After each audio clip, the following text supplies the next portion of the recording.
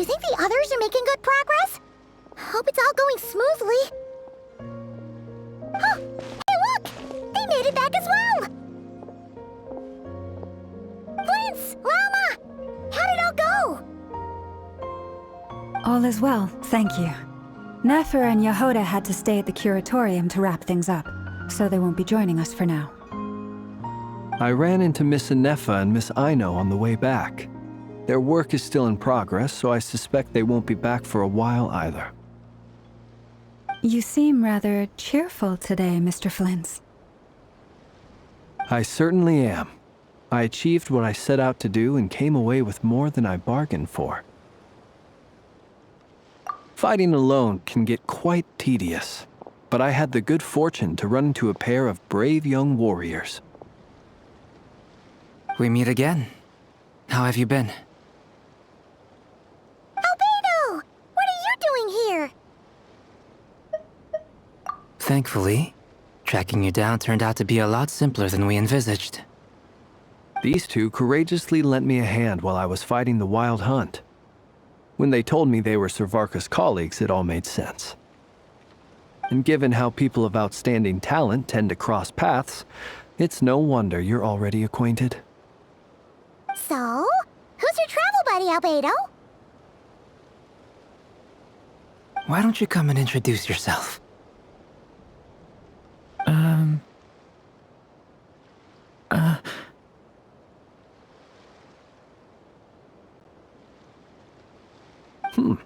A gentleman of few words, I see, and a rather stern countenance. I presumed you were acquainted with him. Is that not the case? It's nice to meet you. Again.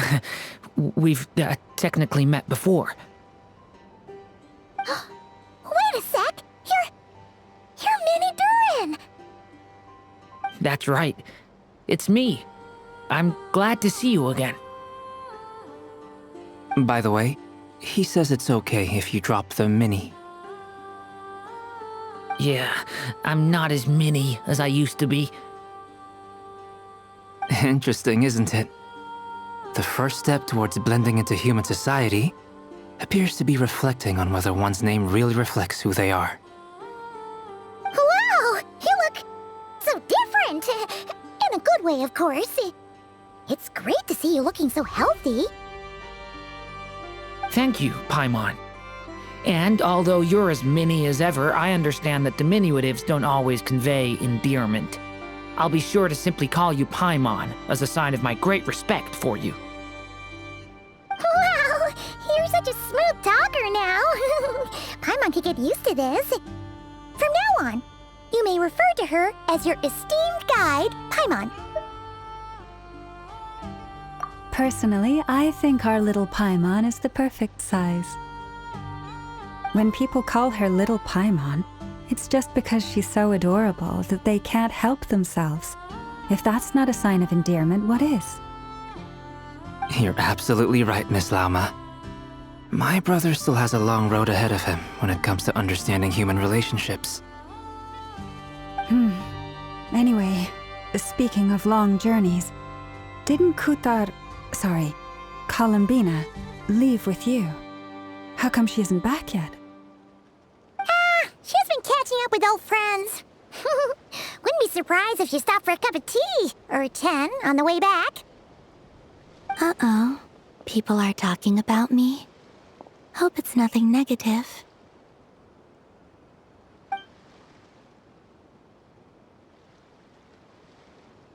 Judging from your expressions, I'm guessing it all went well? It's getting crowded here. I'll go grab some chairs. No need. This is a job for an alchemist. I'll whip some up momentarily.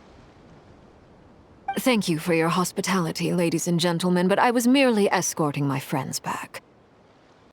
I'll be meeting Sandrone shortly, as we still have some things to discuss. It's been a pleasure, everyone. But this is where I'll say goodbye. We really appreciate your help. Oh, come on. Spare the formalities. I'm just glad I could help out some true friends. I understand. Well, bye for now, Harlequino.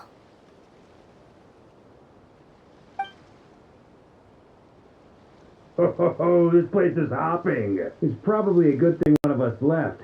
Otherwise, we might not fit all these people in. Are you saying we're about to run out of chairs? As a matter of fact, I am. Come on in and see for yourself.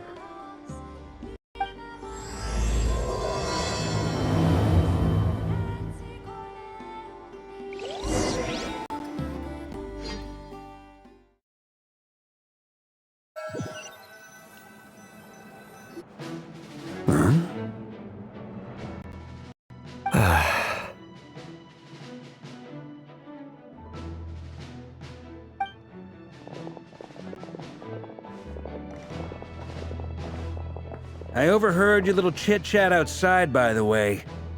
With Miss Columbina's colleague gone, we should be back to the original crew plus the other colleagues I brought in. Though, it looks like we have another new face. Someone else managed to rope in a colleague too? Frankly, you and Paimon are the only people I know here. This here is Deansliff, colleague of Tibet's greatest guide, Paimon, and greatest adventurer, the Traveler. Well, not exactly colleagues, more sort of friends. When someone else jumps in to do the announcing, you know you're speaking to someone important. Let's hear what he has to say. Note to self, once Paimon knows your name, the rest of the world will soon follow. When he comes looking for us, it's usually something important. Paimon's guessing you've heard about the Wild Hunt, then. From the looks of it, you're about to hold a meeting. If I were to say that the Wild Hunt is our mutual enemy, would that earn me a seat at the table? As the saying goes, the enemy of my enemy is my friend. Mr. Dainsliff, there's a seat with your name on it. Though, I can't promise the same for everyone else. Hey, Albedo, think you can rustle up a couple more chairs? After all this time apart, Grandmaster Varka's first order is to rustle up a couple more chairs. I've missed this. Is he being sarcastic? Hey, he's your brother. Why are you asking us? I've still got a lot to learn about the nuances of human conversation. Trying to decipher Albedo's way of speaking has been like jumping in at the deep end. Oh, good point. Paimon gets you now. Don't sweat it. There are people who go their whole lives without getting the hang of it. You're ahead of the game already.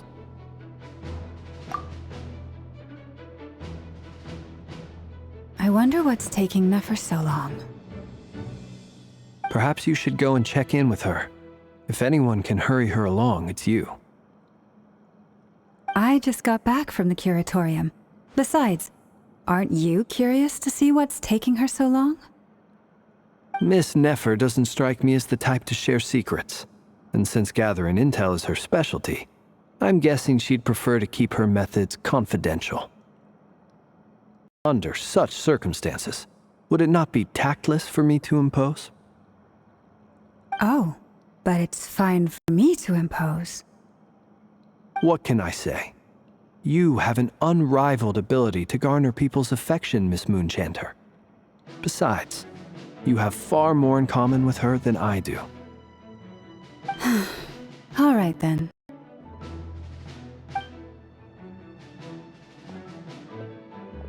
Impressive. She barely fought back at all.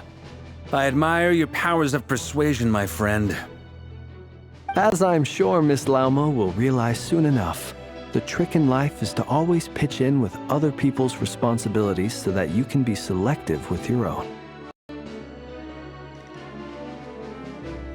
Another trick is to simply hide in the background. Spoken like a true sage.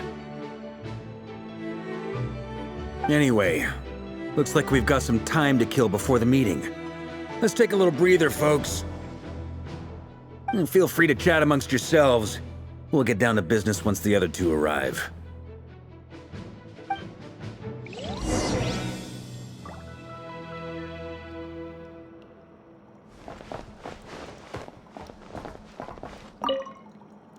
You're both awfully quiet. Why don't I start us off with an icebreaker? Much obliged. Have either of you ever had your portrait painted? If not, I'd be glad to help. That sounds like a lovely idea. You know how to paint, then? I dabble occasionally. He's an excellent painter. Tables, chairs, people, dragons, you name it. He'll paint it for you. I'm flattered. If I ever get the chance, I'd like to give it a try myself. I'll bear that in mind. Anyway, how about you, Durin? What sort of portrait would you prefer? Oh, I'd be fine with anything. Whatever style feels best to you. Very well. Then I'll play it by ear. You can replicate any style I want? I can try. If you show me a sample, I'll do my best to match it. Thank you. In that case, I'll dig up some reference material for you.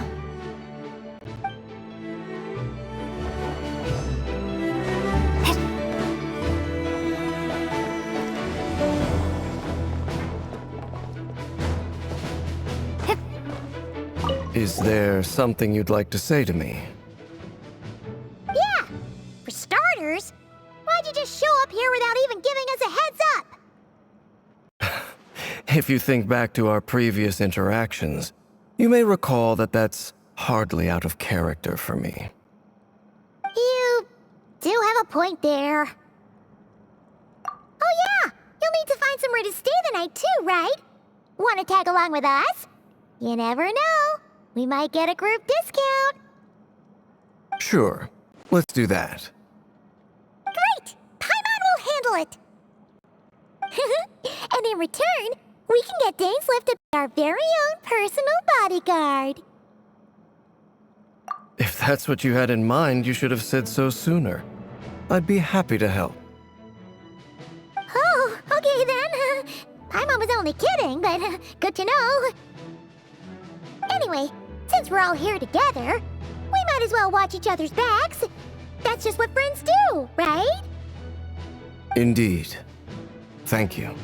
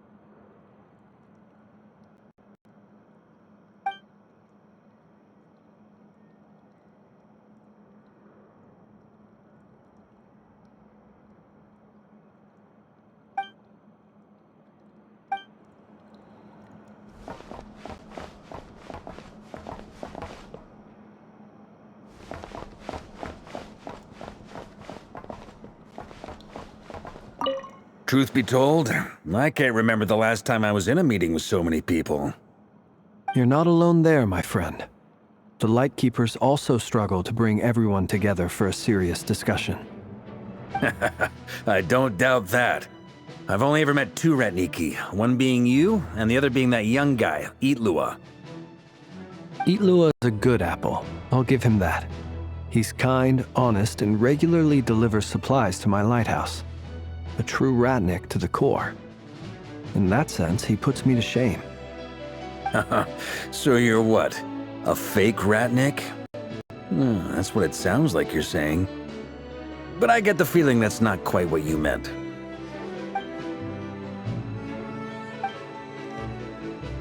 Come on, why the awkward silence?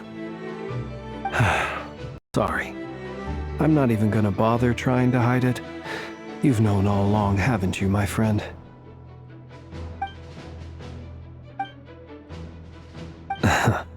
Now that was an awkward silence. Let's just keep this between ourselves.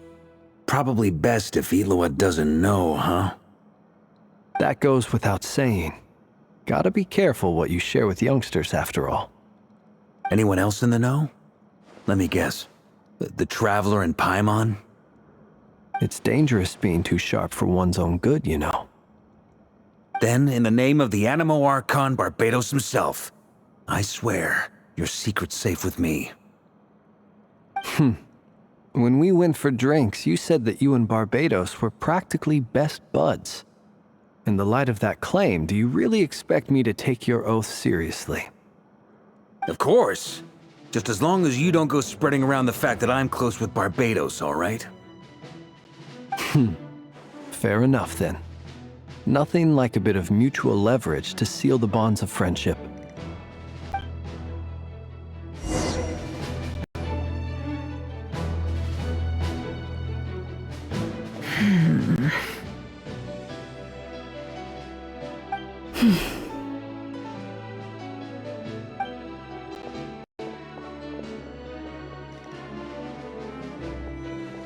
Ah, Miss Nefer. You made it after all.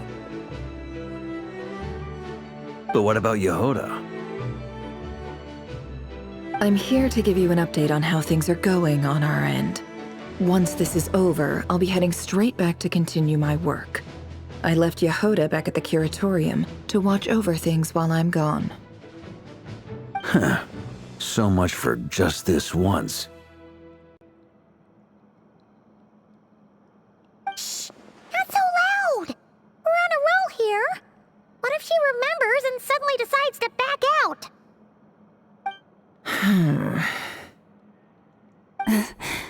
Did you say something, Mr. Varka? Huh? I didn't say anything. Right, Flins? Must have been a frog. They get so noisy around here at nighttime. It's like they're putting on a concert in the background. Anyway, before we begin, there's a few introductions to make. Let me start by saying that it's an honor to be speaking before so many distinguished colleagues and collaborators. First up, we have Miss Lauma. As Moon Chanter, she's the leader of the Frost Moon Scions, a local religious community in Nod-Krai. Then there's Miss Nefer, boss of the Curatorium of Secrets, an intel gatherer extraordinaire. Nefer is leading the investigation into Rerir's background, assisted by Jahoda and Lauma. From the little I've heard, they're making some great progress. Over here, we have Mr. Flins, a ratnik and guardian of the abandoned lighthouse. In our last operation, he courageously distracted the Wild Hunt to buy time for the rest of us. For those of you who've never met, this is Mr. Albedo, a renowned alchemist and captain of the Knights of Favonius investigation team.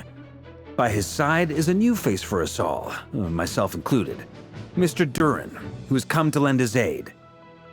Next up, we have the Moon Maiden and former Fatui Harbinger, Miss Columbina. Then we have the Traveler, who's earned more titles than I could possibly hope to list out, so I'll spare you the rundown. And Paimon, the ultimate travel companion and quite possibly the best guide in all of Teyvat. Wow! That's a lot of people! Great turnout! Miss Nefer, it looks like you might have another job coming your way, so, congratulations on the booming business, I guess. You think I haven't got enough on my hands as it is? Who's looking for me now? That would be me, Miss Nefer. I have a commission for you. And you are? Who I am doesn't matter right now. What does matter is that I'd like you to gather more intelligence about the Rerir of Solnari. Well, it's not as if we never take on anonymous commissions, but in your case, I'll have to decline.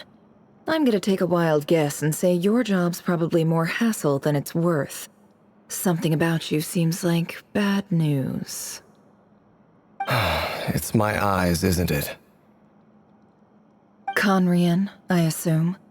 And what's with the mask? Are you trying to hide your identity? In any case, the fact that you're even still alive raises an awful lot of questions for me.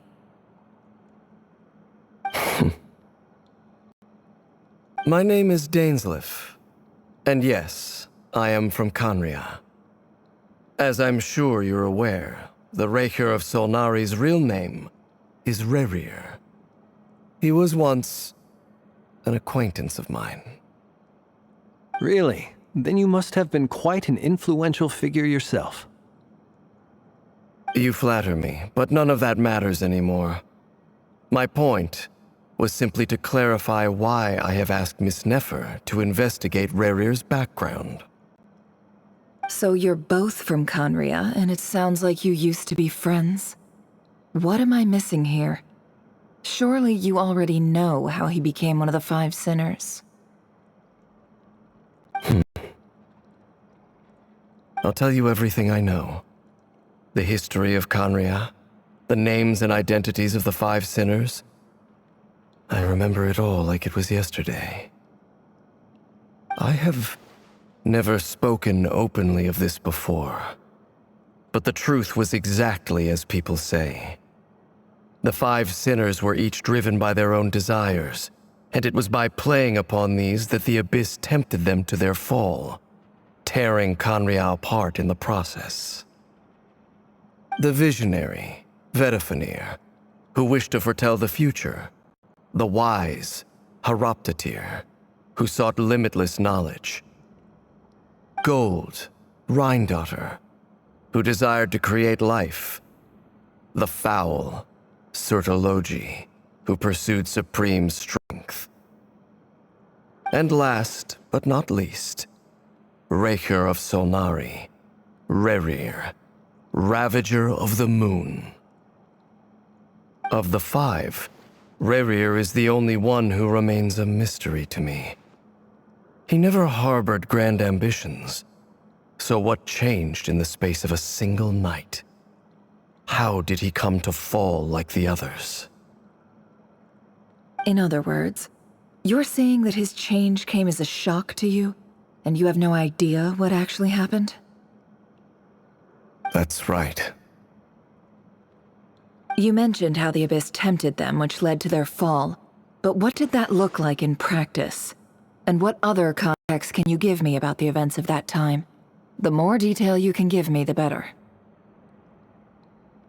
Strangely, now that it comes to it, I hardly know where to begin. The fateful night took place during the era of the Eclipse Dynasty. One day, my elder brother, the visionary, Vedafenir, was summoned to the palace by the Vinster King, only for the king to gouge out his eyes and cast him into the dungeons. When I came to hear of this, my fury knew no bounds. I gathered together every ally I thought I had, and together, we set a night to storm the palace and free Ved. Centuries on, the memories of that night still haunt me, like a never-ending nightmare. We broke through the palace gates, just like we had planned, each striking towards our separate targets. But then, I was betrayed. Even Vedafenir, the very person I had come to rescue, abandoned me and partook of the Abyss's power. So, it's personal after all. Then tell me, Mr. Dainsleif, what price are you willing to pay? You, of all people, must know that nothing comes for free. I cannot say what price would be worthy of such a commission. But know this. Rerir was not always a madman. Believe it or not, there was a time when he was just an ordinary man, working for the Conrian Intelligence Service. Uncovering the truth of Rerir's past is the only way to unravel this mystery. But before you decide if you will accept my commission, I will tell you more about him. Enough, I hope, to help you plan your next move. Sounds pretty good to me. Feels like we just flagged down a random passerby, only to discover he's actually a master strategist who has a score to settle with our enemy. Can I borrow your halo? It could be useful in the lighthouse. Hey, enough with the wisecracks! Besides, isn't that lamp of yours bright enough already? Relax. It was meant to be a compliment. If that was a little over the top for your liking, I'll make sure to tone it down next time. I'll give your proposal some serious thought, Mr. Dainsleif. Let's speak in private once the meeting is over. Before that, there's a few things I'd like to share.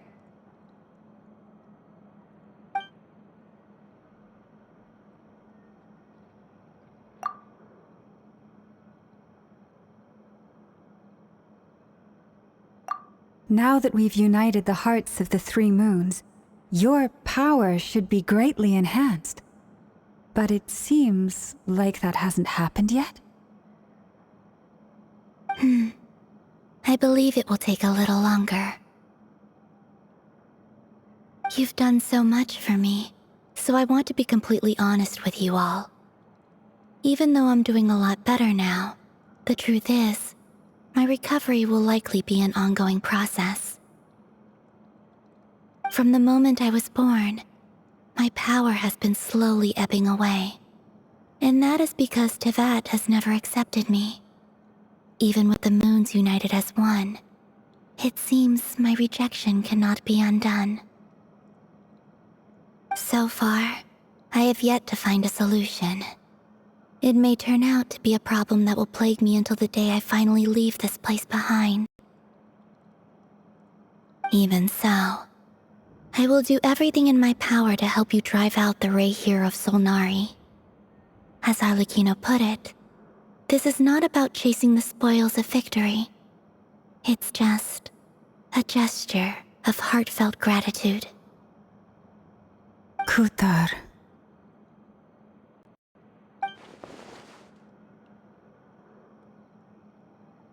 Defeating the Rerir of Solnari will be no easy task. While my strength slowly recovers, we'll also need to gather more intel. Naturally. We should take all the help we can get if we hope to defeat him. We've considered several viable plans now, but our choice hinges on the answers to a few key questions. Is it even possible to kill Rerir? What experiences shaped the person or monster he became? And what's he really after? Given Albedo's expertise in alchemy, I think we should leave him to try and answer the first of these questions. Understood. As for the other two, I'm afraid we'll have to count on you again, Miss Nefer. Believe me when I say it's not my wish to burden you. But right now, relying on your skills is our only option. So you're placing all your hopes on me, huh? We can't thank you enough for agreeing to help us.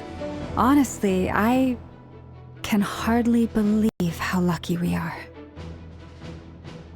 You sure have a talent for changing your tune, Miss Moonchanter. Timid like Jahoda one moment, then Flints's insincere flattery the next. Ladies, please. I must object to your portrayal of me. That's all. Feel free to keep bickering. Just pretend I'm not here. I almost don't want to leave this room. I'm curious to see how this plays out. I have faith in you, Miss Nefer. Something tells me you'll stand by us until the very end.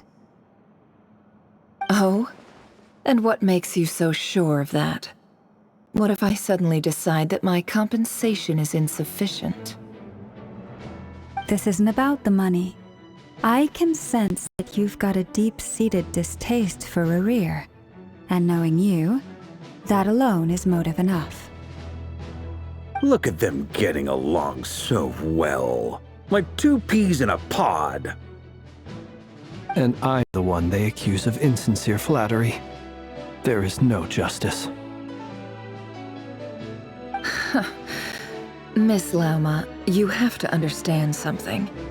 Unlike you, I don't actually enjoy having everyone's hopes on my shoulders. Is that right?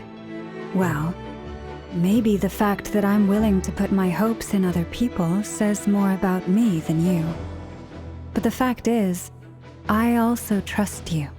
And that's because I know that you're someone we can count on. Anyway, we've got our plan, so let's get moving. Mr. Dainsleif, let's talk. And Traveler, once we're finished, if you've nothing else planned, I'd like you to come with me. This whole experience is teaching me a lot. For instance, I now know that when other issues come up in the future, I'll have far more luck getting Lauma to convince Miss Nefer than trying to do it myself. Hate to say it, friend, but that's one of the funniest things I've heard in a while. Why? You think I've got it wrong? Quite the opposite. But what makes it so hilarious is how long it's taken you to realize.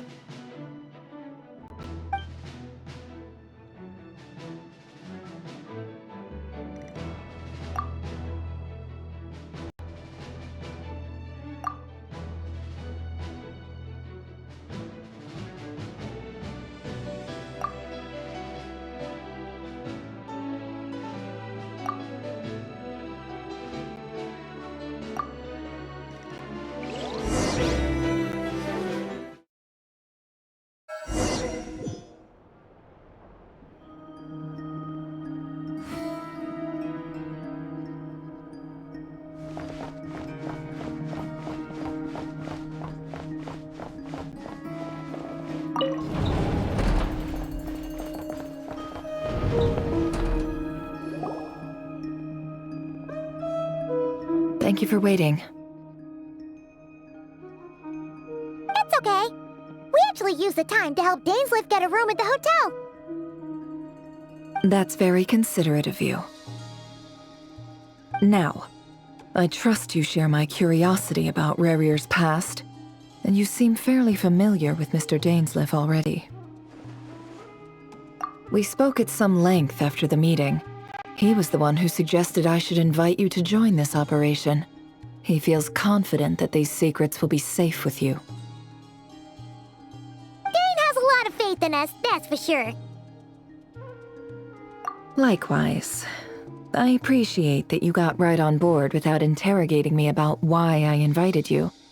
It shows that you trust me to explain everything in due course. That's because we know what you're capable of. We appreciate you too, Nefer. You might have been forced to help in the beginning, but this time, it was your choice. That's one way to put it. Another is this, that once a decision's been made, it's set in stone. After that, my only goal is to see it through. Alright, so here's how it is. I'm going to access Rerir's thoughts again using my confidential method. Now, I'm sure you've seen things like this before on your travels, so you're surely well aware of how dangerous it can be. The reason I've gathered you all here is to ensure my safety during the proceedings. I plan for us to enter the fragment of his consciousness together, and once inside, I will focus on searching for information. Think of this as a diving expedition into someone's brain. If I'm the diver, you are my safety equipment, tasked with keeping me alive while I'm under the surface. Once the ceremony begins, we will all be spying on privileged information. But in the interests of safety, you must remain absolutely silent at all times. We will discuss our observations after the ceremony has concluded. Lastly, Any individuals of a weaker constitution are advised not to partake in the ceremony. In any case, Paimon has her own job to do, which requires staying in the room but not joining the ceremony.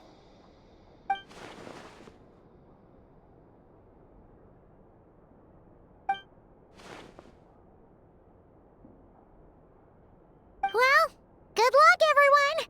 Sounds like all Paimon can do is cross her fingers and root for you guys. There's a little more to it than that. I was being serious when I said you have a job to do. While the rest of us are inside Rerir's mind, it's imperative that we have a team member on the outside. In the event that something goes wrong, you will be our first responder. I don't anticipate any issues, but the extra level of safety will be greatly appreciated. I second that. This is a dangerous operation here, and you're our whole rescue team.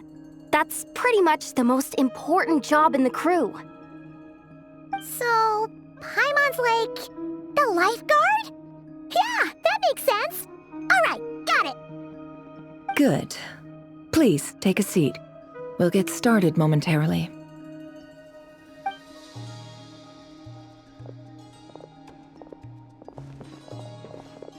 So, did Mr. Dainsleif tell you anything else? He told me that he believes Rerir kept some big secrets in his life. He's not sure that they were the cause of his eventual downfall, but he's asked me to uncover what those secrets were all the same. But surely you're not planning to go through with this, no matter the cost. If you think that, you'd be overestimating me. I'm a businesswoman, not a mercenary. But I do have my own professional reasons for taking this job. You think I'd turn down the opportunity to get a first-hand glimpse into Conrian history? No chance. Well, as long as you don't let morbid curiosity get in the way of safety concerns, we're good. We'll do whatever we can to help you. You're such a killjoy.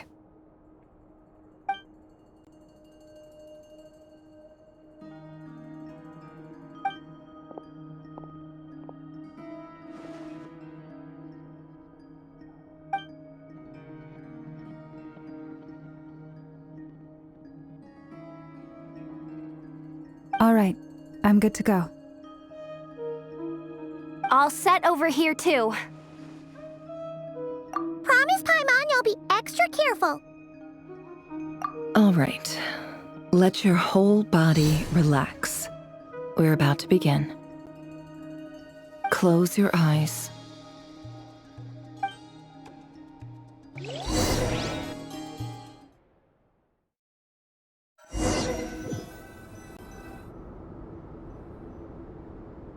Phew. Could this be his office? Pretty standard setup. Bookshelves, paperwork, files. According to Dainsleif, Rerir used to be an intelligence operative. Chances are there's plenty of top secret intel stashed away in this room. Is this where you keep your secrets, Rerir? Can't say I'm not looking forward to this.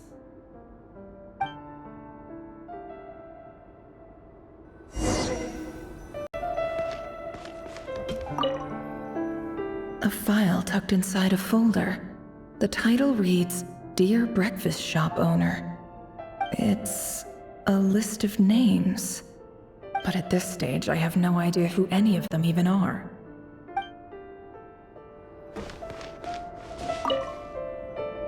Wonder what kind of encryption technique this is.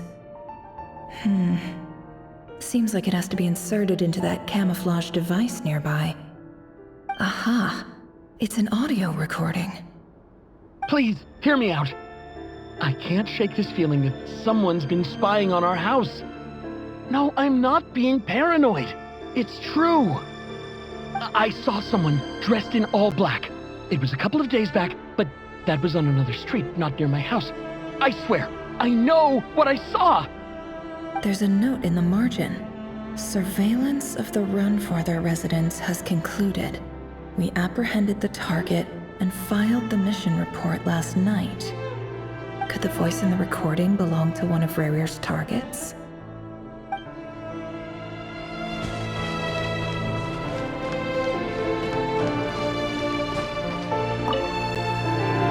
Bookshelves full of documents. Looks like these are all files, packed with the personal details of individual Conrians. The Crimson Moon dynasty preceded the eclipse. Since Rerir worked as a secret agent during the latter, it stands to reason that he was tasked with purging remnants of the old dynasty. Yep, lines up exactly with what Dainsleif told me.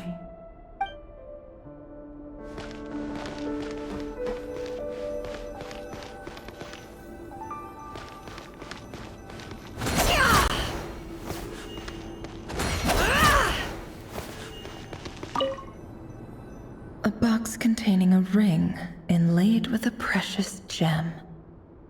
Must be for his girlfriend.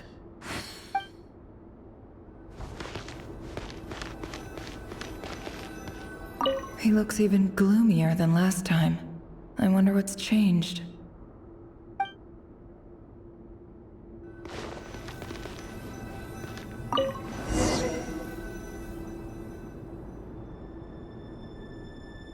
Today's files are in. Time to wade through them, just like usual. Male, 51. Occupation, cook. Confirmed Crimson Moon descendant. Has maintained frequent contact with other descendants over the past year. Poses a threat to the dynasty. Neutralized on...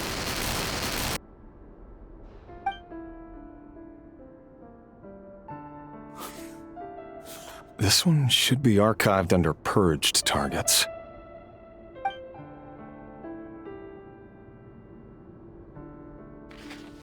Female, 23. Occupation, office clerk. Confirmed Crimson Moon descendant. Has maintained frequent contact with other descendants over the past year. Poses a threat to the dynasty. Neutralized on...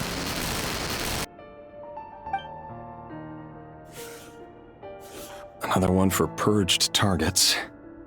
Sounds like she was that other man's daughter. Never mind. What's it got to do with me?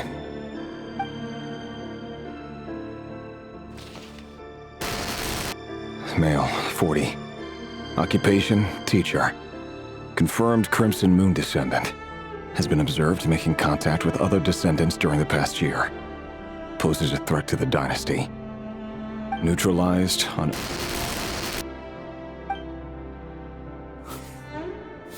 Just another nobody for the archive. Come to think of it, I remember surveilling this man. A case like his never would have been considered a priority in the past. Huh. He barely even interacted with other Crimson Moon descendants.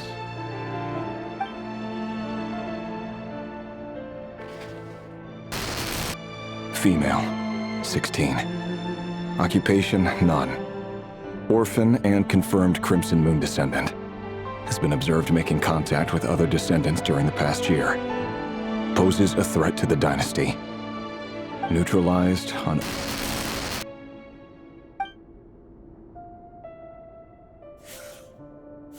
Filed. I have no recollection of this girl. None whatsoever. She doesn't seem to be anyone important, but then again, how many of them really are?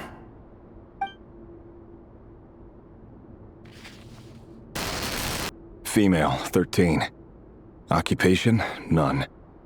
Orphan and confirmed Crimson Moon descendant. Has been observed making contact with other descendants during the past year. Poses a threat to the dynasty. Neutralized on...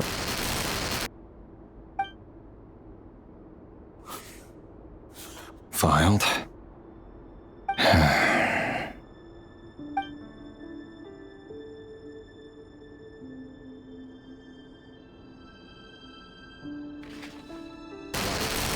Male, 11. Occupation, none. Orphan and confirmed Crimson Moon descendant. Has not been observed making any contact with other descendants during the past year. Poses a threat to the dynasty. Neutralized and...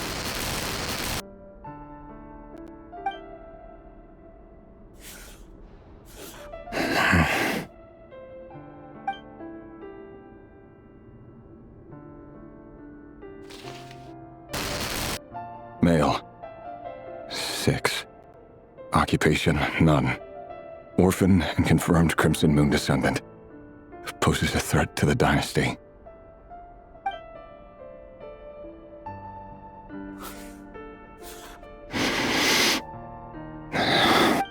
It's funny, isn't it?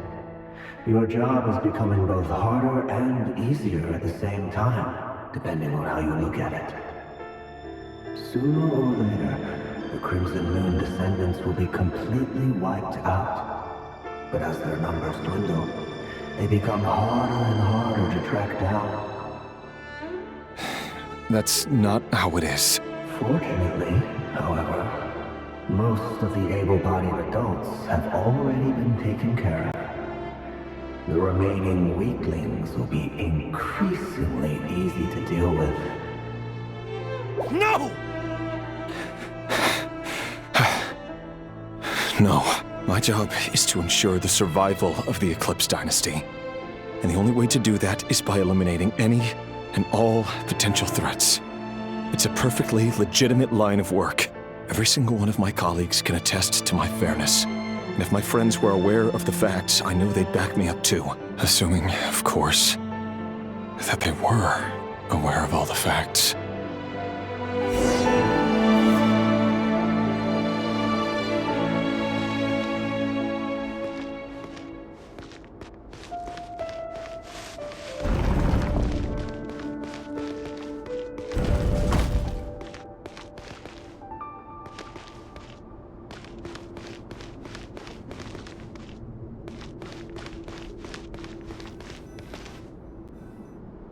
Mr. Vedifalnir, it's been quite some time since we last met.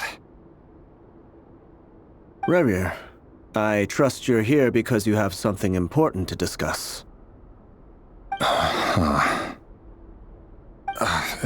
Forgive me.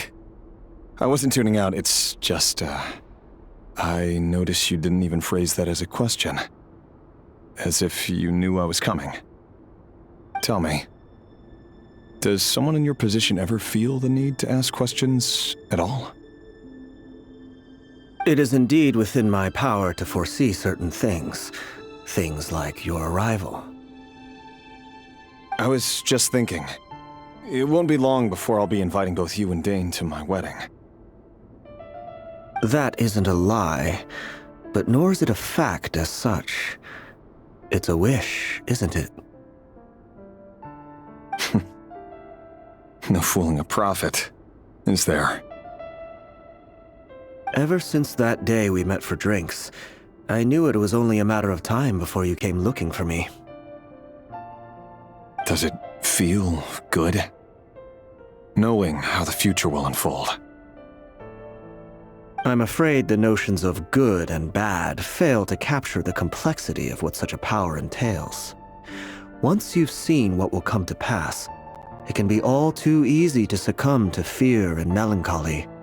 Unless, of course, you learn to abandon these feelings. You fear my silence, and long to hear the words I left unspoken that day. That's right. You must have noticed my reluctance to broach the subject. And the reason is simple. Because the truth could never have lived up to your hopes. For both our sakes, such words are better left unsaid. The burden of prophecy was never meant for your shoulders. So who exactly do you deem worthy to hear your prophecies? None but our exalted king? Or rather, our king as he once was. You're closer to His Majesty than I am. You must know better than anyone how much he's changed. You say that as though it is to my benefit. Yet precisely because of that, I dare not speak rashly. A king can turn out to be the most virtuous of rulers, or a tyrant more terrible than the most vicious of dragons. You are so wise and far-sighted, yet still you would have me live in fear of the unknown? You make a fair point. Especially given my silence alone was all it took to send you spiraling downwards. Very well then. Let me offer you some advice. And I say this not as a prophet or a visionary, but simply as the brother of your friend.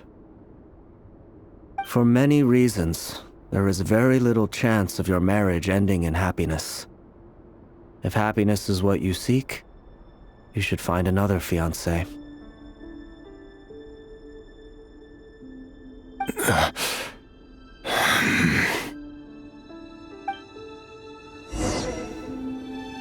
Hold on. There's that same black fog again. Could this memory belong to Thelindis? Guess I better tread carefully.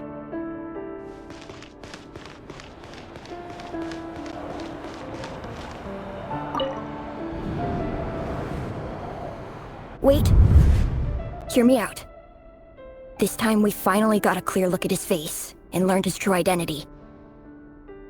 His name is Rerir, and he claims to be one of the king's guards. What did you say? A cruel irony, isn't it? The man you're set to marry leads a double life as a brutal executioner. Why are you telling me all of this now? Simple. It's because I want you to kill him. You are the only person he would never suspect. No, absolutely not. I would never dream of doing such a despicable thing. So you'll just stand by and watch him slaughter us to the last? Do not forget that the blood of the Crimson Moon flows in your veins too. The blood of the Crimson Moon? What does that matter now? The dynasty has long been dead and gone. You think that alone is reason enough for me to throw away everything I have? Why wouldn't it be? You two were once a child of the Crimson Moon, just like me. Don't tell me you've never felt so much as a flicker of fury for the way we were trampled into the dust.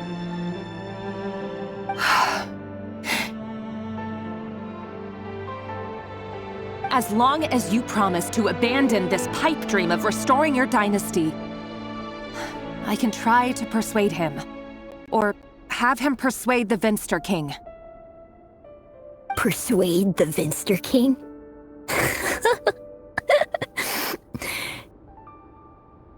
Do you even know why he's so obsessed with hunting us down? Why he keeps trying to force us to hand over our secrets? Over and over again? Or why we refuse to give up on restoring the dynasty?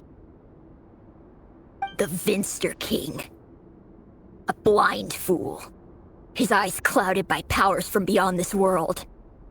A petty little man with a miser's heart. And he dares to sit upon the throne? Mark my words. Sooner or later, Conria will fall. And it will be his doing. If you can't bring yourself to do it, so be it. Just you watch. It won't be long before calamity descends upon us all. The Rerir of Solnari. That really is quite a secret you've been keeping from me, Rerir. But who am I to talk? Am I really any better? I've kept my own past a secret this whole time, too. Love should be built on honesty, but ours was born from lies. And yet, is it really so wrong to hide things that would only make life harder? If we don't cover up the parts that no one else should see, how can we go on pretending to be normal? Vedifulnir must have known all this. And that's why he made his prophecy. In the end, nothing stays hidden forever. But I won't just sit by and watch this disaster unfold. I'll do everything in my power to protect what I cannot afford to lose. No matter who I have to face.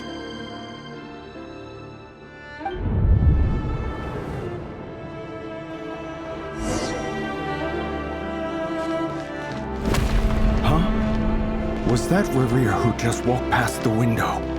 Doesn't it give me chills that he still takes the same road to work every day? As if nothing ever happened. Those people at the deli. Enough already.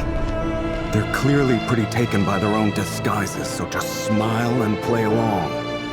Pull the rug from under beasts like that, and you risk having your throat torn out. Deli? They're talking about those people from the opposition. Right.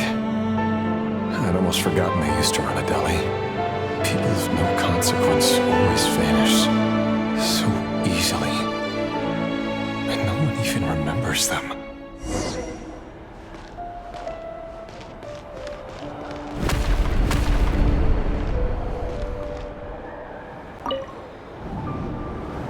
But surely you can see he's not the man he pretends to be! So many have died already, and they say that the king's madness grows with each passing day. We're not going to survive this, are we? But why does it have to be this way? Do we really deserve to die just because of the blood that runs through our veins? Flindis, are you even listening? Sorry, Freether. My mind was off wandering. I heard you, though. You're talking about what Rerir said. He's just following the king's orders. He's a secret agent, and it's his job to hunt down rebels and dissidents. By the time you first met him, he'd already taken lives. Maybe he was using you from the very beginning. No. Rerir has no idea I have anything to do with the Crimson Moon. My family are only distant relatives of the main lineage, and besides, my eyes are perfectly ordinary. Truth be told, apart from my teacher, pretty much no one knows I have any connection to any of it. It's been a long time since my family severed ties. But as Orlog said, who could possibly talk sense into that raving lunatic of a king? No one. I'll work something out. Trust me, I'm with you all. But for now, you need to keep yourselves hidden. Don't let anyone find you, anyone at all. Don't forget that Rerir is an Eclipse operative. You need to be extra careful when he's around. And when I am too. For now, don't come looking for me. And if anything happens to me, just act like we've never met. If even you can't escape this, what hope do the rest of us have? But after all this time together, surely he wouldn't lay a hand on you. I won't speak in his defense, nor can I give you a clear answer to that question. But I'll do everything I can to put an end to this. Here, hold on to this. If an opportunity to escape presents itself, take it. You'll be glad you took some spare change. You call that change? But what about you? I've got a job, and there's still money coming in. But you can't go anywhere right now. Please think about yourself for once.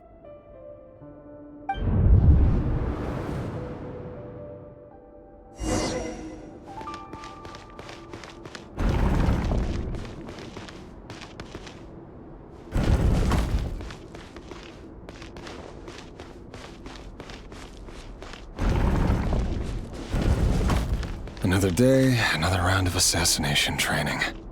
The training ground is just beyond this hidden passageway. When you kill a person, Doesn't it bother you when you end up covered in their blood? Why would it? Aren't we all just walking blood bags? But not everyone is accustomed to hunting down others like prey. You've been a hunter for so long now, you seem to have forgotten that most people don't just go around killing one another. Leave me alone.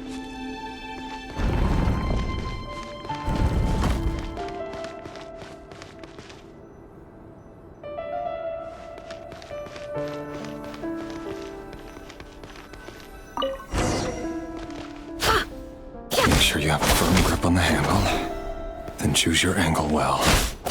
Keep your movements light and brisk. And the prey won't sense a thing. I doubt that. I'll bet no one's ever died a quiet death like your hand. I work clean. No traces.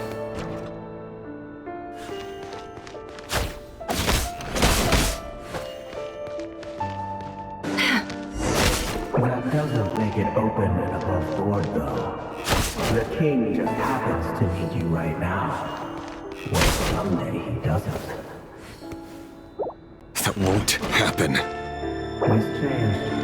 Ever since he fell under the spell of that power. In the beginning, he only had to take out a handful of the guilty. But now... The ones I've dealt with have always been guilty. And I've carried out my work flawlessly.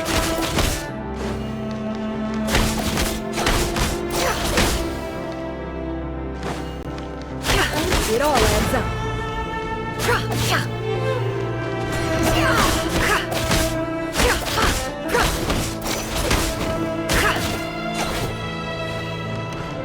No more.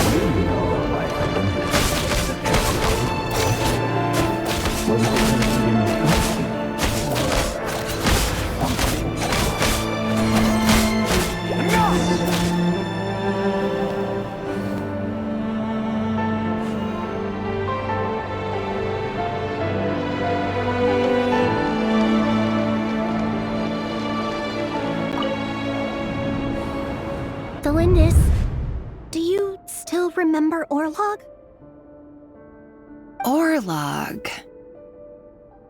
The boy who was pretending to sell flowers. You spoke for quite a while, didn't you? Yes, we did.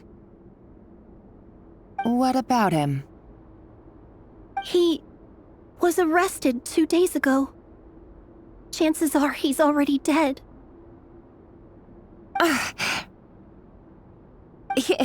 He... I just don't get it! After everything he's done, why do you still stand by him? Or does it mean nothing to you that people keep dying?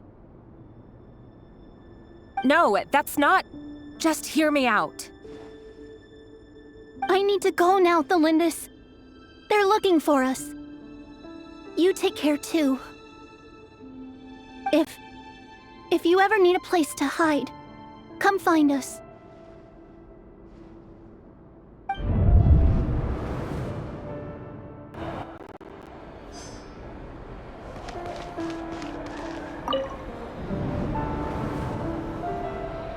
Author Delindis. Over the course of this week, the research object was subjected to interference for a total of 47 hours for experimental purposes. The results are as follows. All subjects of observation that were sent inside have now... The situation within is proving more problematic than anticipated. No progress whatsoever. What now? Won't you give me even a glimmer of hope? Things are getting worse by the day. I have to find a way or we'll all be in danger.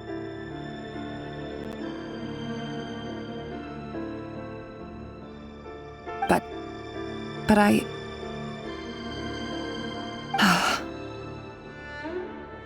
If all this research comes to nothing, what then? Sooner or later, it'll be my neck on the line.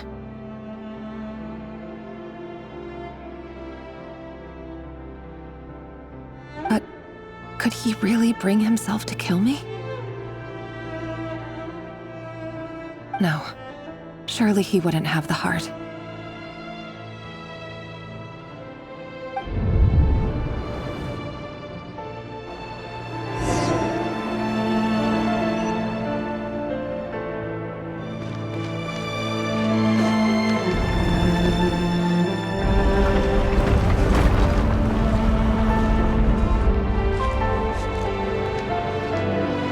Why won't you just let us go? We don't even know each other. All we want is to live ordinary, peaceful lives. You want to live?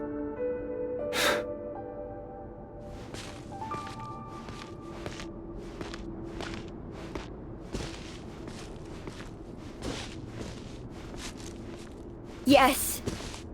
I just want to go on living. Is that really such an unforgivable crime?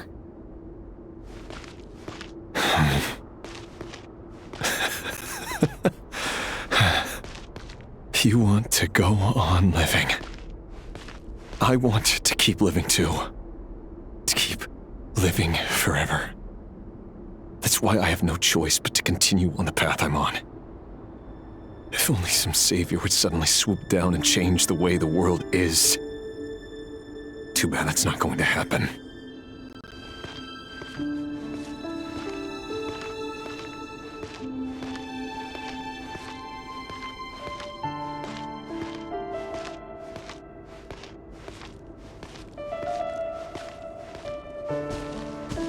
Imagine that. If there really were such a person, you and I wouldn't be standing here like this, would we?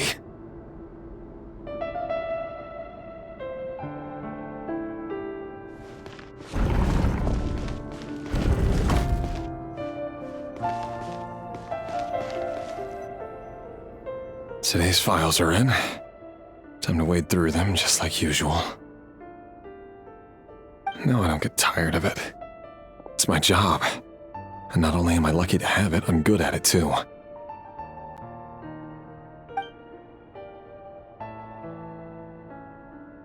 Huh.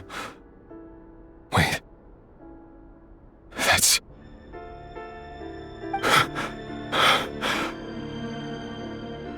Flindis?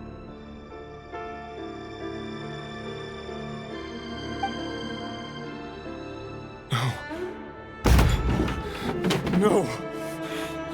No! Why? But you bear no mark of the Crimson Moon! How could you possibly have anything to do with them? It cannot be!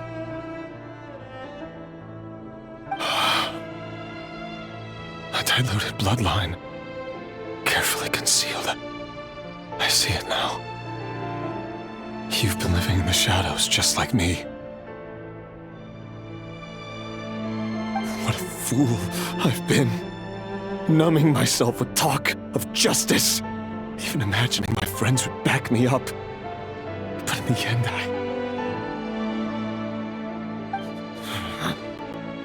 Irminsul.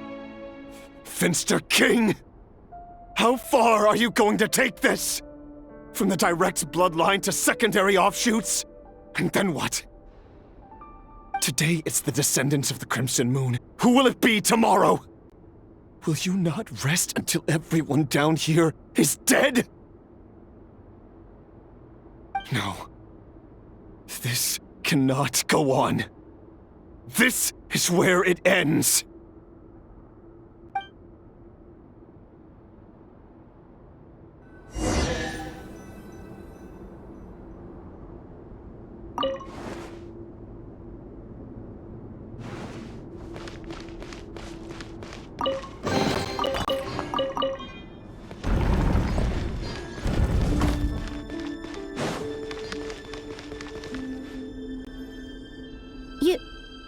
You're really letting me go?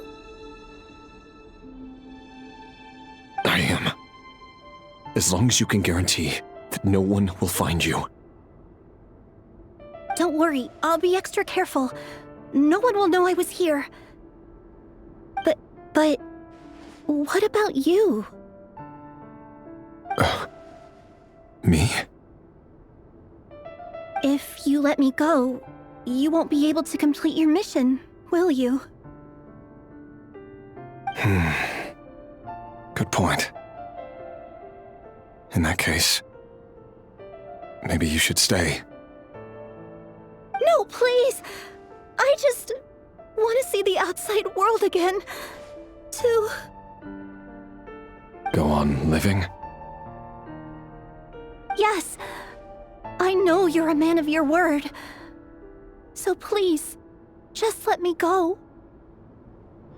If I let you leave, what will become of me? Just kidding. Go, now. But remember, don't let anyone know you were caught. We'll be seeing each other again very soon if you do.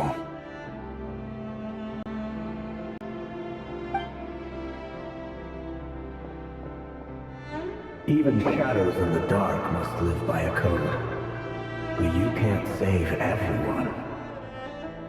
You've been whispering in my ear for days now, Vedifalnir. What are you trying to do? Break me down? I only say this because you long for an answer to your problems. Let her go, Rerir, or you risk losing everything. I will not abandon Thalindis.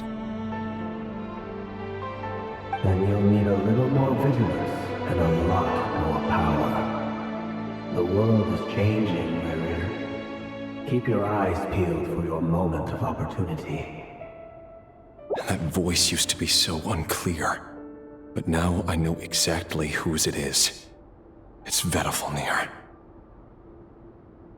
He won't tell me how to actually resolve any of this, but he keeps trying to manipulate me like a puppet. What's his game here? Tell me then, what will this moment of opportunity look like?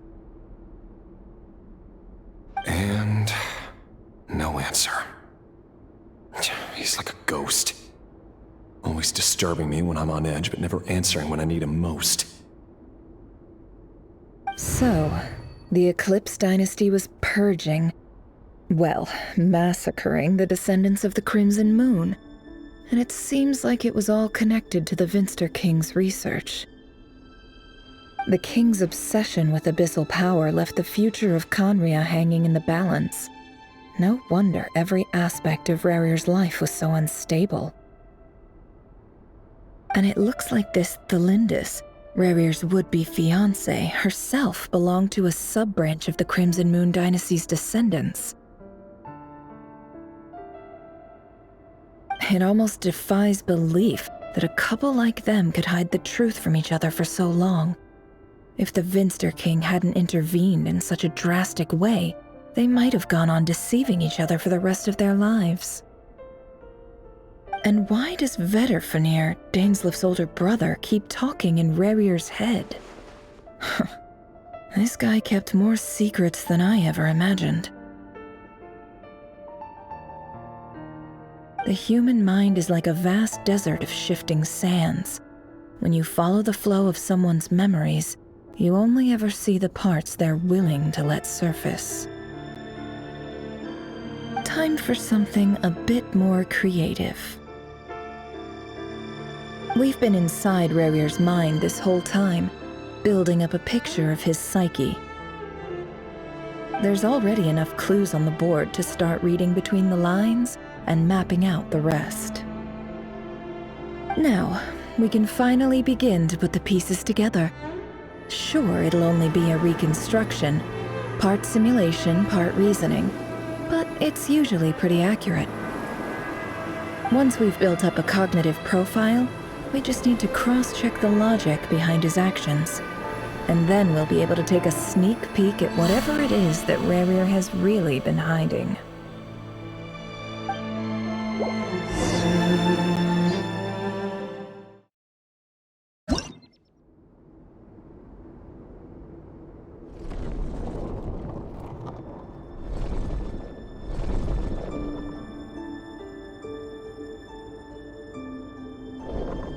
Rerir, are you there?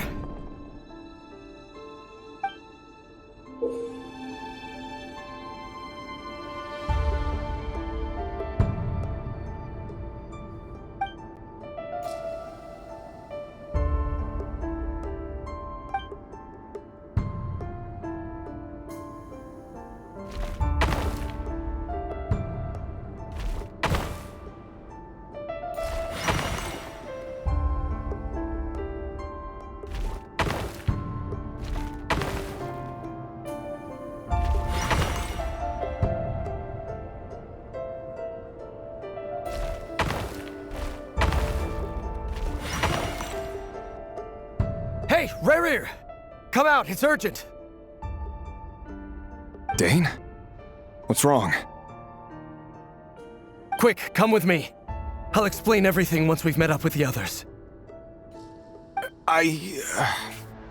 Okay. I'll come. But the Lindis is still over at the Universitas. I'll need to leave her a note. All right then, but make it quick. I've never seen Dane so worked up before. Whatever this is, it must be big trouble.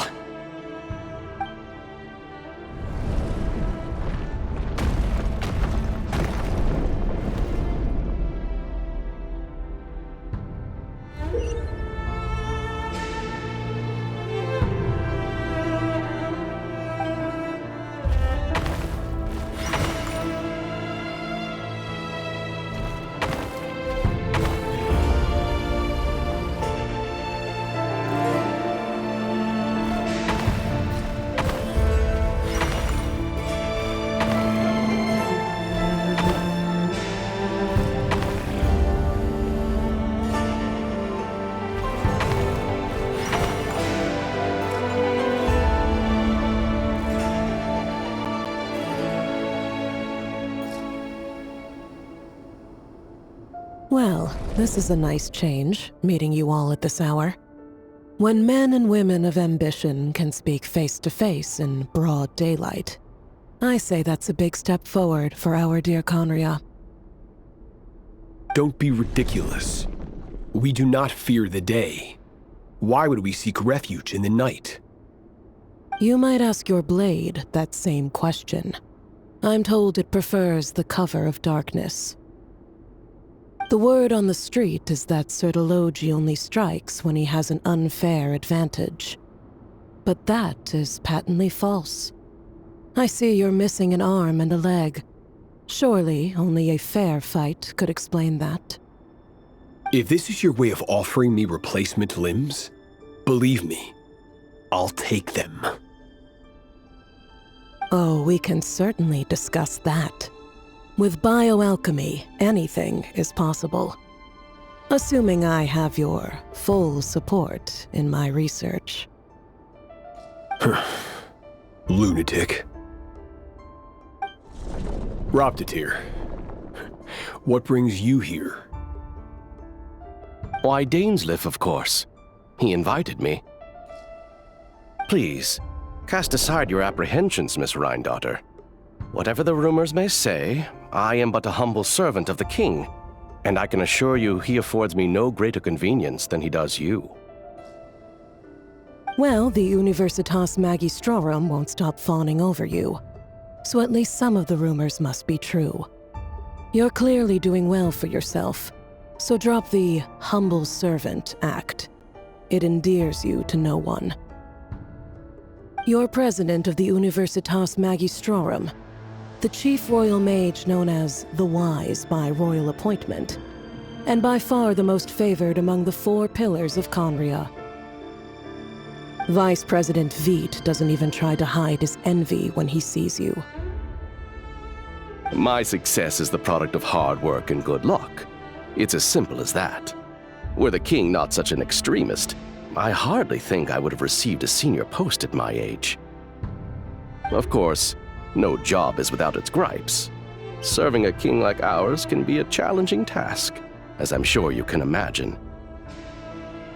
And as for Efterveit, in missing out on the presidency, he's dodged a mountain of stress. Like everything else in life, it comes with pros and cons. You're all here.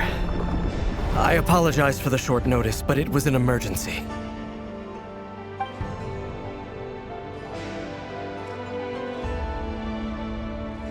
You must be Rerir.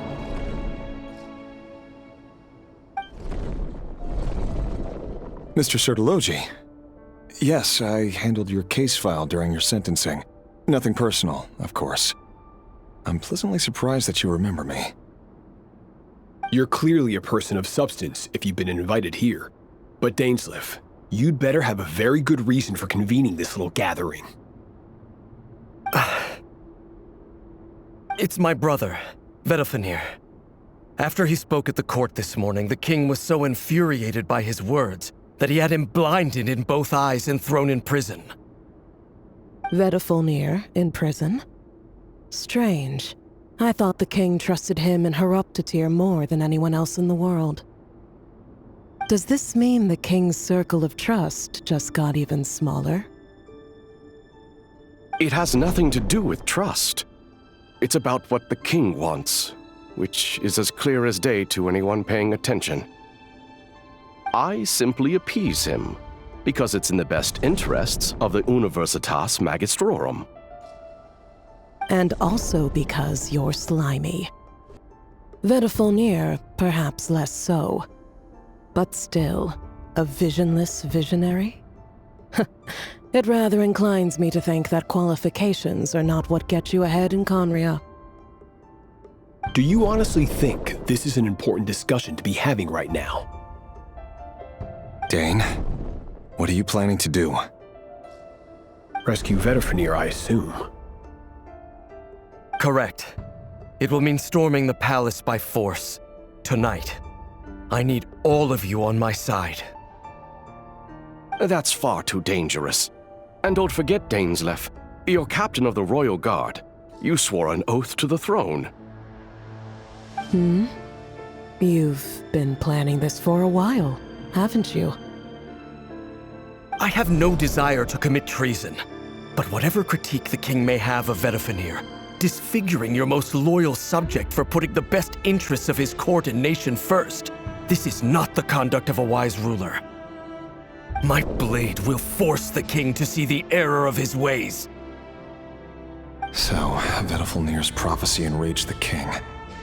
I'm sure it wasn't what he wanted to hear, but if he won't take counsel even from the visionary, that is deeply troubling news.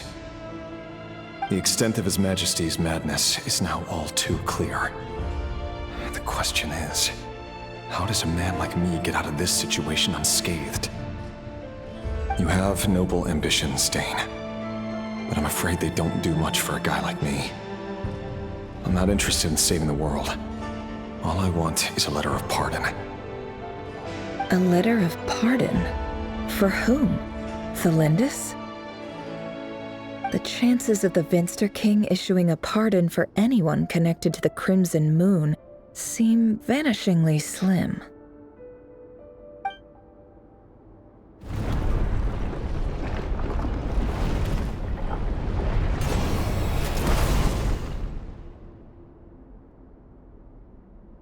This black fog over the board must have some connection to Thelindis.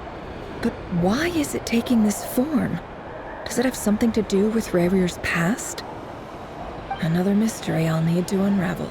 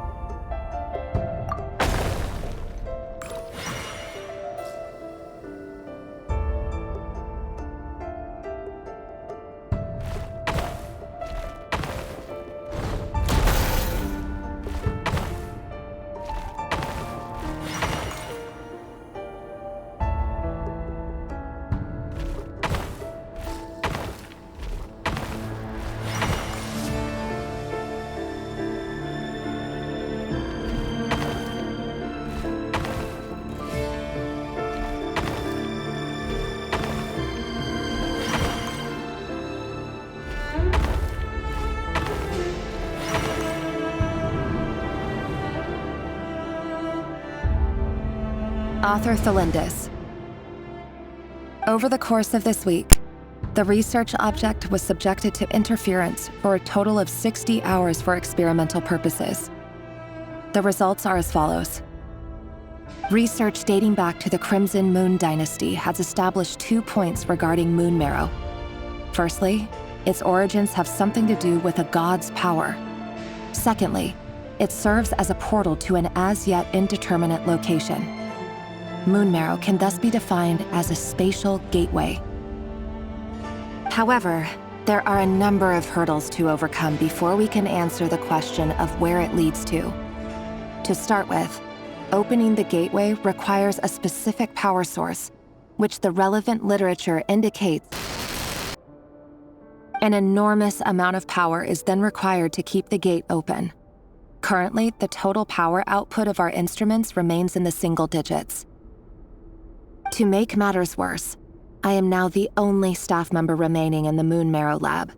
The Universitas Magistrorum recently decided to move most of its personnel into abyssal energy research, which has stymied all Crimson Moon-related projects. This is not a wise move. I have always maintained that placing all our hopes in a single source of power is risky, especially one as poorly understood as this. As well as making ourselves overly reliant on a single resource, we are neglecting other promising technologies. I apologize if this comes across as disrespectful, but as a Moon Marrow researcher, I desperately want to see the world beyond the gateway. If we really made it there one day, what would we find? And how would we go about taming the unknown? My imagination is endlessly fueled by questions such as these.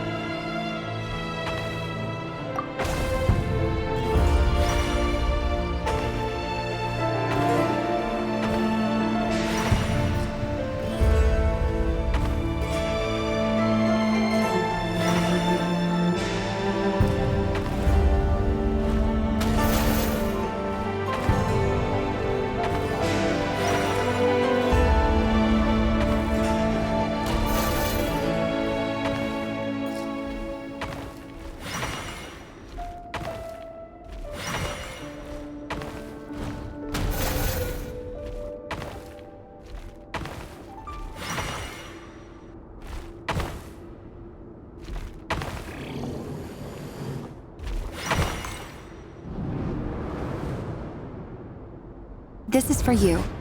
I heard you're gonna leave the city with your parents. Thelindis, did you hear about what happened? I've heard nothing.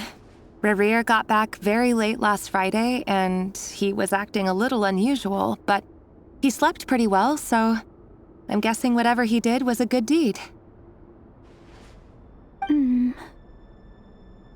You never saw him, and I don't know what he did. And this conversation never happened. You understand? What if he finds out that you pried into his secrets? Don't be silly. I don't know what secrets he does or doesn't have. All I know is he's just a normal guy who happens to run some errands for the king. Are you scared of him? I don't know. The Rerir I know doesn't match the person you all describe. Logically, I should be scared of him, and yet, I don't want to lose him. But enough about that. You should get going, and be careful with the package I gave you. Keep it secret. Keep it safe. What's in it? A piece of the moon. All you need to know is that as long as you keep it safe, then in the future, everyone will be able to see a red moon. A red moon? You mean our moon? That's right. Our moon. Promise me you'll look after it. I promise, Tholindis. The Crimson Moon bloodline will never die out. Its light, the color of blood, will become like a fire that flows in our veins. No matter how long it takes.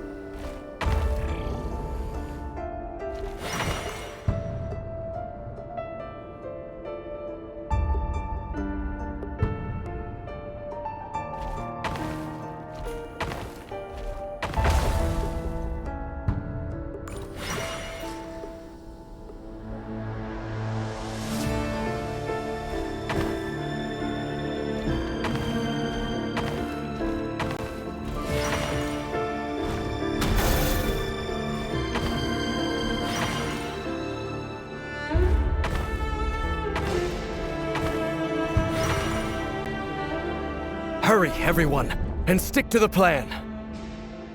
Sir Dainsleif, what are you? Is this treason? You know what happens to those who betray the throne. Please, don't do this! It is the king himself who has betrayed the throne. He has betrayed all of Conria. If you have any love left for justice in your heart, you should join me. It's showtime. Dane and his group will handle the troops in the palace. Then Hraptatir and Rhydaughter will disarm the security measures. My job is to enter the prison and rescue Vedifalnir. Stay safe. Wish me luck. Look after my brother. Draw your blade. It is time for justice to prevail.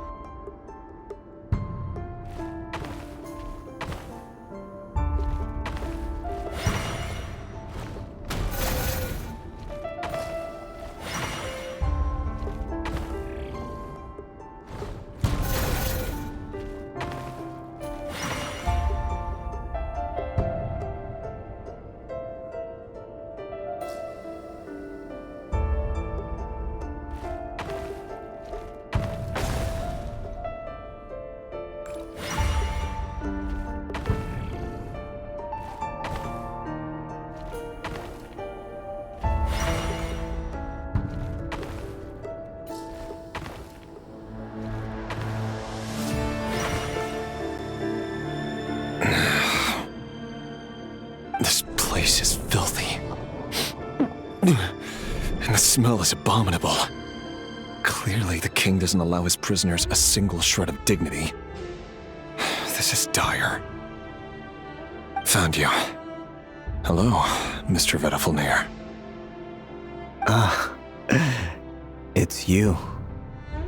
Surprised? Oh, wait. I guess surprise isn't an emotion that prophets feel very often. I certainly felt some surprise in the moment when I was blinded. Surprise at the king's sheer ignorance. Surprise at just how unfairly this world responds to words of earnest remonstration. I'm curious. What did you prophesize this time? It wasn't a prophecy. It was a word of warning. Someone had to say it. The king has forsaken all reason in pursuit of his obsessions. I simply told him that if he continues on this path, Khaenri'ah will surely fall. But he didn't listen. Worse still, he stabbed you in both eyes and locked you away. Dane asked for my help. The court is in complete chaos now, but I'm sure you predicted that.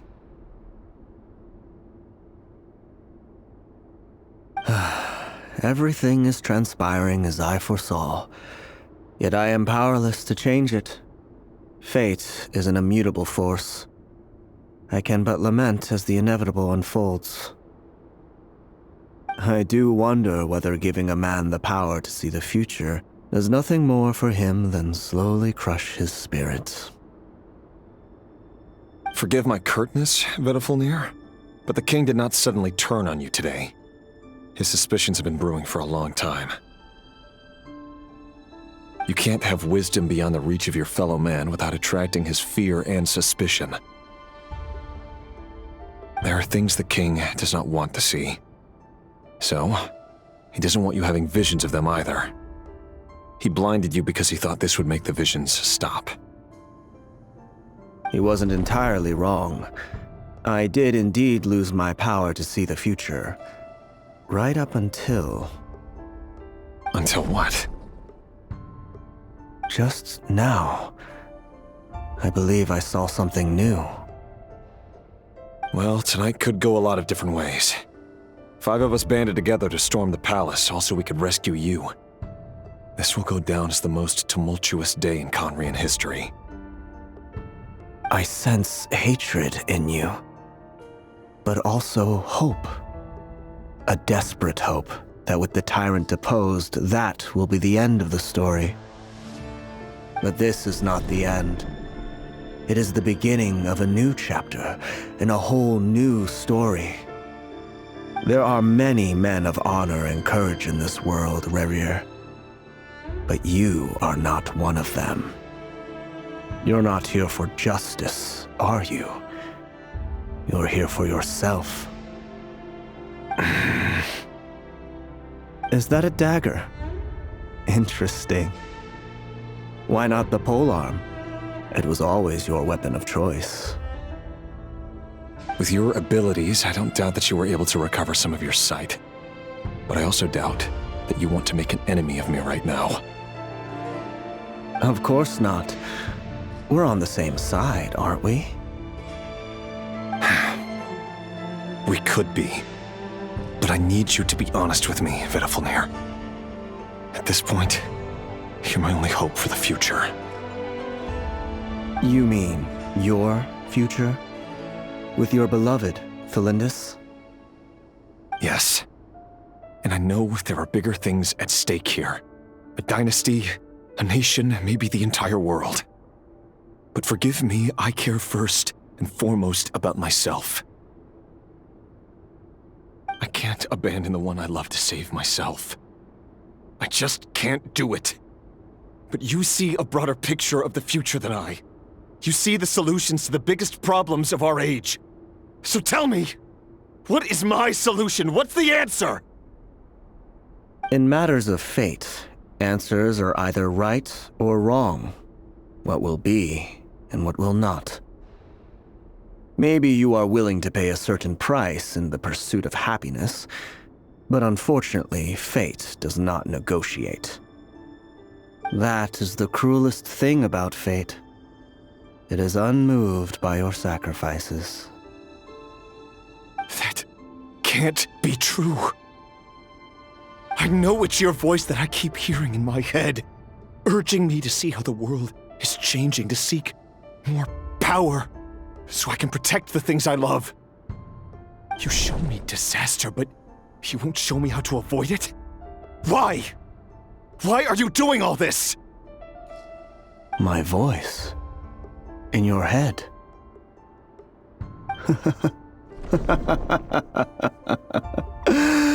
So, you hear it too? The voice that steals your mind, gains your trust, and drives you crazy. It turns out that we are not so different, you and I. Vedafalnir just broke into the strangest smile I've ever seen in my life, as if he'd discovered some monumental secret. But then he suddenly switched to looking extremely weary. Very well then. My advice to you is as follows. You must persevere.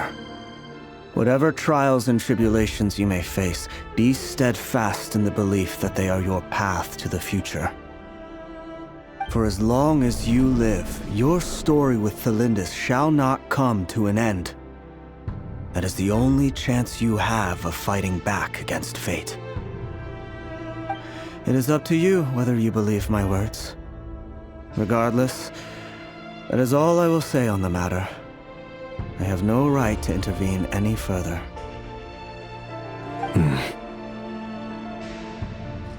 I will hold you to your word. Thank you for setting me free. In return, I will tell you one more thing that you cannot afford to ignore. Just then, a strange wave of energy rippled through the city. We had no idea what it could mean. If I were you, I would head to the Universitas Magistrorum.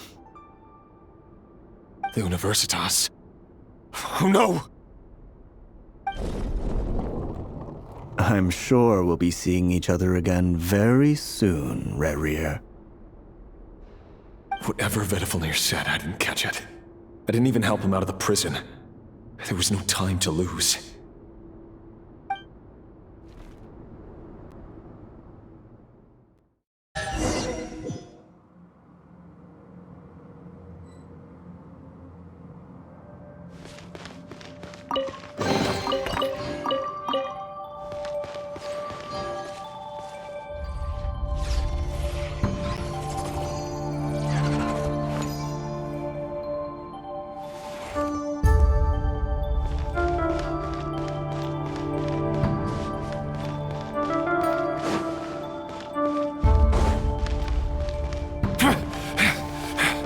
Monsters?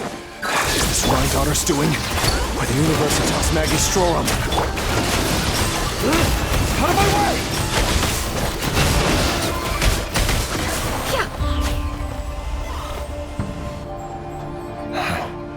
The Universitas. That reminds me of a rumor I once heard.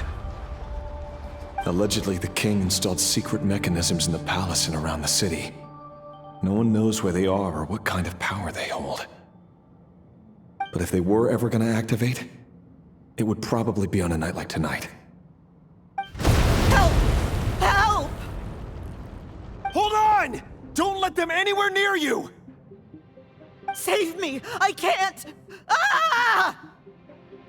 That sounded like an explosion. So, the rumor is true? The king really went through with it? What other means does the king have at his disposal? They must run on power from the Abyss. And given it's a major center of Abyss research, anyone over at the Universitas will be in grave danger. I have to hurry!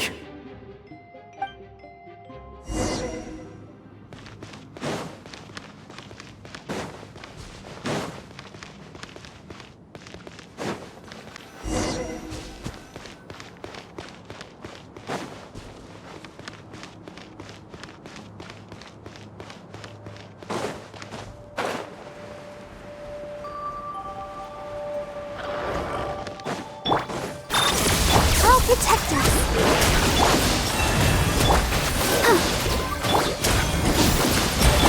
It all adds up. The mystery unravels. Time to go clean. No more lies.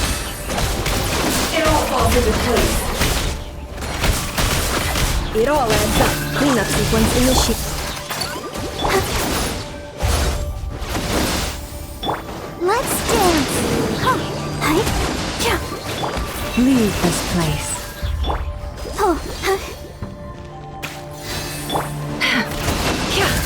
Seek within.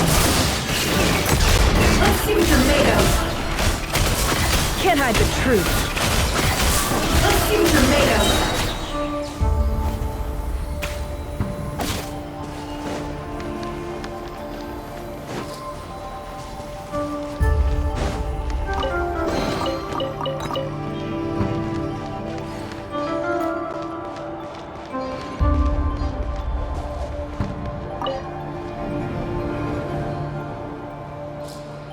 Monsters! At the Universitas Magistrorum? Why now? Oh no! They're coming! It's no use. The table won't hold out much longer. The weapons. Where are the weapons? Of course. All the lab equipment was upgraded after the inspection last week, but the new weapons haven't been allocated yet. I'm done for. Is anyone there? I need help!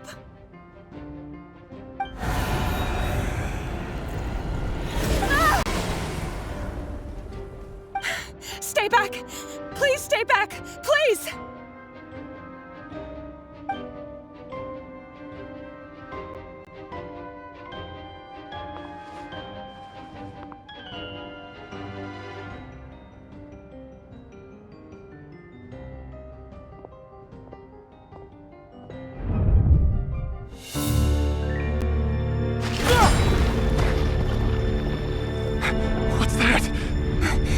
Rerir! So the rumors about your work are true. What? No! Listen, something happened at the palace tonight. We have to leave! You don't need to lie to me anymore. What do you mean? I know why you're worried, and I will respect the decision you've made. But it's okay, because I found a solution. I know how to end all this. You can have it back. The normal life you so desire. But until then, I'm afraid our wedding will have to wait. Flins? No, don't do it! Flins! Flins!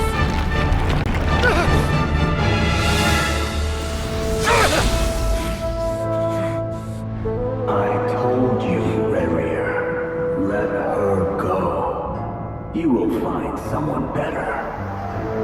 No! No, I won't do it! I have to save her! By what means exactly? A lowly pawn. You lack the power and the strength of will. Do you know why? Tell me! Come to the palace. Join us.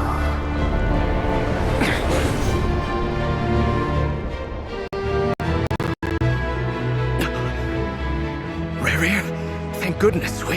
Step forth and take your share. You made it. Not you too.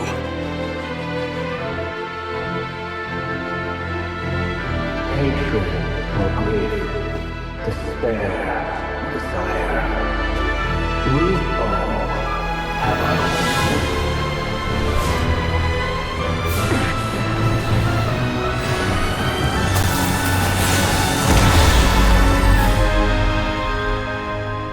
Rerir.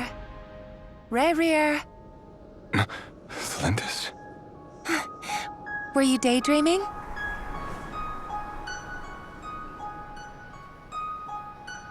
You still remember, Rerir?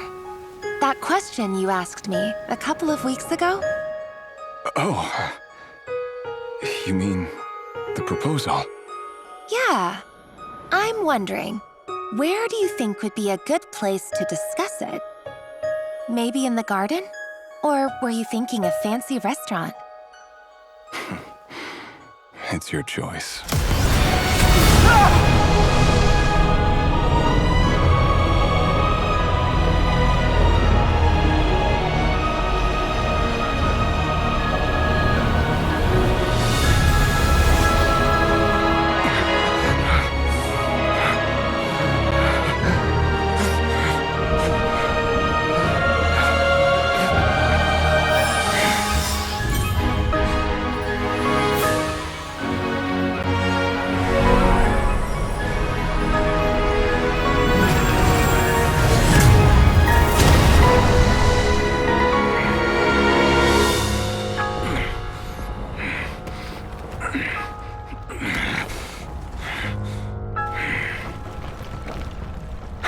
Find you. And then, you can give me your answer.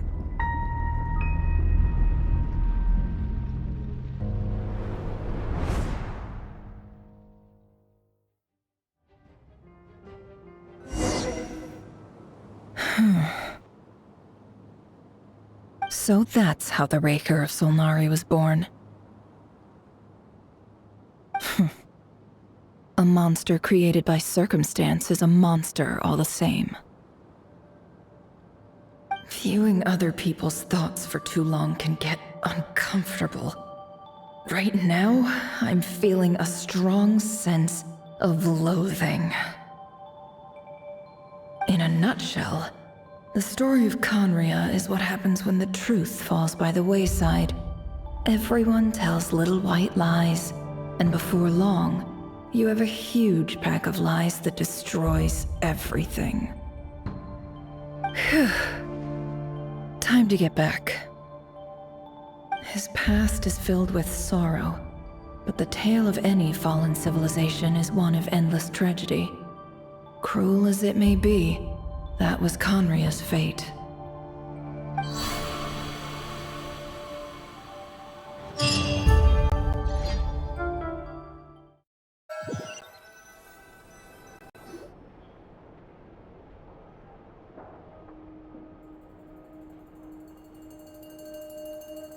Everyone, I'm back. Can I get a standing ovation?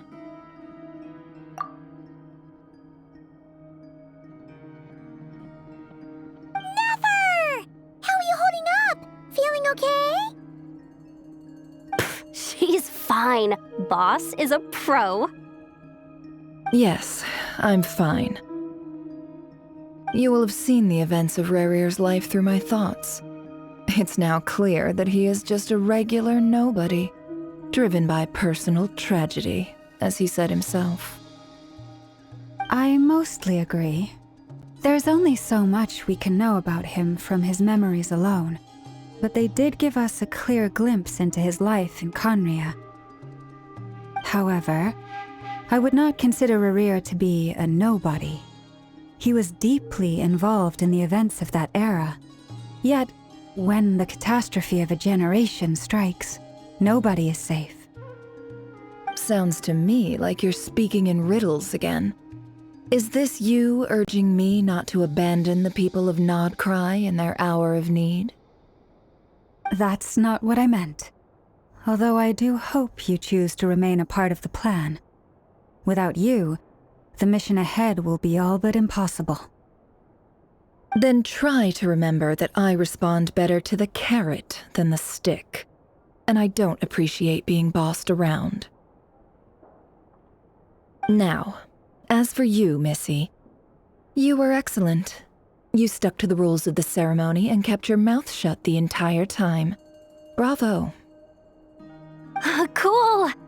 So, can you fill me in on the deets now? Most of what I saw went right over my head. Patience. You'll hear the whole story, don't you worry. But let's meet up with the others first. It will save me narrating it twice. Jahoda? Yes, boss! Let me get that door for ya. That's more like it. For a moment there, I was worried you'd forgotten about the first clause of your employment contract. Forgive my curiosity, but what does the first clause say? It says I gotta do the annoying stuff that boss is too lazy to do for herself. Like opening the door, pouring the tea, yada yada. Is that right? If something is in the contract, it's because she willingly agreed to it. Rest assured that the Curatorium abides by the very strictest of labor policies. You don't seriously think I'm cruel enough to treat her like my slave? In any case, I've hardly shied away from my share of the work today. Hope I don't catch Flins and Varka lounging about in their chairs, enjoying a leisurely cup of tea. There's nothing I dislike more than other people enjoying themselves while I'm hard at work.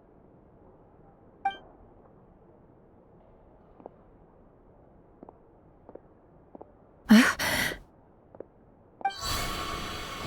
no.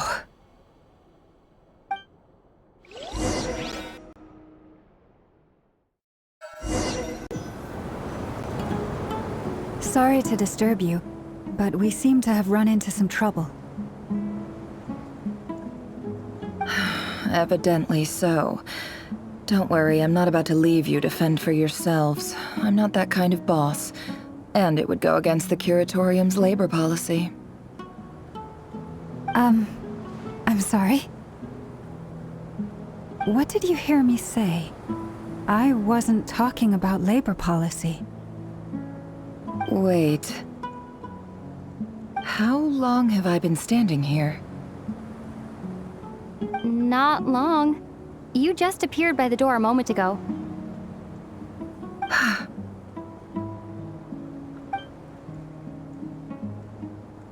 Boss, what's wrong? You look like you've seen a ghost. We've been tricked. We never left at all. Somehow I hallucinated that whole scene back inside the office. Hallucinated? But how? How indeed. This place should heed my will alone. All thoughts and actions that occur in here are just a result of pawns moving across the chessboard in a carefully calculated manner. And nobody has access to this chess set but me. So you control everything in here? More or less. But yes, it's a special technique of mine. Has anything like this ever happened before? Only once. It was the first time I used the chess set. Is there any similarity between what happened then and what's happening now? I suppose my thoughts are a little turbulent, which was also the case my first time. Is there anything I can do to help? The first clause of your contract clearly states that I only need your help with things that I'm too lazy to do myself. Meaning, you're not feeling lazy right now? Meaning, this is not something Jahoda can help with. The chess set is a personal treasure that I alone understand. I must be the one to find our way out of here. Boss, it's fine. Really. Let me do something useful. Oh, listen to you. Whatever would I do without you, Jahoda? What? Really? Yes, really. Where would I ever find another employee as obedient and servile as you? God forbid anything ever happens to you. Oh, okay. Well, anyway, I was thinking of fetching some water. There's gotta be a source around here somewhere. I suggest everyone finds someplace comfortable to take a rest. We gotta conserve our energy. Even though all this chess malarkey doesn't exist in a physical sense, mentally speaking, it's all real. And so is our tiredness and fatigue. You don't want to dismiss mental fatigue. Just because it isn't physical doesn't mean it's any less serious. But anyway, I got your backs, so don't worry about a thing. Don't I have the best employees? Jealous much? If we can find a suitable time, I'd love to borrow Jahoda for a day to help out at the Frost Moon Scions. Would you be amenable to that, Boss Nefer? Oh, Lauma. Have I ever told you just how pretty you are? Beauty runs from the tips of your antlers to the depths of your imagination. Time to rally, everyone. Follow me. As we continue our journey, the same rules will apply. That means stay focused and no talking no matter what we encounter. And don't disturb the chess pieces. You have my word that I will get us all out of here.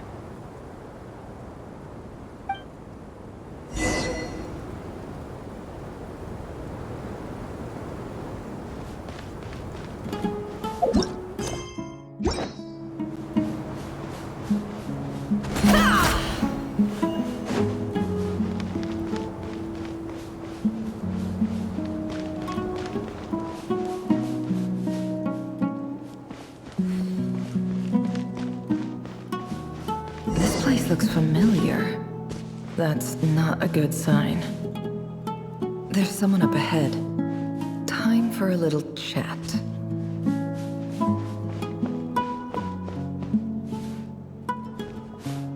I wasn't expecting visitors at this hour. Wait, is that? Oh, it's him. There you are! Sinue's been looking for you all day. I think he has some news for you. Oh yeah? What were you doing just now, Uncle Retinue? Hiding away some more loose change? I know I saw some Mora. What do you mean, loose change? Oh, come on, I'm too old for this. Just pretend you saw nothing.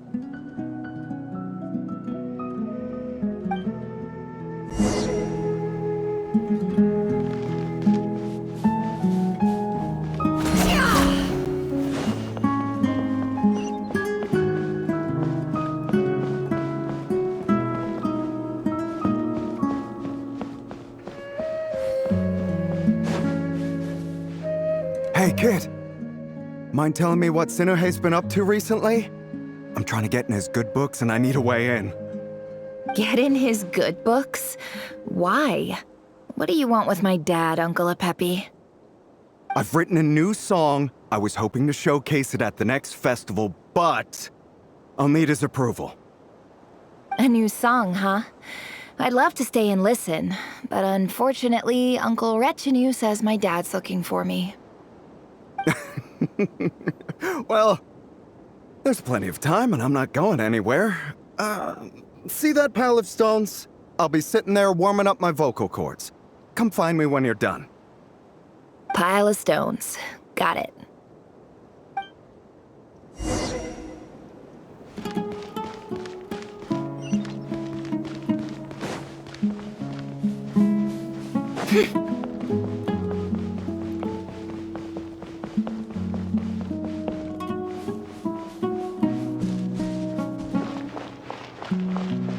Hi, Dad. Uncle Retinue said you were looking for me. Ah, there's my little princess. If you'd gotten back just a little sooner, you could have shared the spoils of war with me. Spoils of war? Who were you fighting against, Dad? It was just a figure of speech. The aftermath of a sandstorm is no time to be waging war. I was talking about our war against thirst. I went out to fix our water supply problem, and now I'm back. Which means... We have a well again! That's right. I found a new one and brought back as much water as I could carry. It should last us for a good while. If it wasn't for these blasted sandstorms, our wells wouldn't be caving in. You wouldn't be spending all your time out searching for new water sources. As the chief of our tribe, I'm supposed to be leading us out of hardship and poverty, onto better things. You know how prosperous our ancestors were. I've told you all the stories. And look at us now, squeezed into these hovels. No one would choose this, if it wasn't for the endless wars over the years. But things are looking up. I started working with some folks from the academia a few months back. They gave me some contacts in return for my assistance in the desert. So you're the academia's helper now? Special ambassador, they call it. Think of it as a partnership.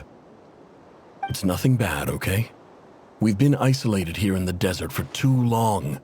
Seeking opportunities elsewhere is the best thing for us, and the fastest way to progress. So, do you get anything good out of being a special ambassador? Of course. My luck's improving all the time. One day, I swear I'm gonna lead us out of this place. We'll find somewhere new. Somewhere better.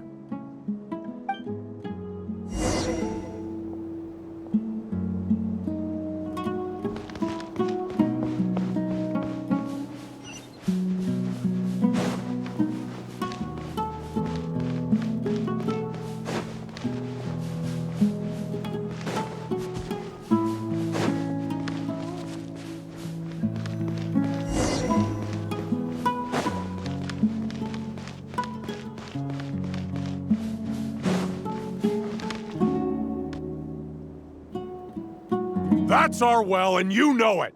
You stole from us! Well, you've gone from chief to thief, and now you have to face the consequences! Did you really think you could take our water without permission and get away with it? You're either brave, stupid, or both. And that Special Ambassador Act? Yeah, nice try! We spoke to the academia. They said it was all news to them. You're a liar and a cheat!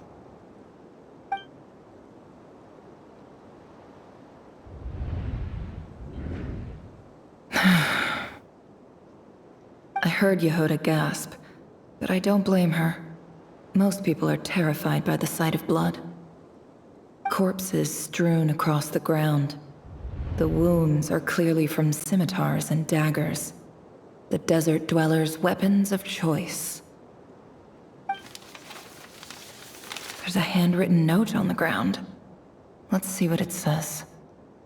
Halil, this is Sinuhe, chief of the Shimti tribe. Surely you remember me. I was the one who helped you and your colleagues avoid the quicksand in the desert. This is my second time writing to you. I assume my last letter must have gotten lost in the mail, as I didn't receive a reply. I hope this one makes it to you safely. I'm writing to you because I need some help. That sandstorm the other day completely blocked up our well, forcing me to look for another water source in Iab and Unut territory. It was a matter of survival. Praise the gods. The well of the Iab tribe was intact. It was my last resort. I drew what water I could and left, but not without being spotted. I fear they will retaliate. You told me to write to you if I ever needed help. You said you'd be my ally in the academia. I urgently need you to formally recognize my title of Special Ambassador and send some of your people to assist me for a few days. It's the only way I can convince them that this was the academia's decision and prevent them from retaliating. This is an emergency. Please send help as soon as possible. Looks like this letter never got sent. The writer died a grisly death, and the letter was trampled into the ground. It's badly defaced.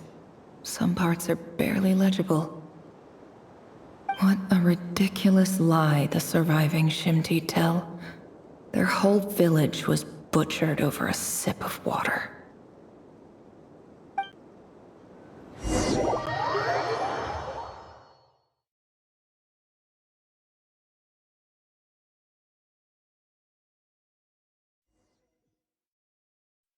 Ah, officer. Welcome. Welcome to our humble village. I thought you would at least have the courtesy to provide some respectable libations. This is the finest wine Aru village has to offer. I promise.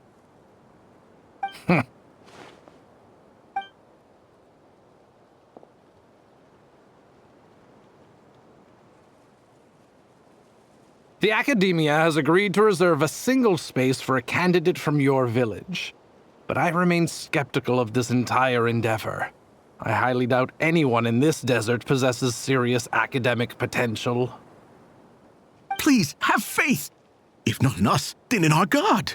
The child we found shows great promise. I beg you, take her away from this place. Give her a chance. Don't let her talent go to waste. I don't recognize her. New arrival? She showed up here a few days ago and we took her in. She's a really bright kid.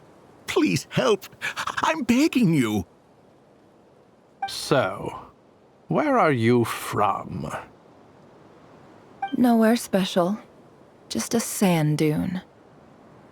What about the rest of your family? How many of you are there? Just the one. It's only you? Correct. So, no brothers, no sisters, no mother or father? Any who have slept on a bed of sand, I call my brothers and my sisters. Apart from that, I have no family. All right. Get over here. Sign your name on the form.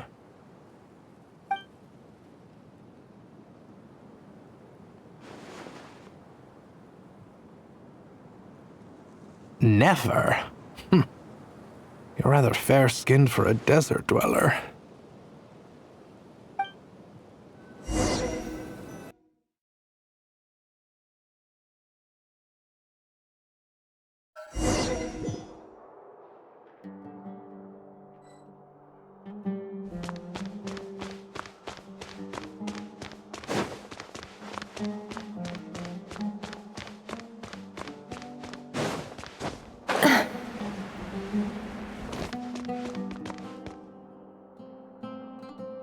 Nefer, this term's assignments have been issued already. Please read through the materials thoroughly, conduct your own additional research, and then write an essay on the topic. Yes, Professor, I'm aware. I just had a couple more questions I wanted to get your perspective on. Oh? Please, ask away. Well, I saw the other students' problem sheets, and I couldn't help but notice that my assignment is much easier than theirs. Do you really think I'm a weak student? A weak student? Goodness, no. Quite the opposite. You have a sharp mind. Almost too sharp. I think what you're saying is, a weak student wouldn't have noticed the discrepancy. And if they did, they certainly wouldn't complain about the lighter workload. You see, sharp as they come. You see things the way they are. And I'm sure you know why they're like that. Because of where I come from. Because I'm different. I'm sorry, Nefer. I don't like it any more than you do. It's just... Anyway, you said you had a couple of questions. What's the other one? I wanted to check. If someone sent me a letter to the academia, where do I go to collect it? Ah, your family wrote to you. Well, as long as they put your name on the envelope, someone should hand it right to you. Not exactly. It's not even a recent letter. I was just curious where the mail would end up if no one collects it. The House of Dana, I expect. I know there's a box for unclaimed mail somewhere in there, probably sitting on a shelf. Whatever you're looking for, that'd be the place to start. Okay, got it. Thank you, Professor. Oh, don't mention it. Honestly, I feel like I failed you. I'm supposed to be your teacher, but I haven't taught you anything. Hey, don't say that. You're a great teacher, and you do your best for all your students. But the rules are the rules. You're not allowed to teach students like me. It's not just the academia either. The whole world bends over backwards for the successful, and leaves the losers to suffer and die. Oh, my dear child. Don't tell me you've given up on life already. I haven't. I just think that if you want to make it in this world, you have to find a way to become successful.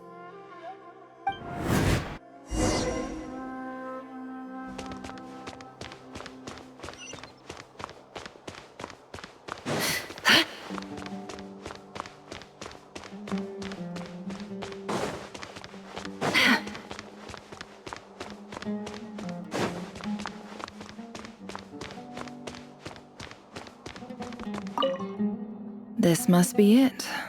A big cardboard box full of unclaimed mail.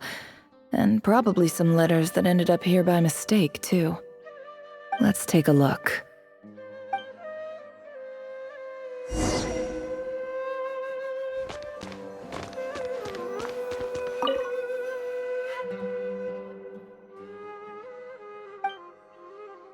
A dilapidation survey from Port Ormos. Looks like it's from a Core of 30 representative. What a strange thought. A bunch of mercs losing sleep over rundown buildings. This one was never even opened. I guess the recipient didn't care what the Core of 30 had to say about anything. Who was it addressed to? I don't recognize the name, but it must have been a Ksharawar professor. This one is addressed to the Immorta Sage. The title is Changes Observed in Satyavada Life Symptoms. Why do all these letters read like full-blown dissertations? Guided by the incense, we became lost somewhere in the forest. All the barriers between levels of consciousness disappeared as our minds soared around in circles, looking for a branch to seek refuge on. In clinical terms, these symptoms fit the description of incense poisoning. The Immorta Darshan strictly prohibits the use of hallucinogenic substances, but I believe there are still people getting away with it. For example, my neighbor who always breaks out into song and dance after using incense. This seems like something the academia would want to know about. Why wasn't it collected? Wait, what's this written on the back? It's so small. The note says, "The sender authored this letter while under the influence of mushrooms. I would send it back, but no return address was provided. Stamped by the Grand Conservator of the House of Dana."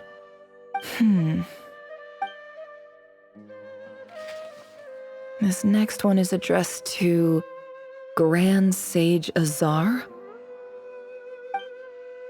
A few words of protest regarding recent changes in Sumeru's educational policy. In recent years, the academia has taken on a small number of students from the desert region, as per the policy to this effect. However, it appears to me that these students have not, in fact, been provided with educational opportunities that are, in any meaningful sense, equal to those enjoyed by their peers. As well as receiving dumbed-down assignments and perfunctory tutoring, they do not even have full access to the Akasha system. Education is the fundamental purpose of this institution, which should go without saying in a nation whose founding virtues are knowledge and wisdom. I ask you, is the lip service we pay to the policy of education for desert students truly the standard of pedagogy to which the academia aspires?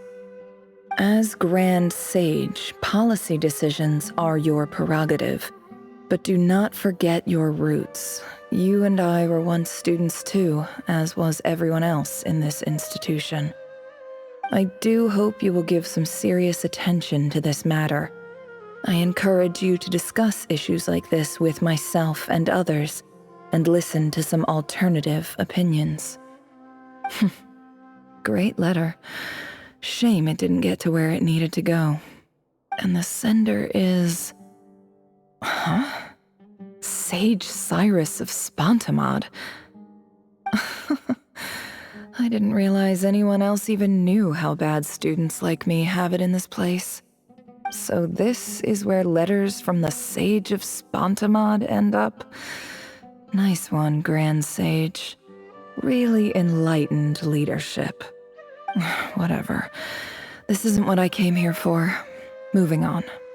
I'm not exactly holding out hope that a letter sent from the desert would even make it here. But if it did, where else would it end up if not in this box?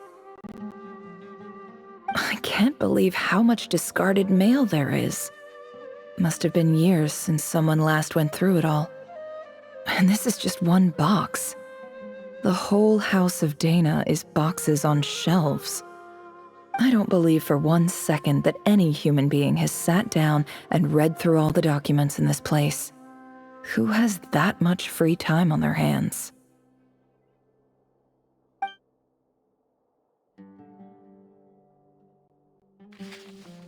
Wait, could this be it?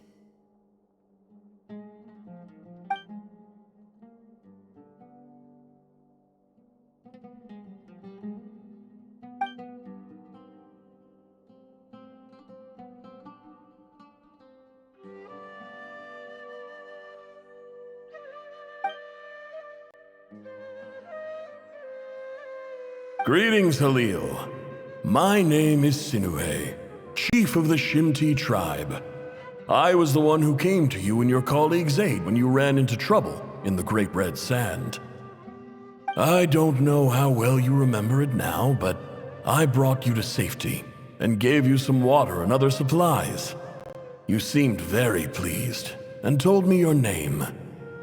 In my tribe, learning a person's true name is serious business, and I therefore see you all as friends. You were kind enough to leave your contact details, so we could stay in touch.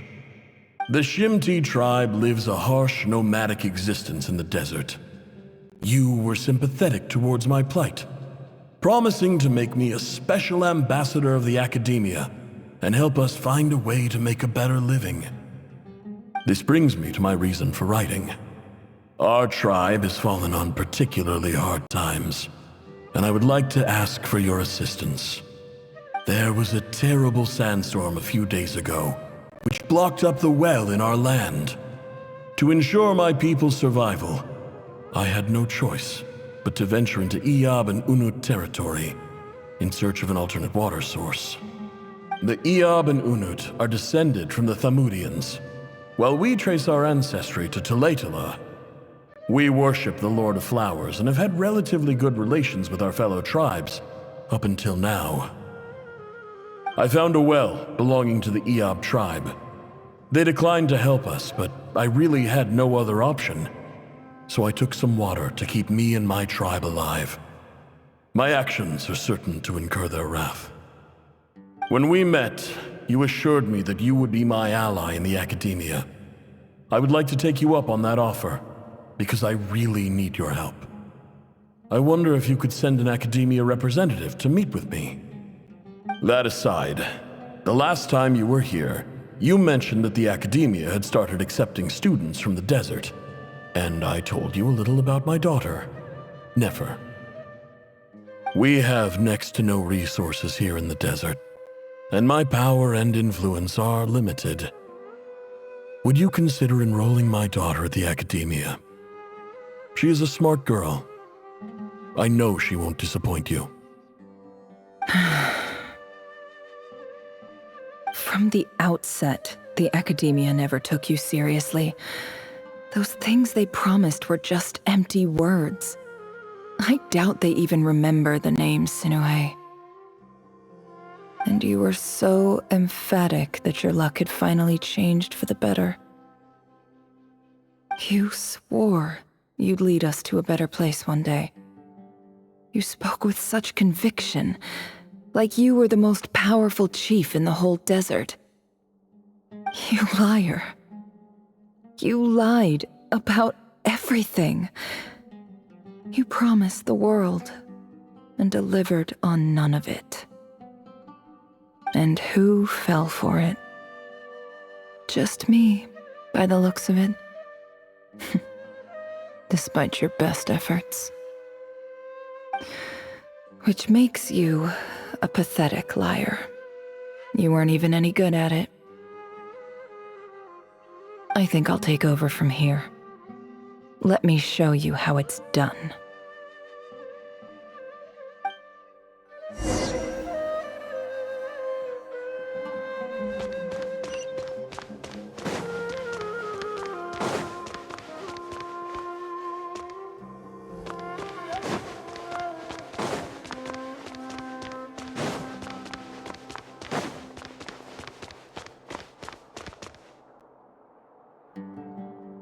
I just came to say goodbye. Thanks for everything you've done for me in my time here. Nefer? You packed your bags. Where are you going? I'm quitting. Something's come up in my hometown. Gonna head back and deal with it. Huh?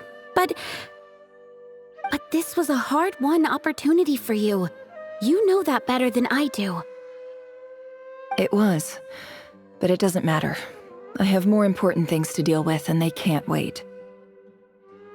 Oh, and I didn't want to overfill my bags, so I left some incense on your desk.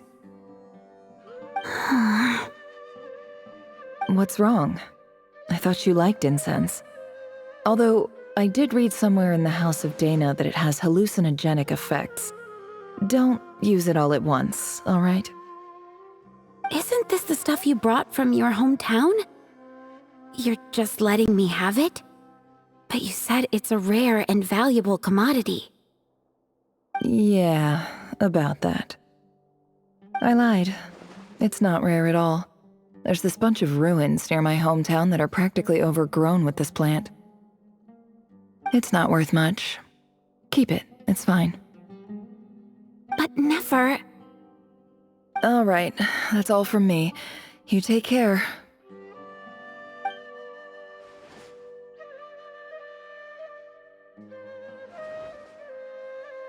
Don't forget me, okay? I mean, we're more than just classmates, right? We're friends. Yeah, I'll remember you. I lied again. That incense is worth a fortune, and it's a rare find even in those ruins. And as for remembering her, I have far too much to do when I get back. No time to reminisce. I'll be lucky if I even make it through this alive. But either way, I expect I'll forget you pretty quickly.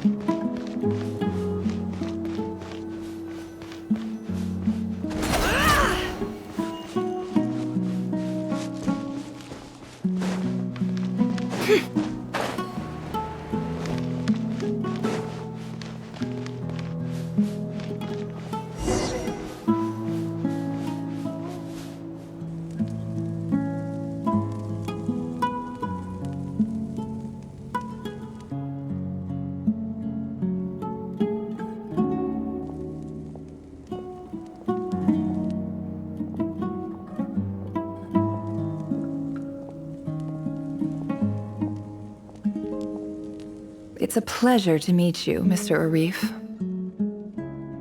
So, what does the Academia want? Since they've sent their special ambassador, I assume there's a big business deal to be made. If not, I'd be very disappointed. Please, sir, lower your blade. You're lucky I'm the one they sent.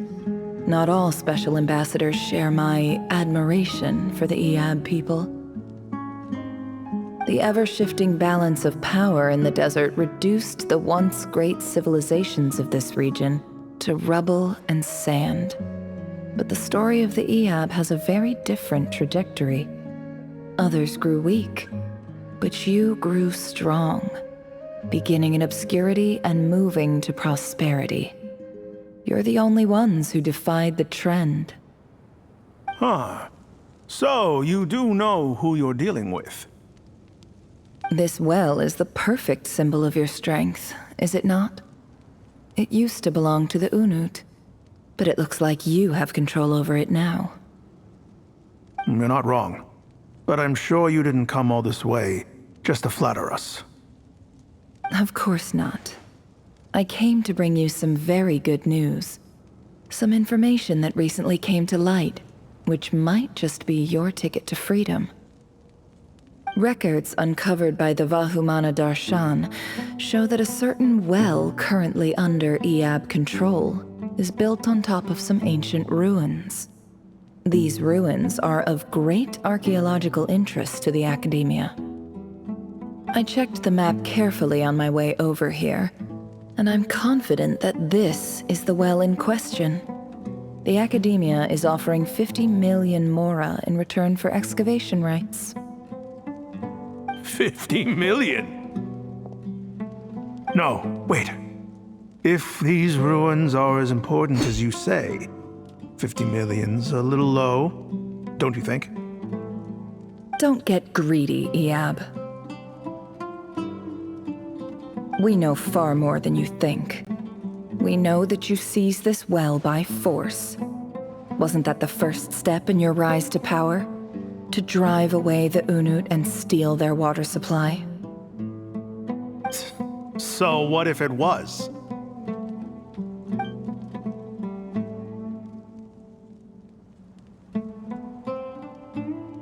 Don't worry.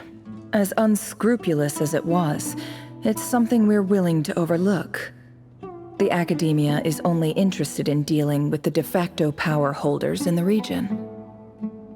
I hope I am making myself clear. And I hope your words are the truth.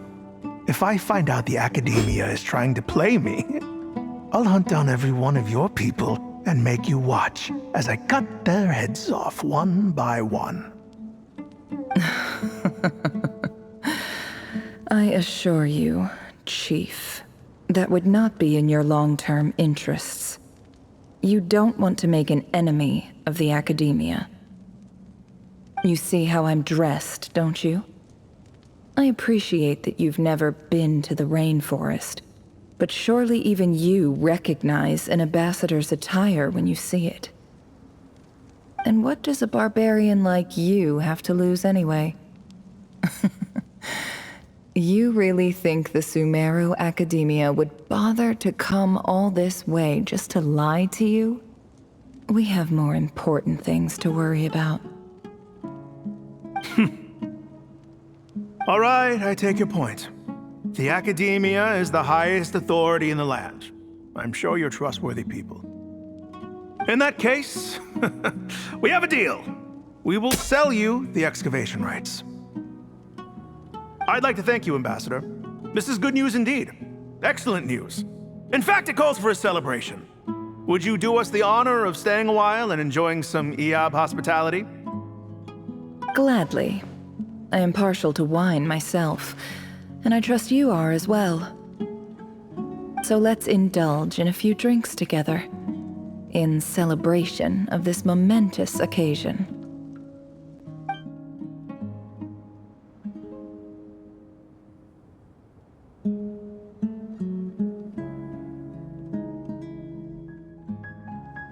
Chief! Chief, it's an emergency! It's the Unut. They've taken the well. What? Well, don't just stand there. Take it back. Yes, Chief. I have every confidence in the Eab's military superiority, and yet... Well, what is it? The Unut's response was alarmingly fast. The day after we reach a deal, they seize the well. This can't be a coincidence. Perhaps there is a traitor in your midst. I don't think so. I am obliged to remind you, Chief, that the Academia will only deal with the de facto power holders. If you cannot regain control over the well, I'm afraid you won't see a single mora of that 50 million. No! Please, Ambassador, just give me some time. I swear the Unut will not get away with this. That well is ours, and so is the mora. Glad to hear it. I will wait here for an update. If there is a traitor, I will find them. In the meantime, make yourself at home. I'll report back as soon as I have an update. Much obliged. Wow. All it took was a few words and I've got him wrapped around my finger. What an amazing feeling. So, in summary, Ambassador, the Academia would rather negotiate with our tribe instead of the Eab, yes? The Eab are ruthless murderers who don't listen to reason. And now they have the gall to interfere in our research projects in the desert region. So let me ask you, Chief, if you were the Academia, what would you do? Kill them all, of course. Precisely. The Academia does not tolerate those who stand in our way. The Eab have held back our academic pursuits for too long, and our patience is wearing thin.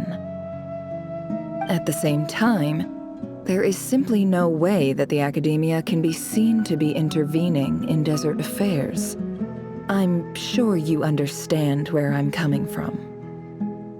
We have our own rules out here. If the rainforest dwellers raised arms against a desert tribe, it'd start a bloody war. Right. We can't confront them ourselves, but we can support their enemies. The Unut have always had strained relations with the Eab, which makes you our natural allies. Natural allies. Weren't the Eab your allies once? You were quick to send them after us to protect your interests back when we stole that water. And now look at you. You're at each other's throats. Let me be clear. The Academia wishes to collaborate with the legally recognized rulers of the desert in this matter. We are asking for excavation rights to that well, and our offer is 50 million mora. Say no more. I believe we have an understanding. Good. Then I suggest you get to work. Get us access to that well, and the mora's yours. You see, Dad? Lying is easy when you know how. People will believe anything.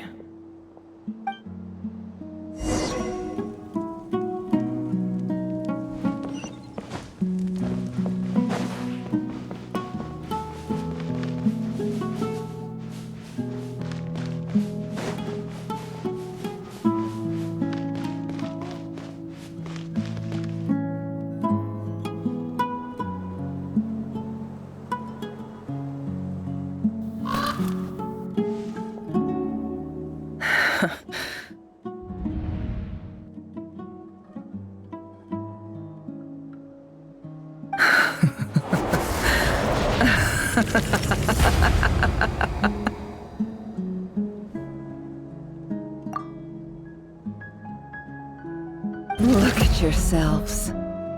You may be vile, savage monsters, but your butchered bodies bleed like any others. You're no different.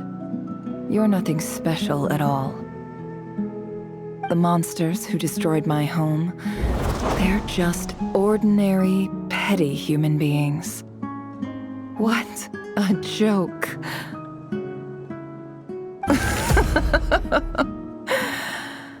I think we're even now. Maybe I've even done the desert a favor. It's a better place without all these people around. Oh, Sinuhe, my gullible fool of a father. Perhaps if you'd been as ruthless as I was today, our tribespeople would still be alive. In this dog-eat-dog world, a chief needs to be tough to survive. But you couldn't do what had to be done. So I did it for you. Nefer, it's okay. All of this is in the past now. I believe I remember you promising to remain silent. Yeah, but even so...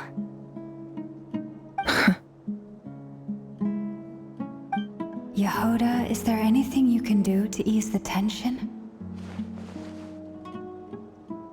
Alright, time for a sharp turn onto a completely different topic. So, anyway, that's enough of that. When are we getting out of this place? Feels like we've been walking forever. I'm getting pretty tired. Oh, Lauma, you tired? Yes. If we can find somewhere to sit down, I could certainly do with a rest. It's not far now. There should be a temple just up ahead. Yes. Really? A temple? That's where this story ends? I guess that's how things go in the desert. Desert dwellers can never escape their destiny. Or so everyone says. I never wanted to believe it, but looking back now, I'm as desert as they come. You mentioned a temple. What's waiting for us there? My biggest trade secret of all. Ah. Then I'm guessing it's where you got your power from. The power to peer into other people's minds. I didn't know you were clued up on any other religions. I'm no expert in the history of Sumeru, but since you come from the desert, I would imagine it has something to do with King Deshret. Sounds impressive. Ah, I know who you mean. General Mahamatra Sino. The spirit of Hermanubis dwells within him. That's Boss Neff for ya. She knows everything. Sino's hardly a figure of obscurity, but I know about Sethos too. What about him? Is he a big deal or something? Well, he's not a small deal, let's put it that way. Please, this is the bare-bone basics. Save the flattery. Thanks for your patience, everyone. I'm sure it's been a lot to take in. With any luck, that's our exit just up ahead.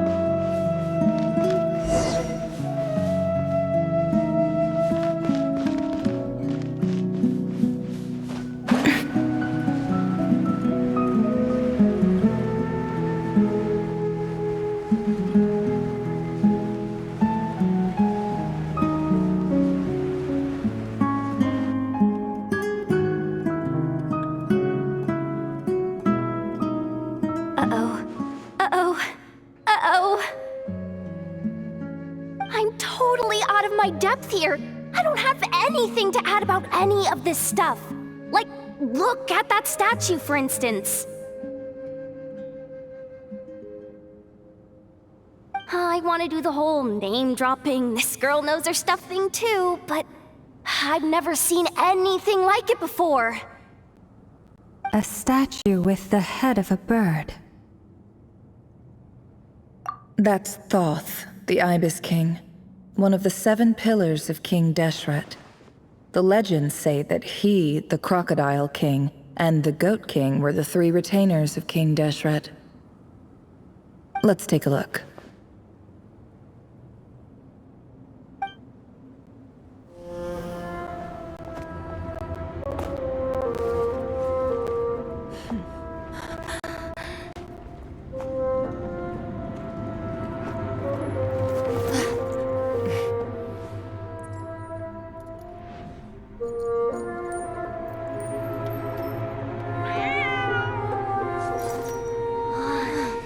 It's just Ashru. So, all is well?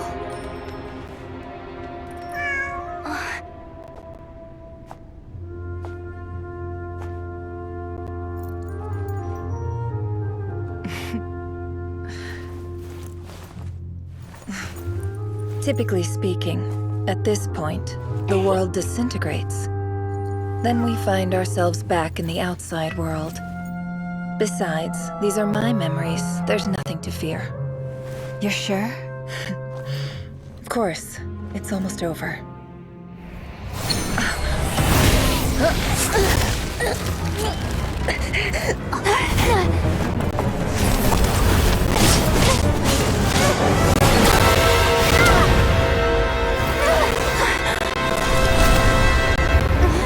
Nefer! Hey! Hold on!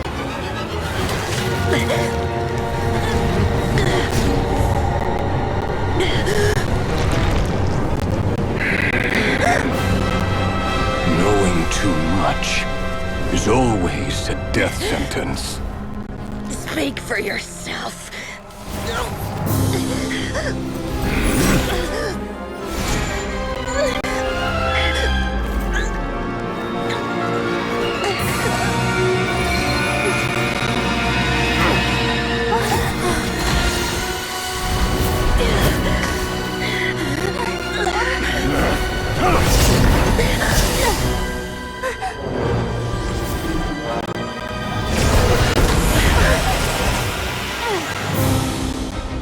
How repulsive.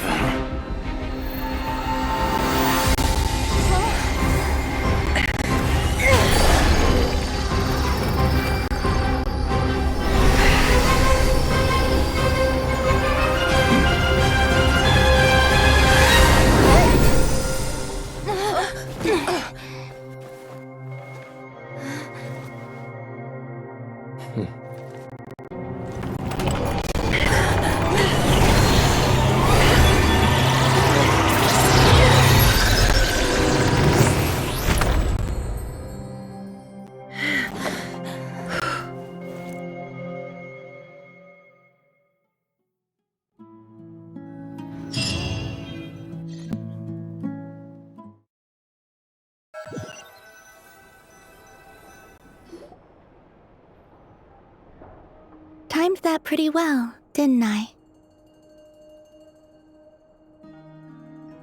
It's okay. I'm just glad no one was hurt. Paimon noticed you doing something too, Dainsleif. Were you helping get them out? Of course. When I asked Nefer to conduct this investigation, I was not naive to the dangers involved. I had a duty to ensure your safety. Good to know your sense of justice is still intact after all these years. I take that to mean that you saw the truth. That comes as a great relief. I certainly did. And thanks to your help, I also managed to trap Rerir inside the chess set. Whoa, really? How'd you manage that? Well, to be honest, I sensed that something was wrong long before we made it to the temple. By using this fragment to probe into Rerir's past, well, the monster formerly known as Rerir, it seems I alerted him. I was tracking him, then he caught on and started tracking me too. Can't say I'm surprised. But how did he track you through your thoughts alone? That shouldn't be possible. Rerir was a secret agent who reported directly to the Vinster King. He is an expert at finding a trail and hunting down his pursuers. No wonder. He infiltrated the chess set, read my thoughts, and built a new virtual chess set inside of it. That's why we weren't able to leave at first. Speaking of your chess set, it's quite a remarkable item. Would I be right in thinking you have some connection to King Deshret? You overestimate me. I only have a connection with one of his underlings, the Ibis King. You all saw how this came to be. A long time ago, the Iab massacred my tribe, the Shimti, in our home village. A few years later, I enrolled in the academia, where some new information came to light. The Unut and the Iab fought a bitter battle over the rights to a well, all for the sake of a non-existent 50 million mora.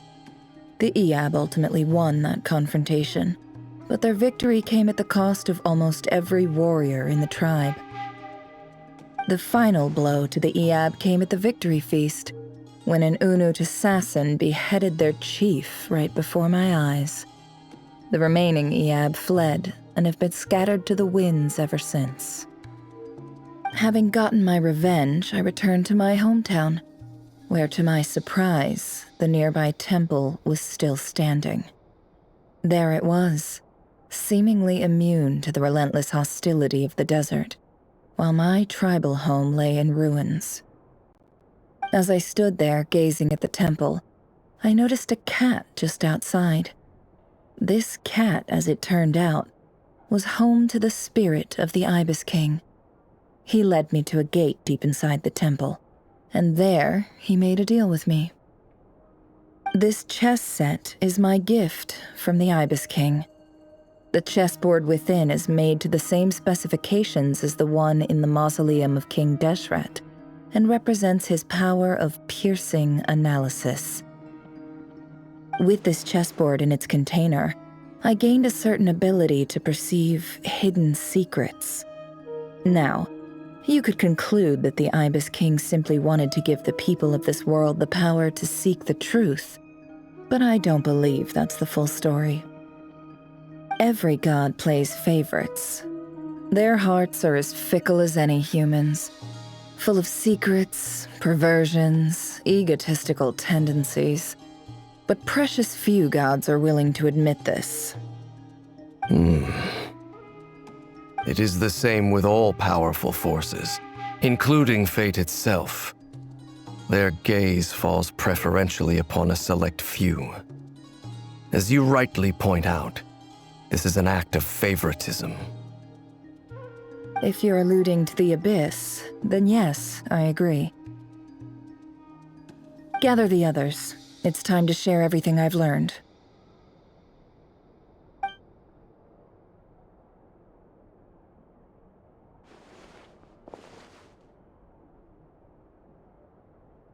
Thank you all for being here. As promised, I did some further investigating into the Rerir of Solnari's background. I am pleased to report that the investigation has been most fruitful indeed. The Rerir of Solnari, real name Rerir, was once a Khanrian subject who served the Vinster King. I will now share the important details of his story. Please save any questions or comments for the end.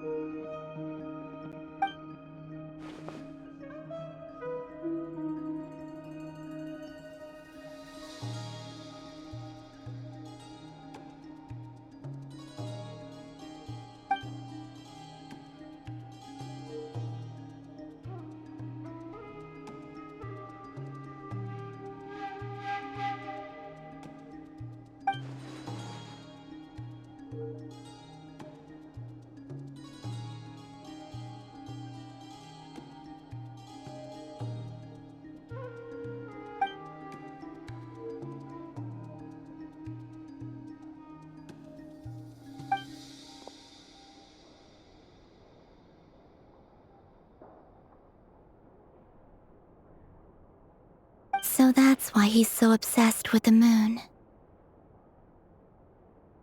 A tragic tale, to be sure. But it does not excuse his many transgressions. No matter how much Rerir suffered in the past, the fact remains that he is what we know today as the Wild Hunt, wreaking havoc upon innocent lives in Nod-Krai. He becomes more dangerous with each passing day. If left unchecked, it is simply a matter of time before all of Teyvat suffers the consequences. This is a threat that the Knights of Favonius cannot ignore. A question for Miss Columbina. Forgive me if this is presumptuous, but have you ever seen the spatial gateway that appeared in Rerir's memory? Never. But I have heard stories of something called the Moon Gate, and this seems to fit the description. Miss Lauma, any thoughts on this? In the lore of the Frost Moon Scions, the moon is believed to hold many secrets. Some sources speak of ancient knowledge, others of a gateway to the unknown. The term Moon Gate is one I have heard before, but as is the case with all of our legends, there are no records of any first-hand witnesses. We cannot know whether it truly exists. Then back to Miss Columbina. As a moon goddess yourself, do you have some idea of where the Moon Gate leads to? Not at this stage, sorry. I do hold the power of the Frost Moon, and my strength is recovering well. I can sense that the gate would open at my command, but... But there's more to the power of the Frost Moon than that? Yes. A moon goddess has the right to open the Moon Gate, since it is a path to the moon. But as Nefer mentioned, holding open a spatial gateway takes a huge amount of power. And right now, I need to conserve my energy to fight the Rerir of Solnari. I'm afraid this is one mystery we may have to leave unsolved for now. I agree. Better to save your strength. But if you'll humor me for a moment, I have a bold conjecture of my own regarding the world beyond the gateway. I highly suspect that neither Tholindis nor Rerir made it through unscathed. The evidence pointing to this is the fact that the Rerir of Solnari exists in the form of countless fragments. With the abyssal power he wields, no ordinary foe can touch him, let alone tear him to shreds. And yet, the Wild Hunt proliferates wherever his scattered fragments lie, drawing hordes of monsters to many different locations across the land. So your theory is that Rerir was physically torn to shreds by some powerful force? Hence, why the Wild Hunt is a distributed phenomenon, rather than a unified one? Makes sense to me. Explains why the Wild Hunt is so pervasive, and why he's been trying to piece himself back together. He was whole to begin with, and he wants to be whole again. Without the power of the Abyss on his side, he almost certainly would have perished the moment he was torn apart. But the Abyss, much like a curse, has kept him alive. I could not agree more. The power of the Abyss is most surely a curse. It is a compelling explanation, and one that accords with my present understanding of Abyss creatures. Whether the life form in question is primitive or advanced, if a curse has extended its lifespan unnaturally, it will continue to survive in spite of everything. This raises some interesting questions. I will run some experiments and see if there is any validity to my suspicions.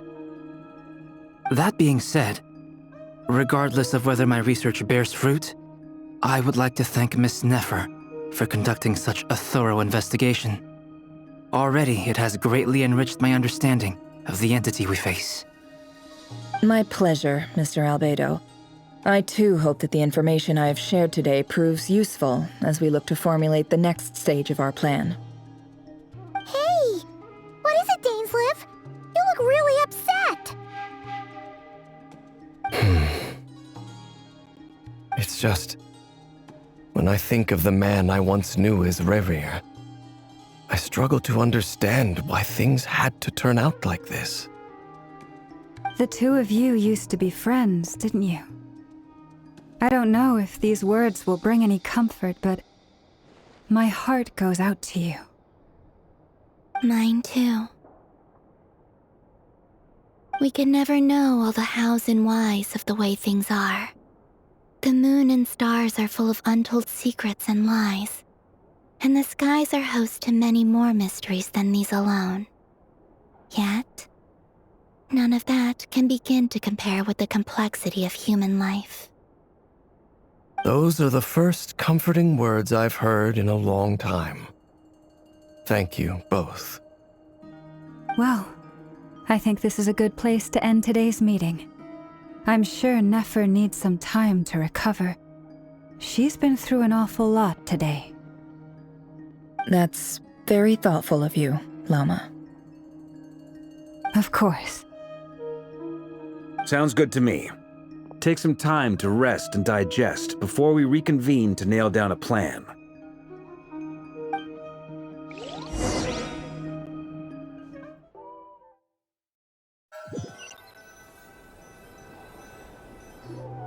Hey, is this a bad time? Hope I didn't kill the conversation.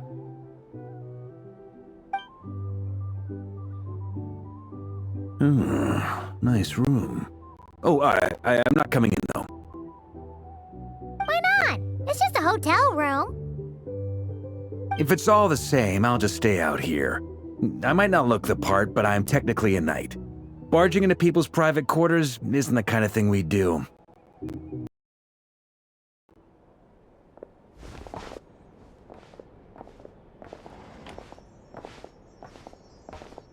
Anyway, Nefer went back to the curatorium to get some rest. But before she left, she shared some things with me that I thought you should be aware of. Firstly, although she managed to trap the Raker of Solnari inside her chess set, there's no guarantee that the power of the Ibis King is any match for one of the 5 sinners. Their powers are beyond our comprehension. It's only a matter of time before he finds a way to break out. We have to come up with a plan and take care of him before that happens. Honestly, Paimon figured that might be the case. So, how long have we got? Well, I asked her that same question. She talked for a long time, but for the most part, it seemed like she was trying to convince me how precious her chess set is, and what a long and storied history it has. It felt like some kind of sales pitch, you know? The kind where you end up handing over Mora against your will? Anyway, after all that, she finally answered the question. 2 days, at most. 2 days? Holy moly! Can we even recruit enough help in that time? That remains to be seen. Which brings me to the second issue. Dainsleif is obviously conflicted about this whole thing. But given how little time we have, there's no way we can pull this off without his help. You have some history with him, right? Do you think maybe you could talk to him for us? Great. I appreciate it. All right, on to item 3. So, Albedo, Durin, and I put our heads together and came up with a plan. Can't promise it's gonna work yet, but at least it's a start. We figured we'd bounce the idea off you first. We'll explore it further once everyone's recovered. Oh, Paimon's dying to hear this. All right, so here's what we're thinking.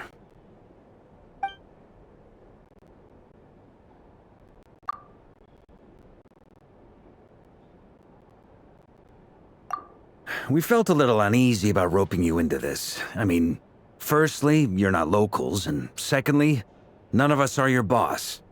You're well within your rights to refuse if you so choose. Roping us in? Why would you even say that?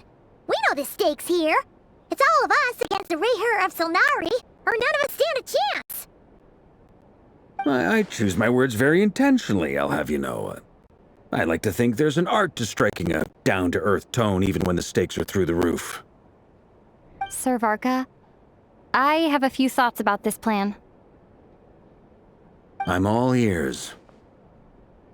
I think we can be more flexible with how the roles are allocated. In my view, the most sensible lineup would be like this.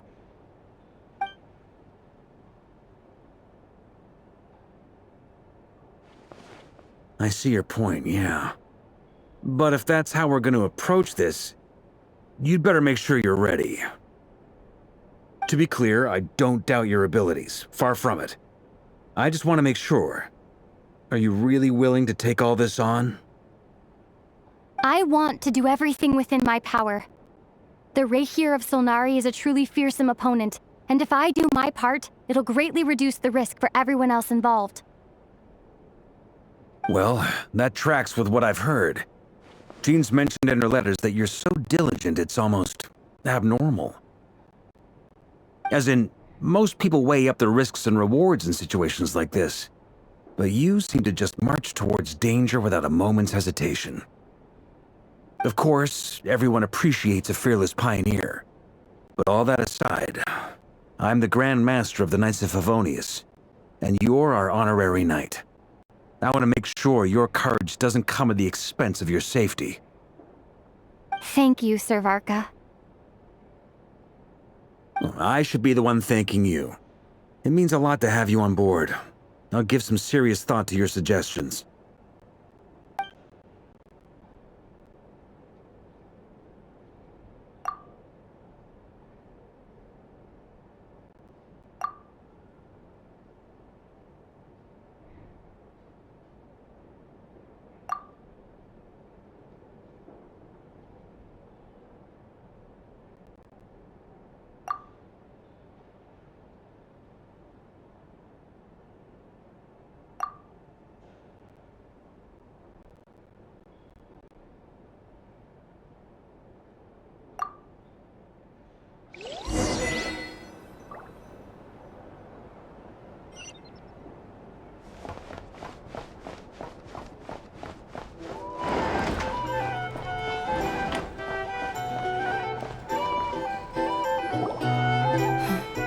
This is a thorough plan, but I do have one last question before we take action.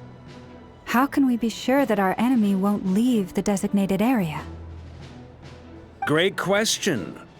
Albedo's been hard at work analyzing Rerir and the Wild Hunt's behavioral patterns. His conclusions are as follows. Firstly, from the earliest known confrontation until now, Rerir has never displayed any ability to manipulate the dimension of space. So it's unlikely he has any power in that domain. Secondly, he seems to have a particularly strong vendetta against our group. If we put him in a fight-or-flight situation, he'll choose to fight every time.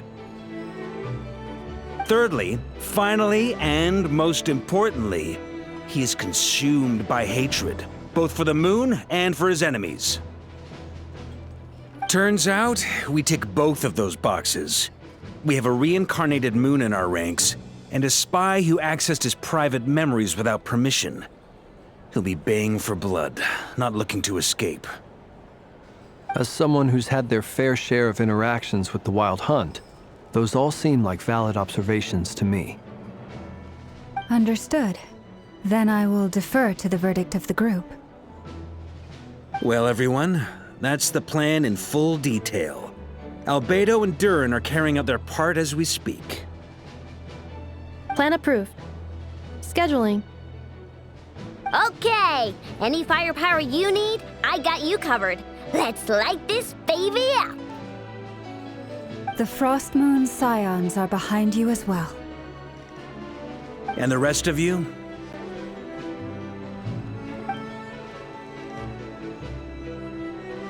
No objections? All right, then it's settled. This is the plan we're going with. Next up, an old tradition of mine. Anyone who wants to back out, now's your chance. Wait, we can still back out of this? Everyone says things they regret, right? I don't want anyone feeling trapped because their mouth said yes before their brain had time to think things through. A very people-first approach. I hear that's common practice in the Knights of Favonius. Heh. Who'd you hear it from? D-Luke? Shh. We don't use people's real names at work. This contact will be known only as Owl, please and thank you. This plan can only work if everyone does their part. Flins and I will absolutely support it. We shall indeed. You'll be glad you accepted our help. Also, you are the last person I expected to see here, Miss Dory. It's not often I get called Dory in a work context. My peers usually call me Lord Sangamabe. So, the longer your name, the higher your net worth. Is that the idea here? In that case, Mr. Flint's here must be worth a fortune. That's right, I know your full name. It's... The walls are thin here. I'd appreciate you keeping that a secret. Okay, fine. I'm actually only here as a favor for someone else. Do you have any idea how much it would cost to hire me otherwise? Oh, does this mean someone out there actually has the power to boss Dory around? It most certainly does not. We have a long-standing and mutually beneficial business partnership. She's actually the mom of a friend of yours. Said mom supplied me with a great little trinket, but now that lady's ruined everything. If I don't start building a little goodwill now, my whole business in Nod-Krai is gonna go down the drain! Okay, so what exactly is so special about this pendant? It's a lucky charm that a great mage made for me. We have a business relationship, and she was worried that something bad might happen to me. So, she wanted me to have something that can store power to protect myself with. I finally got it all fully charged up with Kuvaki, and then Nefer went and used it all up at once! Never lost so big in my life!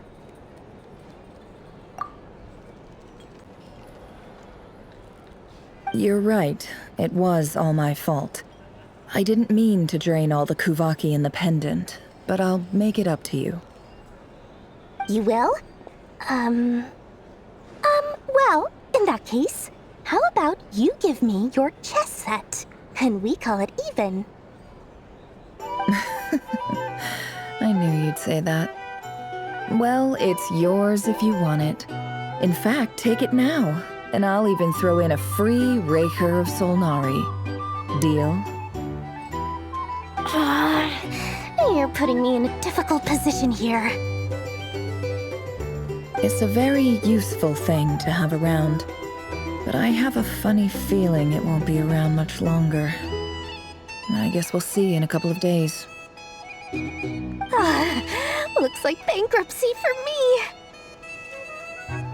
Hey, don't be so pessimistic. See this through and you never know. You might find a new business opportunity on the other side.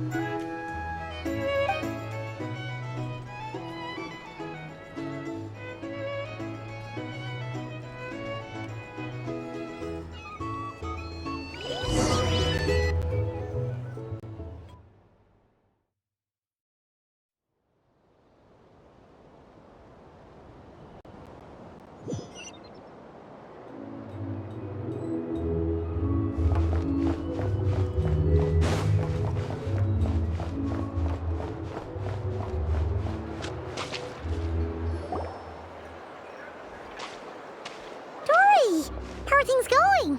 Feeling ready? Oh, I was born ready. We only have 2 days. You think Lord Sangamabe would let an opportunity like this slip by? Don't forget, when something's in high demand, the people with the goods on hand get to charge the highest price of all, even higher than the sellers taking advance orders. Ta-da! See? It's right here!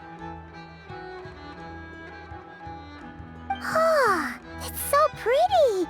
Did you make it? No, I have a supplier. We go way back, so he made me a very attractive offer. Aha! No wonder you were talking about Lucky Charms at the meeting. You've been getting Kaveh to make them for you. That's not the full story. It actually started a while back as a project between me and the Dendro Archon. Mage Alice once warned me that this world won't stay safe forever. There may come a day when everyone faces a great crisis. I passed this on to the Dendro Archon, and she secretly brought together a research team made up of Sumeru's top scholars to invent a technology that could keep people safe. I won't go into the details because it's all very complicated, but if you want to know more, you can ask the Dendro Archon about it sometime. Anyway, point being, it was the Dendro Archon who asked Kaveh to build this little contraption. As one of the top Kashara War talents, he was the obvious choice. Took him long enough. He stressed over it for ages. Must have gone through at least a dozen designs before producing a final product. But that's Kaveh for you. Marak delivered it to me a couple of days ago, along with a letter from Kaveh. Could I ask why I'm sending this technology to you? And what's your proposed use case? Has it been approved by the relevant authorities? So nosy. My fault for sending him the research permit to begin with. Surely Nahida must have told him you were involved in this project. He was probably just nervous because you're always so secretive about your business. Could be. Anyway, I just replied, let's hope there never has to be a use case, because it would involve grave danger. Fair enough. But it sounds like he was just being cautious. He probably felt responsible as the one who made it. Or maybe he was asking as a favor for his housemate. He's done that before. Not sure why, though. His housemate doesn't seem to really care that much about this kind of stuff. Either way, all's well that ends well. I'm just glad to finally have my hands on the product. I wouldn't want to be without it, given the potential dangers that lie ahead. Huh? What does that look mean? Paimon's just super surprised. This must be the first time we've ever seen you actually get serious about something.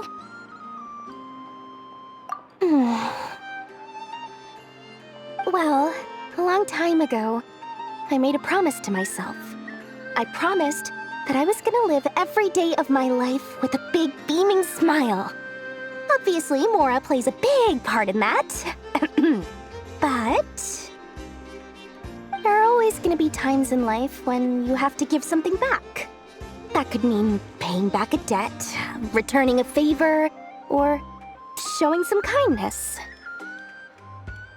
Alice has been a huge help to me over the years. She was the first investor I ever had. And I want my investors to know that Lord Sangamabe is the best in the business.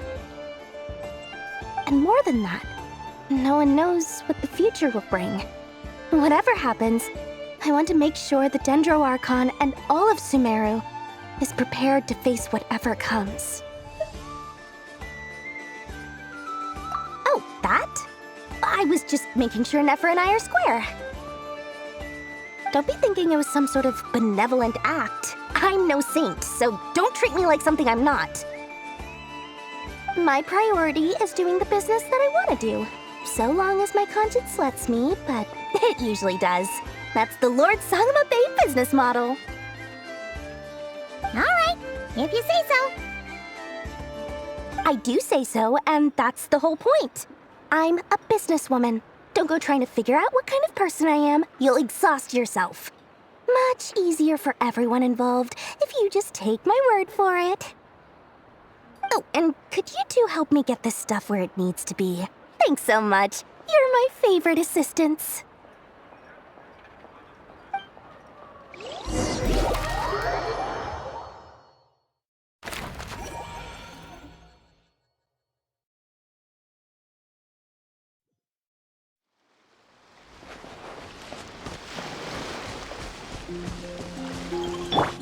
I'll protect us.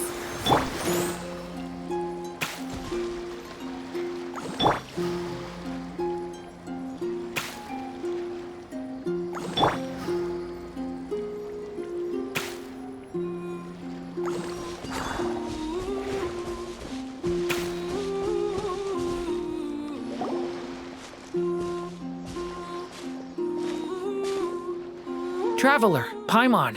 It's good to see you. Everything going smoothly over here? Sort of. As you're probably aware, Varka, Durin, and I captured some abyssal creatures from the Wild Hunt. Per the plan, we dissected and analyzed some samples of these creatures. The process went very smoothly. The findings, however, come with some troubling implications. What? You can actually dissect the Wild Hunt? That depends on your definition of Wild Hunt and dissection. Harmless, lifeless. These words are accurate descriptions. The Wild Hunt is an interesting phenomenon. In and of itself, it doesn't seem to possess anything akin to a human personality. But taken as a collective, the medium through which the Wild Hunt is summoned does appear to have a soul. Master griped a lot about the wise Horoptetyr, and seemed somewhat fascinated with the foul Certology. But she barely mentioned Rerir at all. I don't think that was because of his lower social standing, though. Anyway, it's a pity. I should like to hear her thoughts on the nature of the life form he has become today. It's a strange mix. The furious energy of an abyssal being channeled through a fractured physical existence. A consequence of being torn apart by an unknown power. Perhaps the only explanation for his survival in this state is that he sacrificed a degree of individuality in exchange for a continued existence. Oh, sorry. Once I get talking about interesting research, I have a tendency to go on indefinitely. Back to our research findings. Essentially, they confirm my hypothesis. Rerir's corpse is completely contaminated by the Abyss, and the effects are irreversible. You could think of this as Rerir in mutated form, but in my view, even that would be inaccurate. In reality, his whole being has been consumed by the Abyss. In other words, he is now nothing more than a manifestation of abyssal power. Unfortunately, at present, we have no means of completely eradicating abyssal power. Hence, we cannot fundamentally destroy the Rerir of Solnari either. Oh, that's terrible news! So, that's it? We can't defeat him? Not even if we get the power of the Three Moons? Miss Columbina's situation is a difficult one. She can never achieve wholeness when the world does not accept her presence. It's as if her creator banished her to a place she can never be accepted. It means she spends most of her energy just on her own survival. Given the circumstances, it's only natural to despair. But we must see this plan through to the end. Time to kick off the backup plan. Oh, Paimon almost forgot! This is for you. Durin asked us to bring it. Ah, how wonderful. Well, thank you for making the trip. Durin and I will be heading off shortly. I'm sorry I won't be there to protect you in person this time. Please be careful. All right then. Stay safe.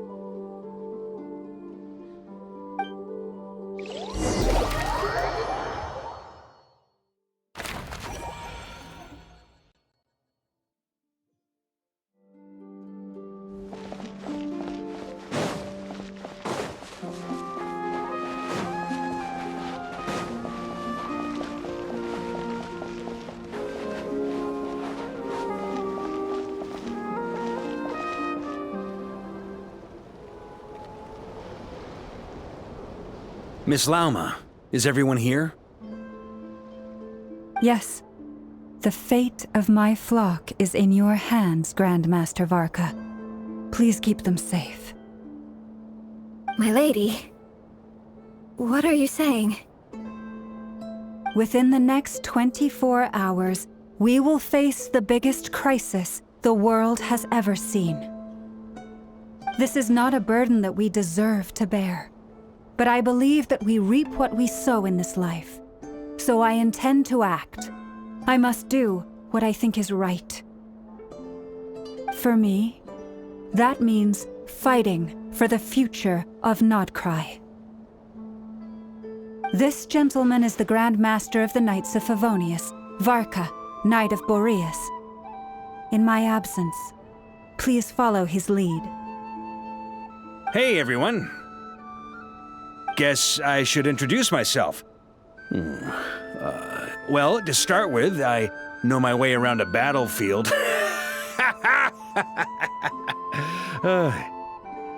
Biggest strengths are honesty and hard-workingness. Anyway, point is, I don't intend to let Lauma down. I'm gonna do everything in my power to keep every last one of you safe and sound.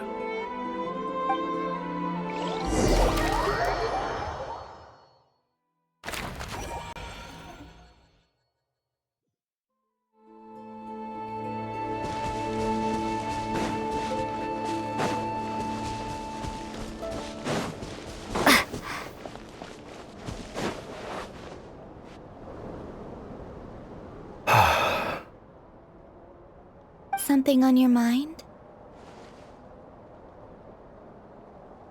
Miss Columbina, was it? I believe that's how the others addressed you. That's right. Names are funny things. Have you always been called Dainsleif? Yes. I take it your own name has a more complicated history. I have a different relationship with names than other people. To be honest, I'm not even sure that Columbina is my name. At least, not in the same way that Dainsleif is yours. But it's what everyone calls me, and I go along with it. A lot of my life has been that way. I get so used to things that I forget to question why they are so. I never used to think much about where names come from, or what they mean to people. Maybe something's wrong with me. You're different from other people. I sensed it the first time we met. You're more perceptive than most. I'm sure your long life and rich range of experience explains that. Do you ever find yourself missing Conria, Mr. Dainsleif?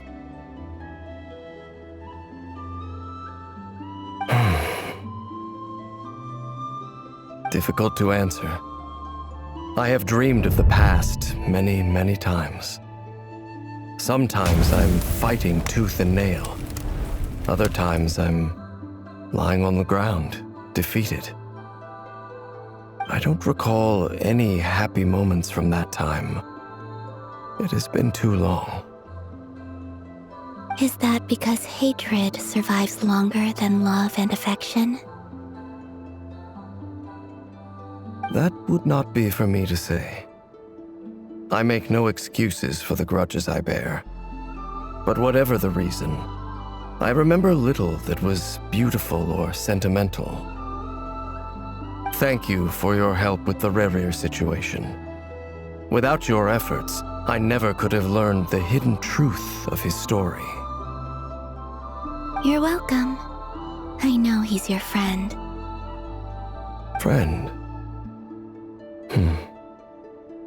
He betrayed me. And I never really understood what he was going through in life. Some friendship, that is. Okay.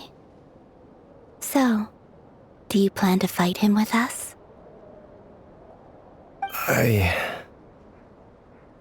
You see, you're torn. Now you know what really happened. You see the things he's done in a new light. I need some time.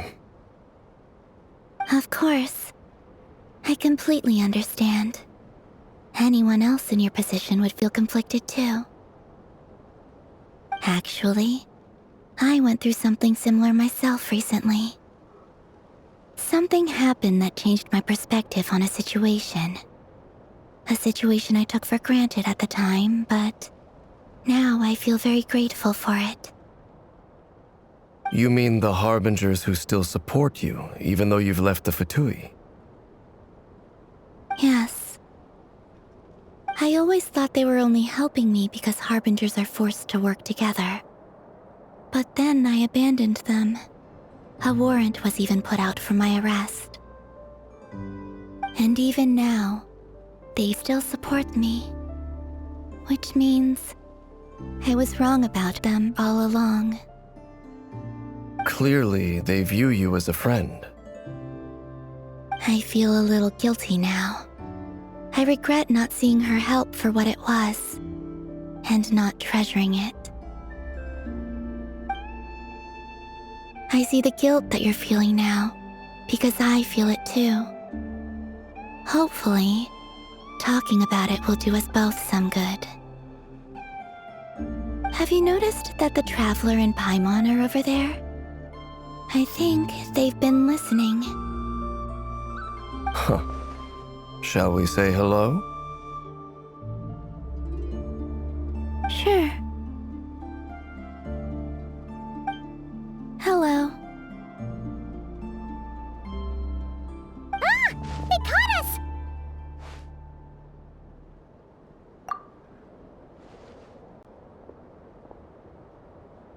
I apologize for making you worry. No doubt you wish to know where I stand on the plan to take down the Rerir of Solnari. I'm afraid I need a little time, but I will seriously consider joining you. You will? Oh, thank you so much! Everyone will be so grateful to hear that! They needn't be. This was something that I was going to have to face up to eventually. That doesn't matter to them. They're grateful to you regardless. You can't control their gratitude, so just accept it. And then, have a think about whether you're willing to join us.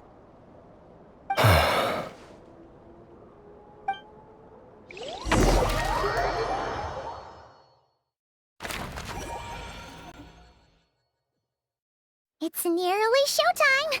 Let's go rendezvous with the others. You know the place.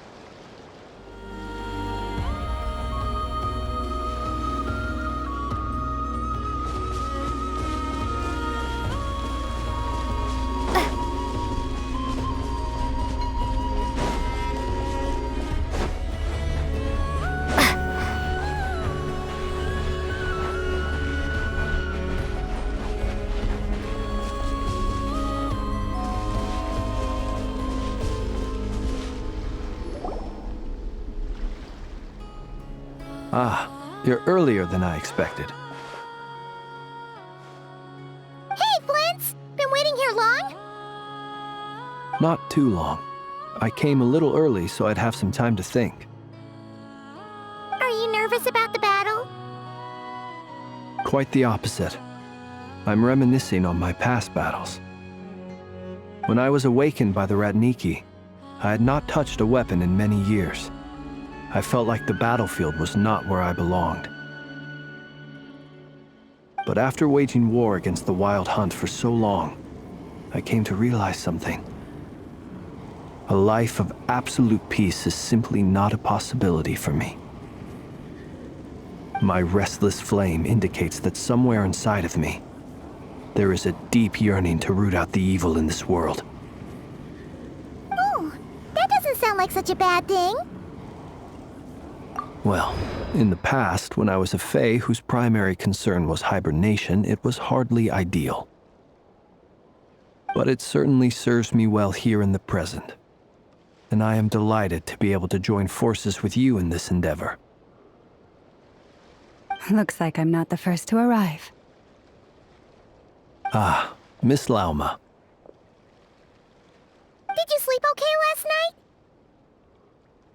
I struggled to settle down at first, because of the nerves. But don't worry. I got enough sleep in the end. I'll be just fine.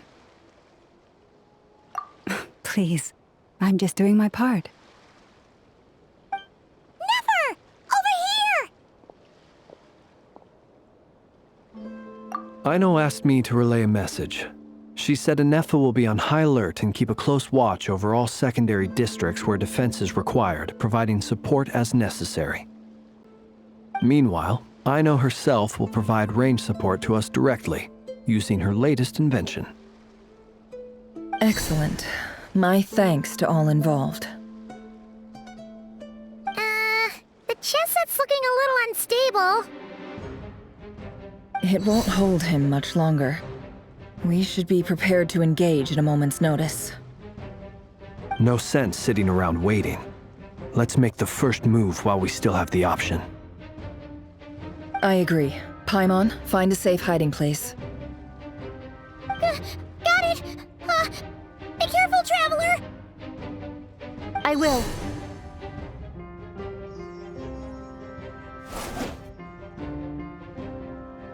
Everyone, take your positions as soon as the battle starts. Every ounce of strength we have in our bones, let us bring to this fight. Ready? Let's go.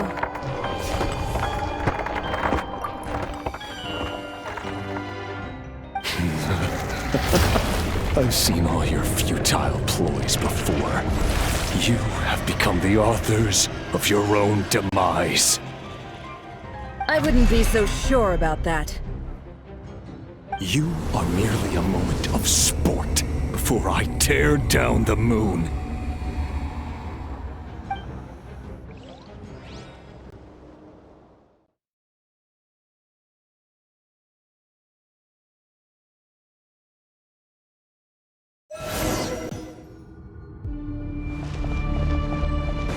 Moonlight! Let me help you guys! Eat this!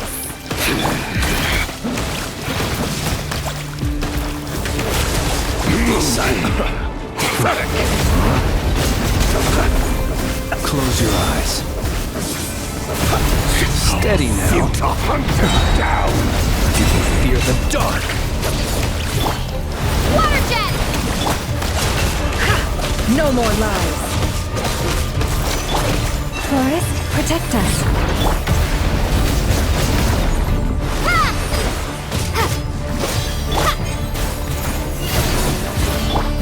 Be silent. Close your eyes. Moonlight! Betray us. Be silent. Leave. Stay your hand. With one heart, we pray. The mystery unravels. Can't hide the truth. No more lies. The moonlight betrays you.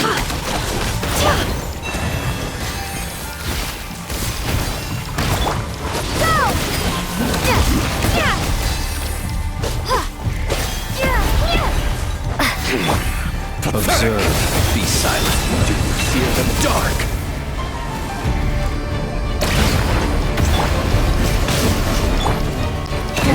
Protect us by the crossman of old. Wipe out! Can't hide the truth. The deception ends here. It all adds up.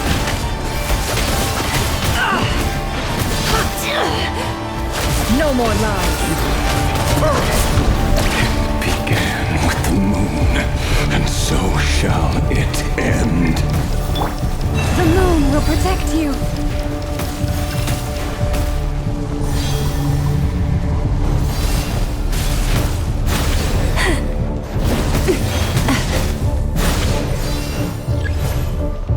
Do you see now?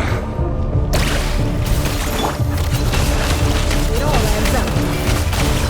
Vanir, when will it be as you foretold?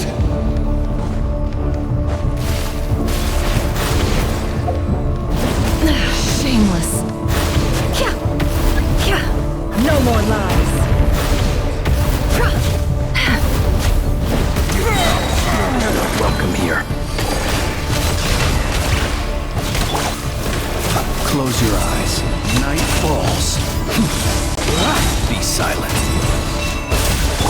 You poor lost lamb. With one heart, we pray. Water jet! Bombs away! Pathetic!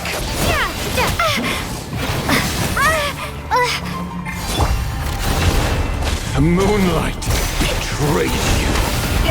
Hunt him down! What a joke!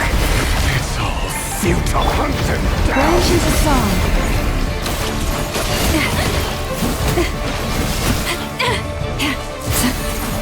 The moonlight betrays you. Pathetic! Forest, protect us. Move! You're just dead meat! For the everlasting forest. Hunt him Leave down! this place.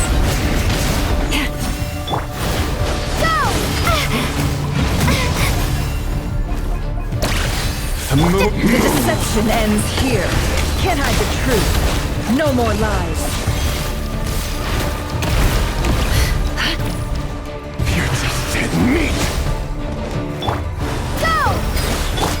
Observe. Can't hide the truth. No more lies. Futile! The future made of. Go! Wipe out! Hunt him down! With one heart. The moonlight betrays you! Forest? Move! Your little game of heroics is over. The moonlight betrays you! Who wants to go first?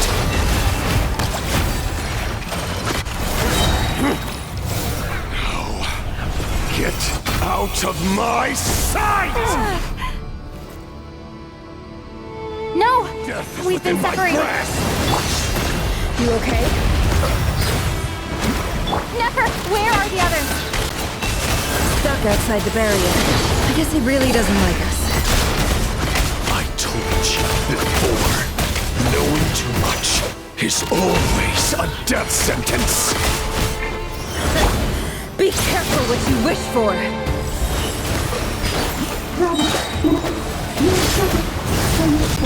Lauma! Can you hear me? Silence. Voices are gone. But at least I know they're still there. I need to focus. Stick to the plan. Remember my most important task. Just stall him. If I can stall him for long enough, the moment will come. I've got this.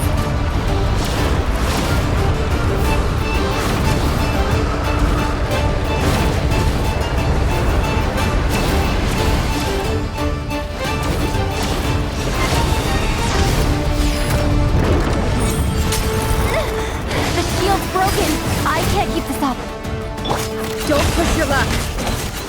Found power for the take. Water jet! Bombs away! Can't hide the truth. The future made of. The mystery unravels. No more lies. I better wrap this.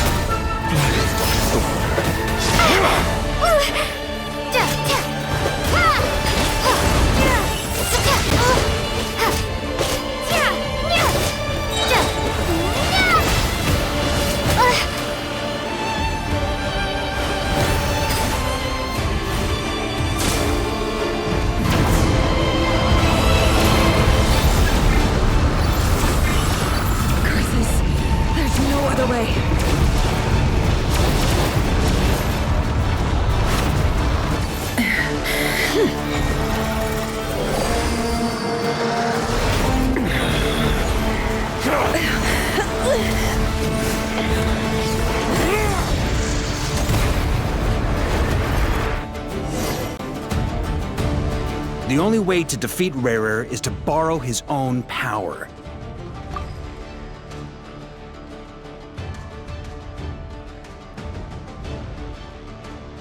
That means Columbina will have to disappear while you two bear the brunt of his attacks.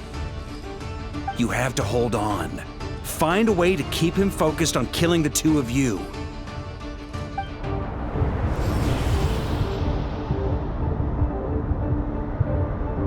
Nefer! Your eyes are bleeding. Soon you will be powerless to resist. And then, I will reduce you to dust. But that dust will plague your memories.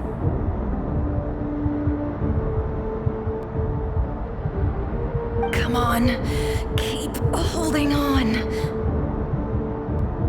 Any other tricks up your sleeve? Let's see them. As entertaining as they are, you've backed yourself into a corner. You don't fool me. I see your fear clear as day. I have to stoke his rage. Make him unleash everything. You fear what you could never defeat. You fear the thought of never being able to save your beloved. You cannot win the fight against fate, Rerir. Is that what you think? Well, now it's your turn to feel afraid!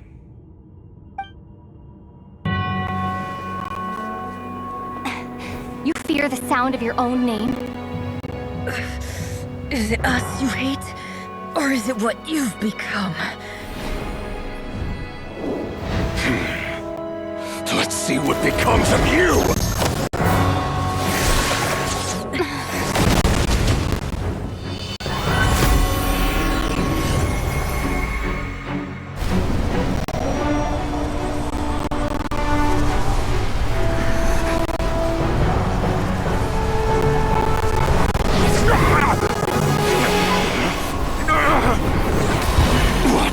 Happening?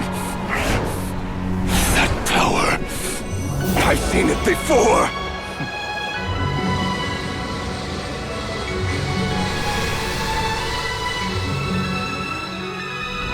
His power is on another level. We'll need to use an alchemical array to convert his power into a usable form. Then quickly channel it into Columbina, rendering her powerful enough to compete with him. I'll join you. I can help. If I release enough abyssal energy into a confined space, it'll create a potential difference, allowing us to extract a huge amount of elemental energy. Next, I'll synchronize with everyone's minds using Pyro, then give you temporary access to their abilities and fields of view. But it won't last long. Can you see? Well enough. So, we have a student of Gold Rhine-Daughter in our midst. How about that?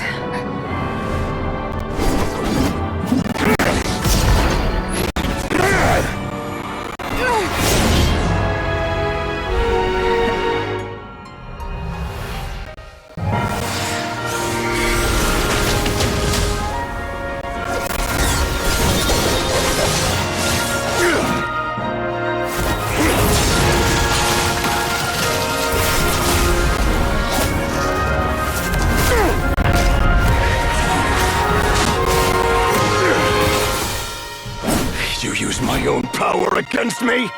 Just like how you stole Kuvaki. Look familiar?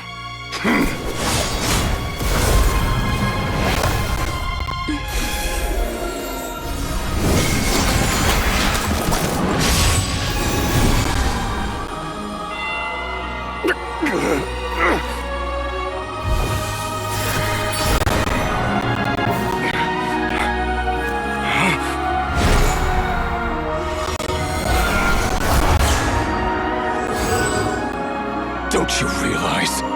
You don't have the power to hold that gate open! I don't, but someone else does.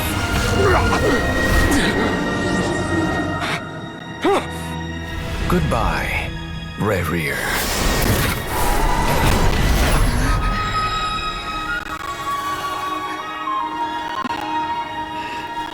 We won.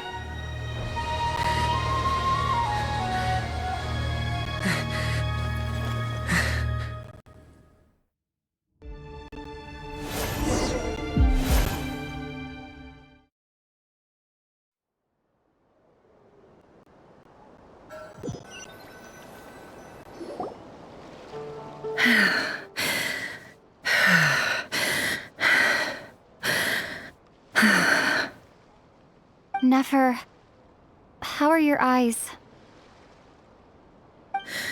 They're fine. Apart from the blindness, of course. It's not too late. Let me handle it.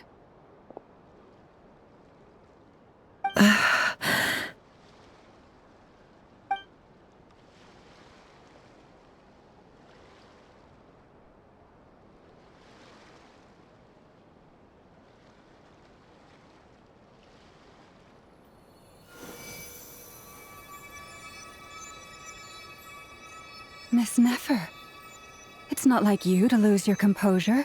That was the most reckless thing I've ever seen you do. Reckless how? The situation was critical. Our lives were at stake. We had to do something. Even so. Okay. I guess you're right. Under the circumstances, it was a wise decision. You traded your eyes for an incredible victory. In business terms, I suppose that's a huge return on investment. I'd be hard-pressed to argue otherwise. Still, I don't like this outcome, and I don't want you to lose your sight for good. People suffer when they make sacrifices they shouldn't have to make, whether that means faith, strength, or in this case, your ability to even see. I had hoped you could win without sacrificing so much as a single hair on your head.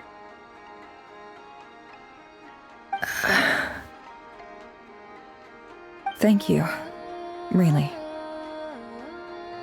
All done. Don't try and open your eyes just yet. We'll see how you're doing in a couple of days.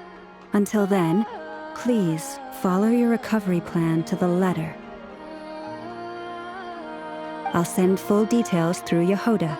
For now, just get yourself home, relax, and rest.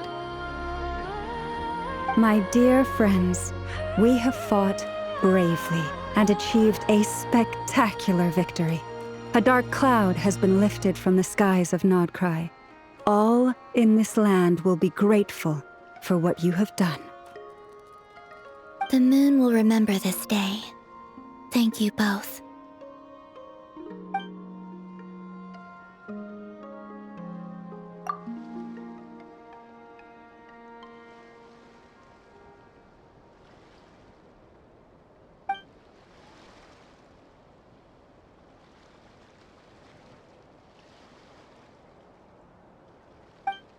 There's something I want to let you know.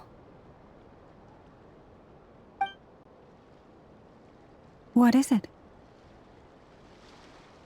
When Durin connected everyone's minds so I could access their powers, I also felt everything they felt. And since Nefer's eyes were injured, my eyes are hurting now too.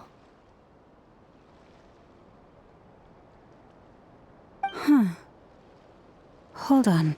Let me try. I only feel the pain. There's no actual damage.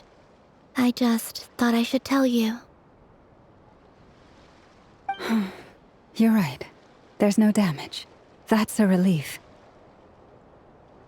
But I must say, I'm surprised to hear the Kutar share something like this with me. In the past, you never used to open up about yourself. Things are a little different now from how they were. I'm learning to share how I truly feel with my friends. Friends? You have no idea how glad I am to hear that.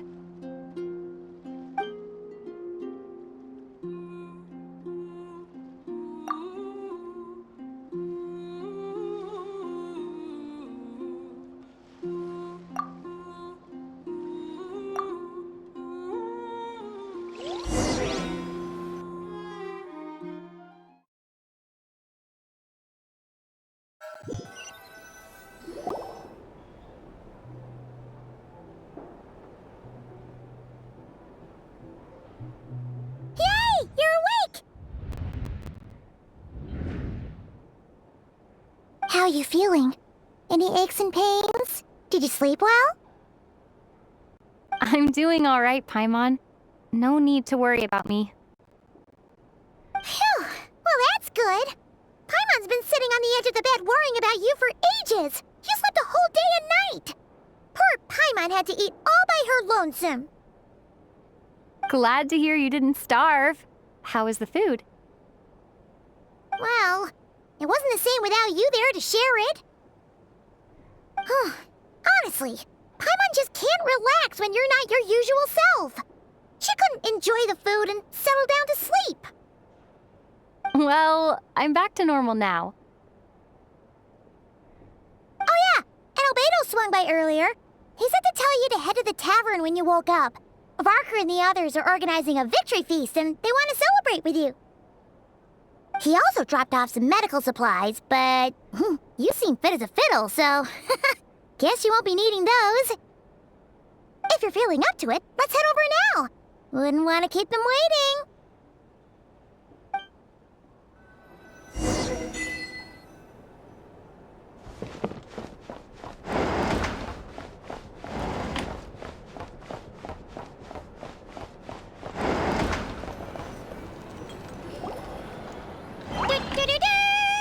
We're here! Oh, Traveler and Paimon!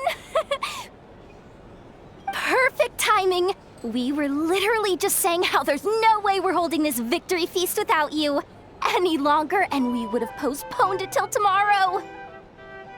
How are you feeling today? Much better, thanks. Don't worry about me. Relieved to hear it.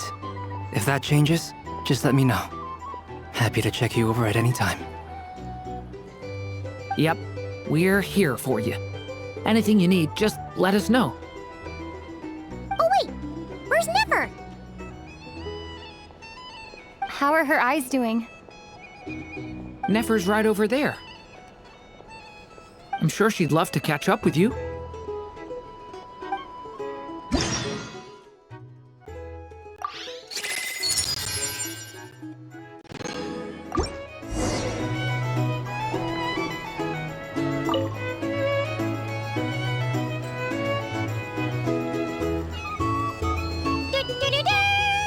We're here! Oh, Traveler and Paimon!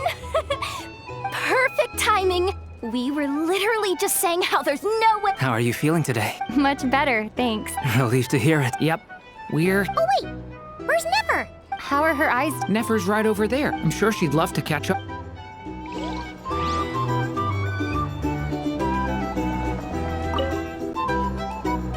Hello, you. Recovered from the battle? Come on, what do you mean? Of course I'm gonna ask. I care about my friend's well-being, and we are friends, aren't we? Get yourself a drink, you've more than earned it. In fact, today, your drinks are on me. Lord Sangamabe's got you covered. Wow, really? What about Paimon? Has she earned it too? Has she? Please? Well, you haven't been through quite as much as the Traveler, but... what the heck, sure. Yay! Wow! Drinks on Dory! What a historic day. Hey, keep your voice down, or everyone else is gonna want in too. Have you heard anything I've been saying recently? Doing business in Nod-Krai has been an absolute nightmare. If I'm buying for everyone, oh... Okay. Paimon will speak more quietly. Jeez. That's more like it. Don't you forget, Lord Sangamabe doesn't just go around buying drinks for anyone and everyone.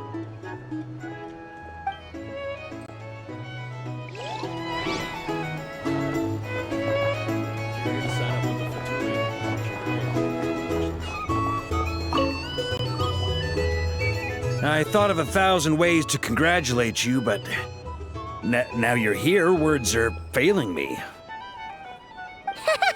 The honorary knight stuns them speechless once again. Well said. The honorary knight showed us all how it's done. The other knights tell me that Mondstadt was the first stop on your journey. All of us are truly delighted to count you as our friend.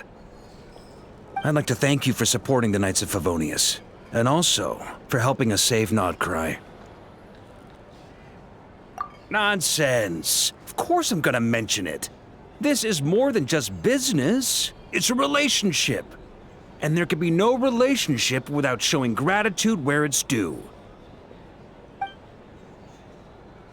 There. Looking for a drink or two? Or perhaps a room for the bus?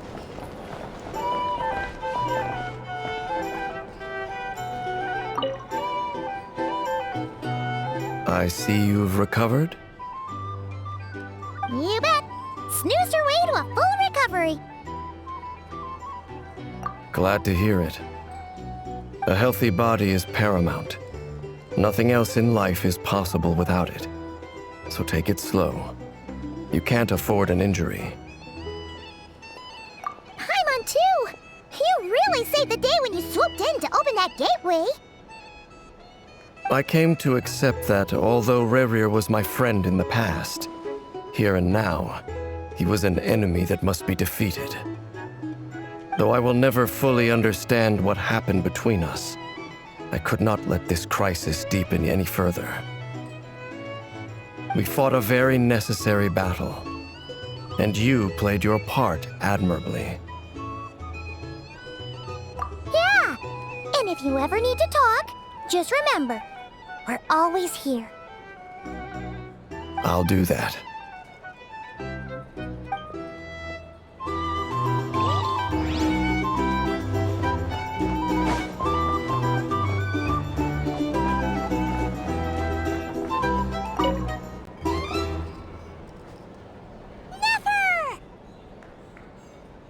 Traveler, Paimon, are you recovering well? Turns out that moon chanter has some real talent after all. My eyes were mostly recovered after just a couple days' rest. I can actually open them again now. Yeah, but you gotta be careful. Lauma says not to strain your eyes while they're still healing. Yes, thank you. I'm well aware. Jahoda, could I borrow you for a moment? I could do with an extra pair of hands. Oh, sure. Coming. Did you hear that? I gotta go help Lauma for a second. You guys chat among yourselves. I'll grab us some drinks on the way back. Paimon, you still like 'em sweet? You bet. Make it extra sweet, because Paimon's earned it. Sure thing.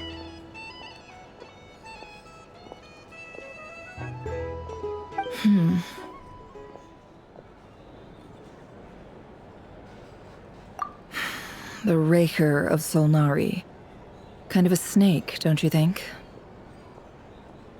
No, definitely a snake. A poisonous one who spewed his venomous hatred everywhere. Anyone who seeks revenge out of hatred for other people has become a snake. That's something my dad used to say.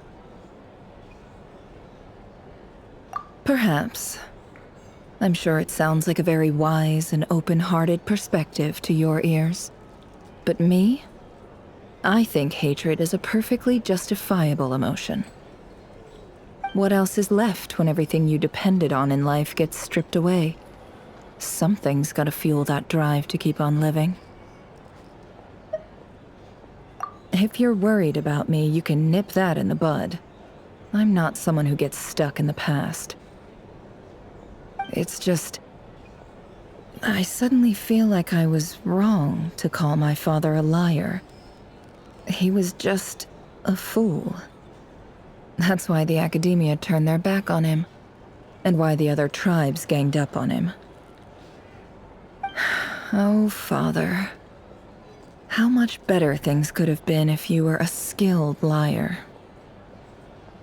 Look at the Ibis King. Thoth is a fiendishly cunning liar. And yet, strangely, he feels more like a father to me than my real dad ever was.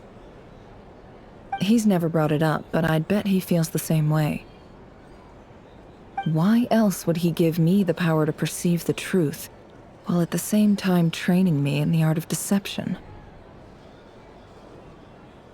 Well, King Deshret banished him to Aru, which is essentially a prison, and posed 3 questions to him. He promised that he'd have his freedom if he could find the answers. His response was to take on a physical form and approach me, hoping that I could become his envoy and search for one of the answers on his behalf. Did he really think I'd fall for that? He's stuck there. He can't make me return what he gave to me. So that's enough for you to decide he's nice, is it?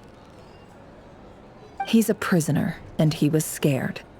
So he decided to perform some good deeds to win people's approval. He lives in fear because he's a deceiver. How is Rerir any different?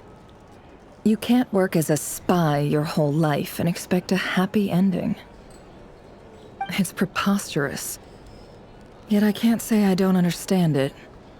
Liars live in the darkness of their own making, but it's still human nature to want to go on living. They say that a liar's soul is the most worthless thing in the world. What do you think? Oh, really? Well, it takes a very kind person to find compassion even for liars. If you ask me, the soul of a liar really is worth nothing, because all they care about is themselves. For example, when something good falls into my lap, I don't go sharing the news around. Stops other people trying to steal it from me.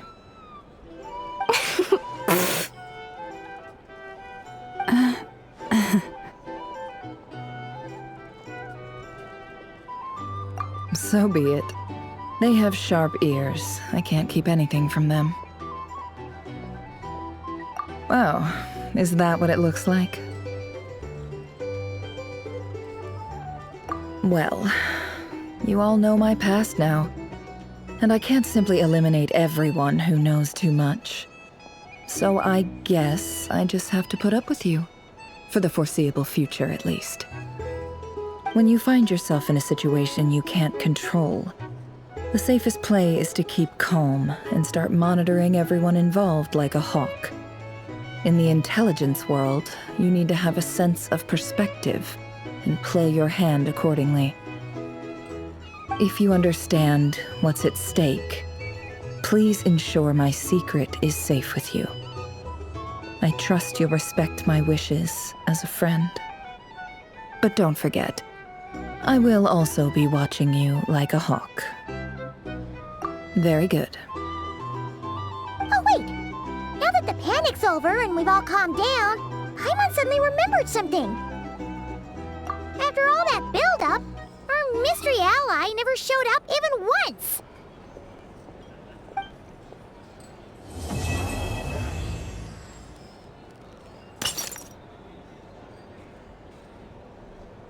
Huh? Am I imagining things?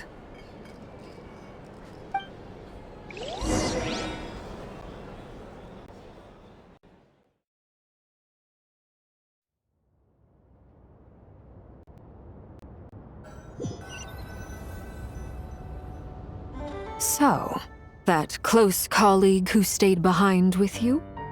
What's he been up to recently? Don't know, don't care. I get more normal human interaction from hanging out with Bosco too than him.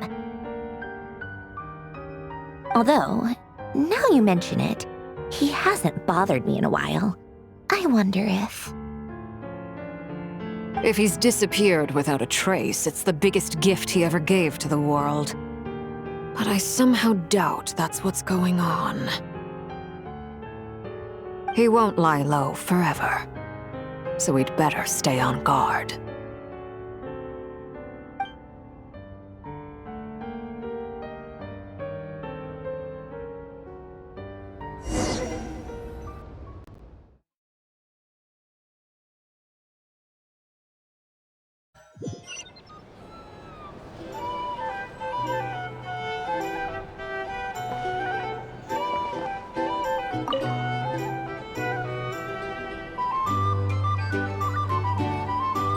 Ah, Lord Sangamabe. How lovely to see you. I must thank you for the device you provided. It was an enormous help. Would I be right in thinking that it was developed by the Academia? Why come and ask me when you clearly know already? I mostly came to thank you. That's more like it. A little gratitude goes a long way with Lord Sangamabe. Play your cards right, and you might even stand a chance of becoming my long-term supplier. The chance to work with such a kind and charitable investor as yourself would be a great honor for the Curatorium. Huh? Charitable? Who said anything about charity? First time hearing about it. Let's see. The first plot of land you purchased in Nod-Krai, your desert interests, and... Stop! What do you think you're doing? Exposing my investment history! It's nothing to hide from. They're all perfectly legitimate investments.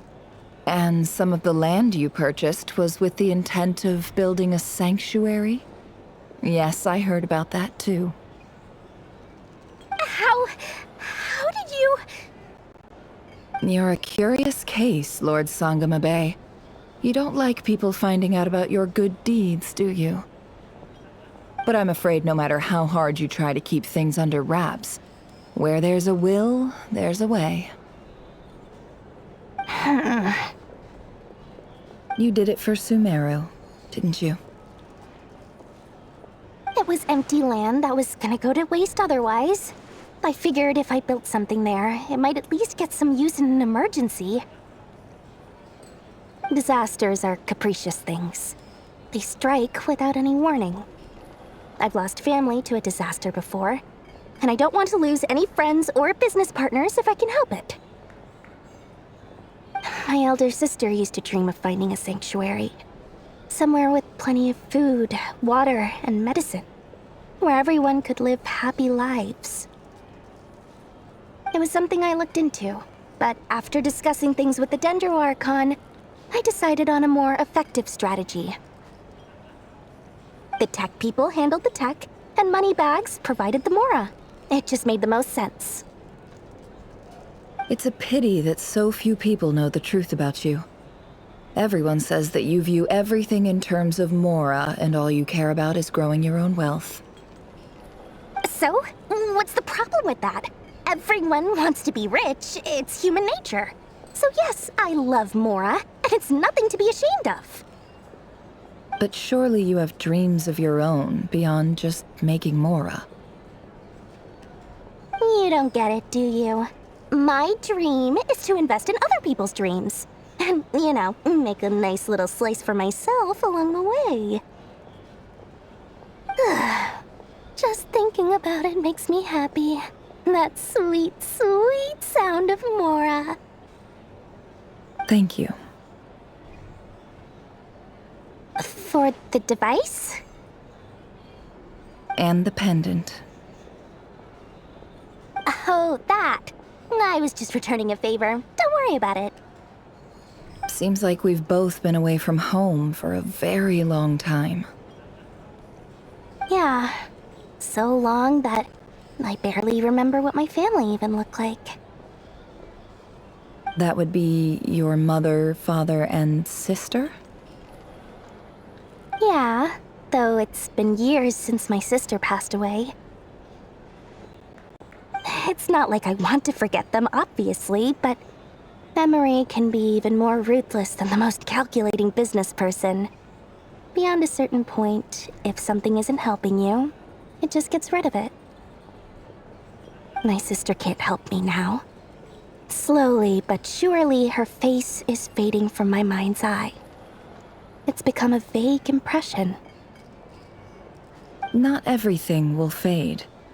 When loved ones pass away, the beautiful memories are the ones that last the longest. Yeah, that's true. If you ask me, that's the one silver lining in all of it.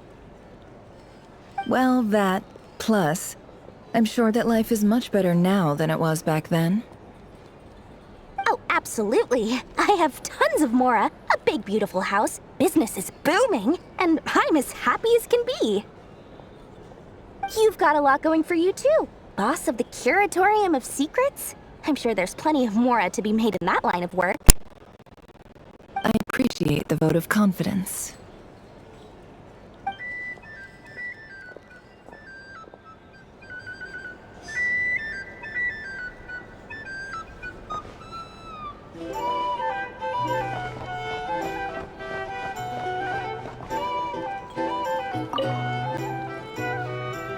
How have you been holding up? Any adverse reactions?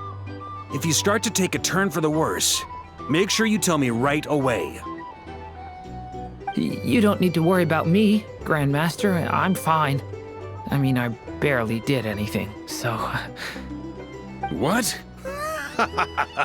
You're too humble, young man. You played an indispensable role in the battle for Nod-Krai. We can't thank you enough for your support. Sometimes, when people praise you, it's because you deserve it. The best thing is to accept it calmly and with grace. It's important to learn how to respond to words of admiration. Let's do a quick demonstration. Albedo, that was an incredible feat of alchemy. The pressure was on, but you worked flawlessly at lightning speed to get the job done. Thank you. I can't take all the credit, though. Durin played a big part in forming the alchemical array. See? Did you catch that? A masterclass in how to take a compliment. Okay, yeah. I did work pretty hard to help prepare for the battle. No point denying that. Hey, you guys! Hey, look who's bounced back. Looking good, Traveler. Seems like you've recovered. You won't need to take any more medication. Can I get you a drink? Huh? You know how to order at a bar now? You've sure learned a lot recently. Handling a drinks order is ridiculously simple compared to alchemy. Don't worry, I'll blend into society yet. Paimon believes it! You're clearly a fast learner, just like your brother.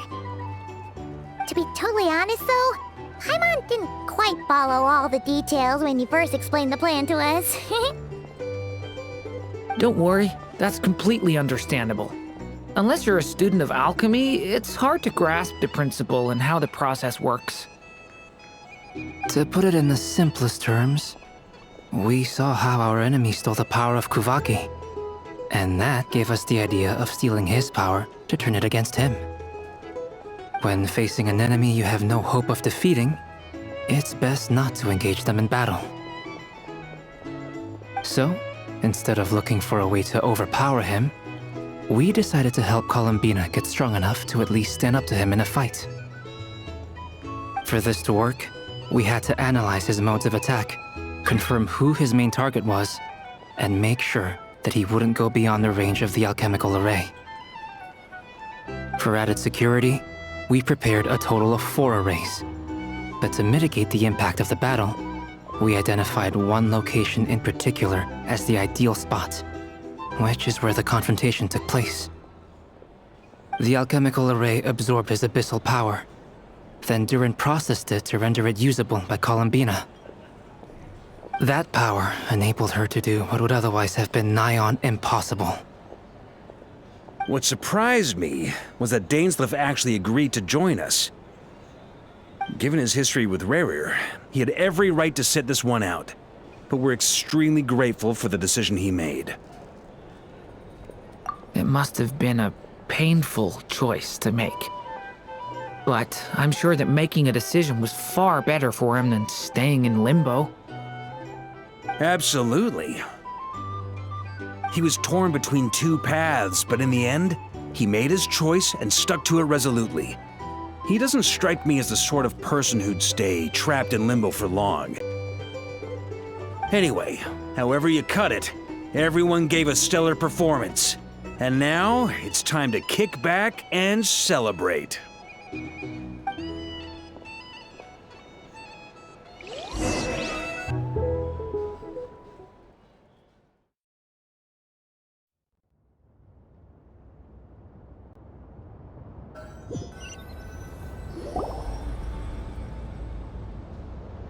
That's the only reason you're here? Yes. I've thought a lot about it.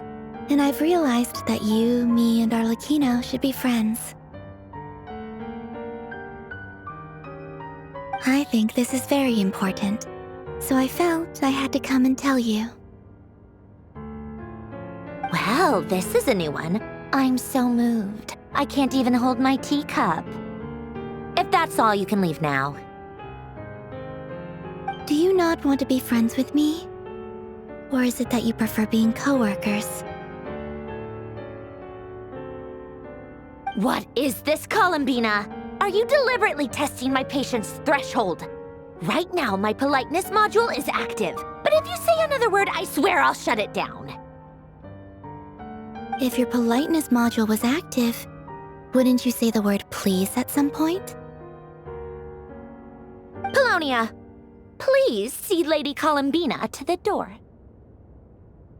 Will you still invite me to your next tea party? What? Yes, I think you will. Bye-bye, dear Sandrone.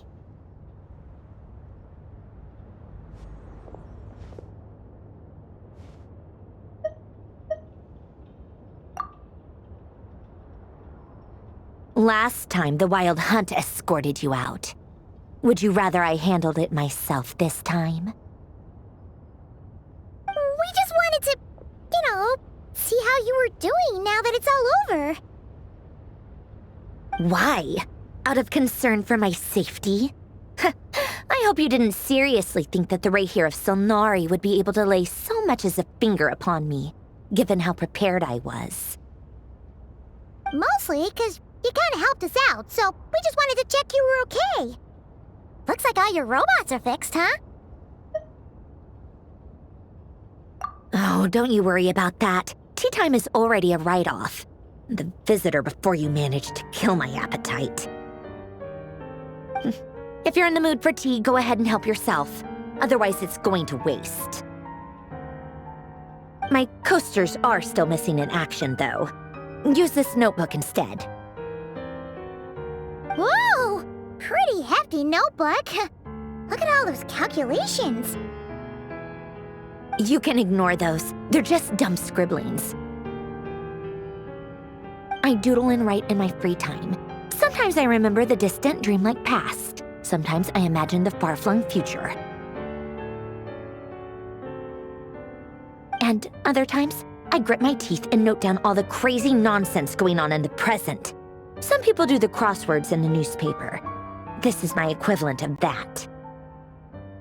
Trying to predict the future is like daydreaming, and writing about the present just makes me furious. The past is my favorite. If nothing else, it's already set in stone, so I don't have to rack my brains trying to figure it all out. Huh.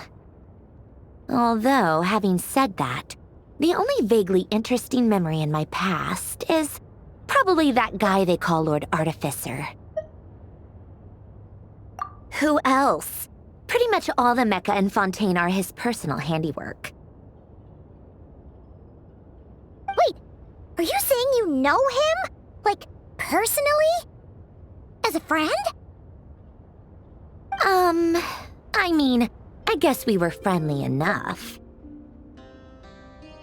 Yep. In fact, I'm probably the only normal person left who knew him at all. We used to chat occasionally back when he was still around. Before he passed away, he asked me to destroy all his manuscripts. I honored his request, but I did read through everything first before destroying them. I mean, I couldn't let the genius of Lord Artificer Alain Guillotin disappear like that. Would have been such a waste. So, that's where the formulas in your notebook are from? I just told you, those are my equivalent of crossword puzzles. They're just dumb formulas that I solve for fun when I'm bored. Alain's work was like epic poetry. The formulas in my notebook are just silly little riddles in comparison. Not that there's anything bad about them. I mean, at least, solving those riddles isn't going to hurt anyone. Except me, because I lose a few brain cells in the process. Anyway, while we're on the topic, I might as well tell you about what happened to him and his friends. Alain Guillotin had two close buddies, Renee and Jacob. They spent their childhood years together in the Narzissenkreuz Institute. They were all quite competitive, so there was some rivalry between them, but it was a friendly rivalry. But beneath the friendship and the rivalry ran something deeper, a sense of nostalgia for the past. Unfortunately, childhood would end, the prophecy would come true, the apocalypse would arrive, and the future would never be. A mad dream that would normally only capture the minds of lunatics began to take root in their hearts. A dream of saving the world. And if Renee and Alain had been people of lesser wits, that dream would probably have ended up as something for them to joke about in their older years. But alas, they were some of the sharpest minds around. They nurtured that dream with the full power of their intellect, and it grew into something that ate away at their souls. The first of them to fall under its spell was Renee. Against Alain's wishes, he persisted in experimenting on a mutual friend of theirs to try and save their life. Alain did not approve and parted ways with Renee. It's complicated. Alain wanted to believe that Renee only did what he did for the sake of their friendship. But when he told me about what happened, I could tell he still had some suspicions about Renee's motives. Perhaps the seed that would grow into a nightmare had already sprouted in Renee's mind. Even then. The next time they met, Renee's soul had been completely engulfed by the dream of salvation. His futile attempt to change the tide of fate only resulted in a wave that swallowed up the world, even before the apocalypse came. And although that wave died down eventually, I hear that it just recently came back with a vengeance. As I understand, Renee wanted to live out his dream of salvation once more. But I'm told that the attempted resurgence finally died out for good. At long last, Renee awoke from his deluded dream. Though of course by then it was far too late. What do you think of Renee? Do you admire his transcendent genius? His view that any price was worth paying to achieve the lofty goal of saving the world? Or do you despise him? Dismiss him as an evil madman who wrought havoc on the lives of everyone around him as he pursued his delusional dream? Same difference, really. Just a matter of perspective. What a cop-out. But I suspect you'd have a more incisive and insightful answer if we dug into it further. I don't like fanatics who give up their whole lives for their ideology. Nor do I like fools who let their delusions take control. Maybe I could understand if Renee had just been an ordinary person. But he had a sage-like intellect. And still managed to get himself lost in the labyrinth of his own desires. Anyway, that's enough about Renee. Now, moving on to Alain Guillotin, the Lord Artificer. He managed to put a stop to the first storm whipped up by Renee. But after that, Alain lost his friends and family. To his credit, I suppose, the loss of his family and friends was purely a tragic accident. It's not like Alain sacrificed them for his cause or anything. After that, the only thing supporting his work was the same dream that had dragged his closest friend down to the abyss. But although the desire to save Fontaine drove him to found the Fontaine Research Institute, Alain continued to reject any form of transcendental knowledge or power. He was suspicious and fearful of it, having seen the way it had affected his closest friend. I think that formulas and machines derived solely from human intellect were the only thing that gave him a sense of spiritual comfort. Yet Alain's intellect was simply too great. It barely left him space to breathe in his lifetime. Once he realized that the end of his life was approaching, he finally accepted the truth. The Nod-Krai Institute needed someone, and a human being, to see its story through to the end.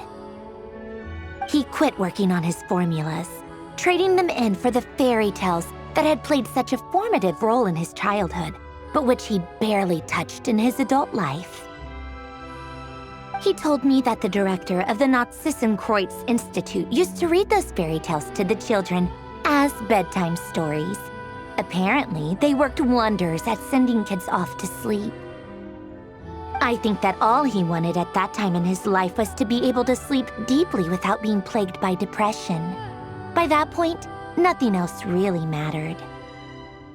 At the very end, he laid down to rest in the ruins of the former Nod-Krai Institute orphanage, while the Fontaine Research Institute he had founded continued tirelessly with its work.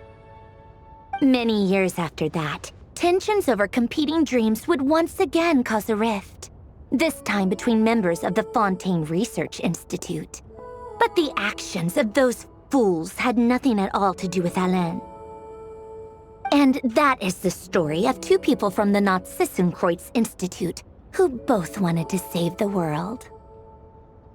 One went all in on his fantasy of salvation without ever looking back, and ended up calmly sinking to the bottom of the deepest sea.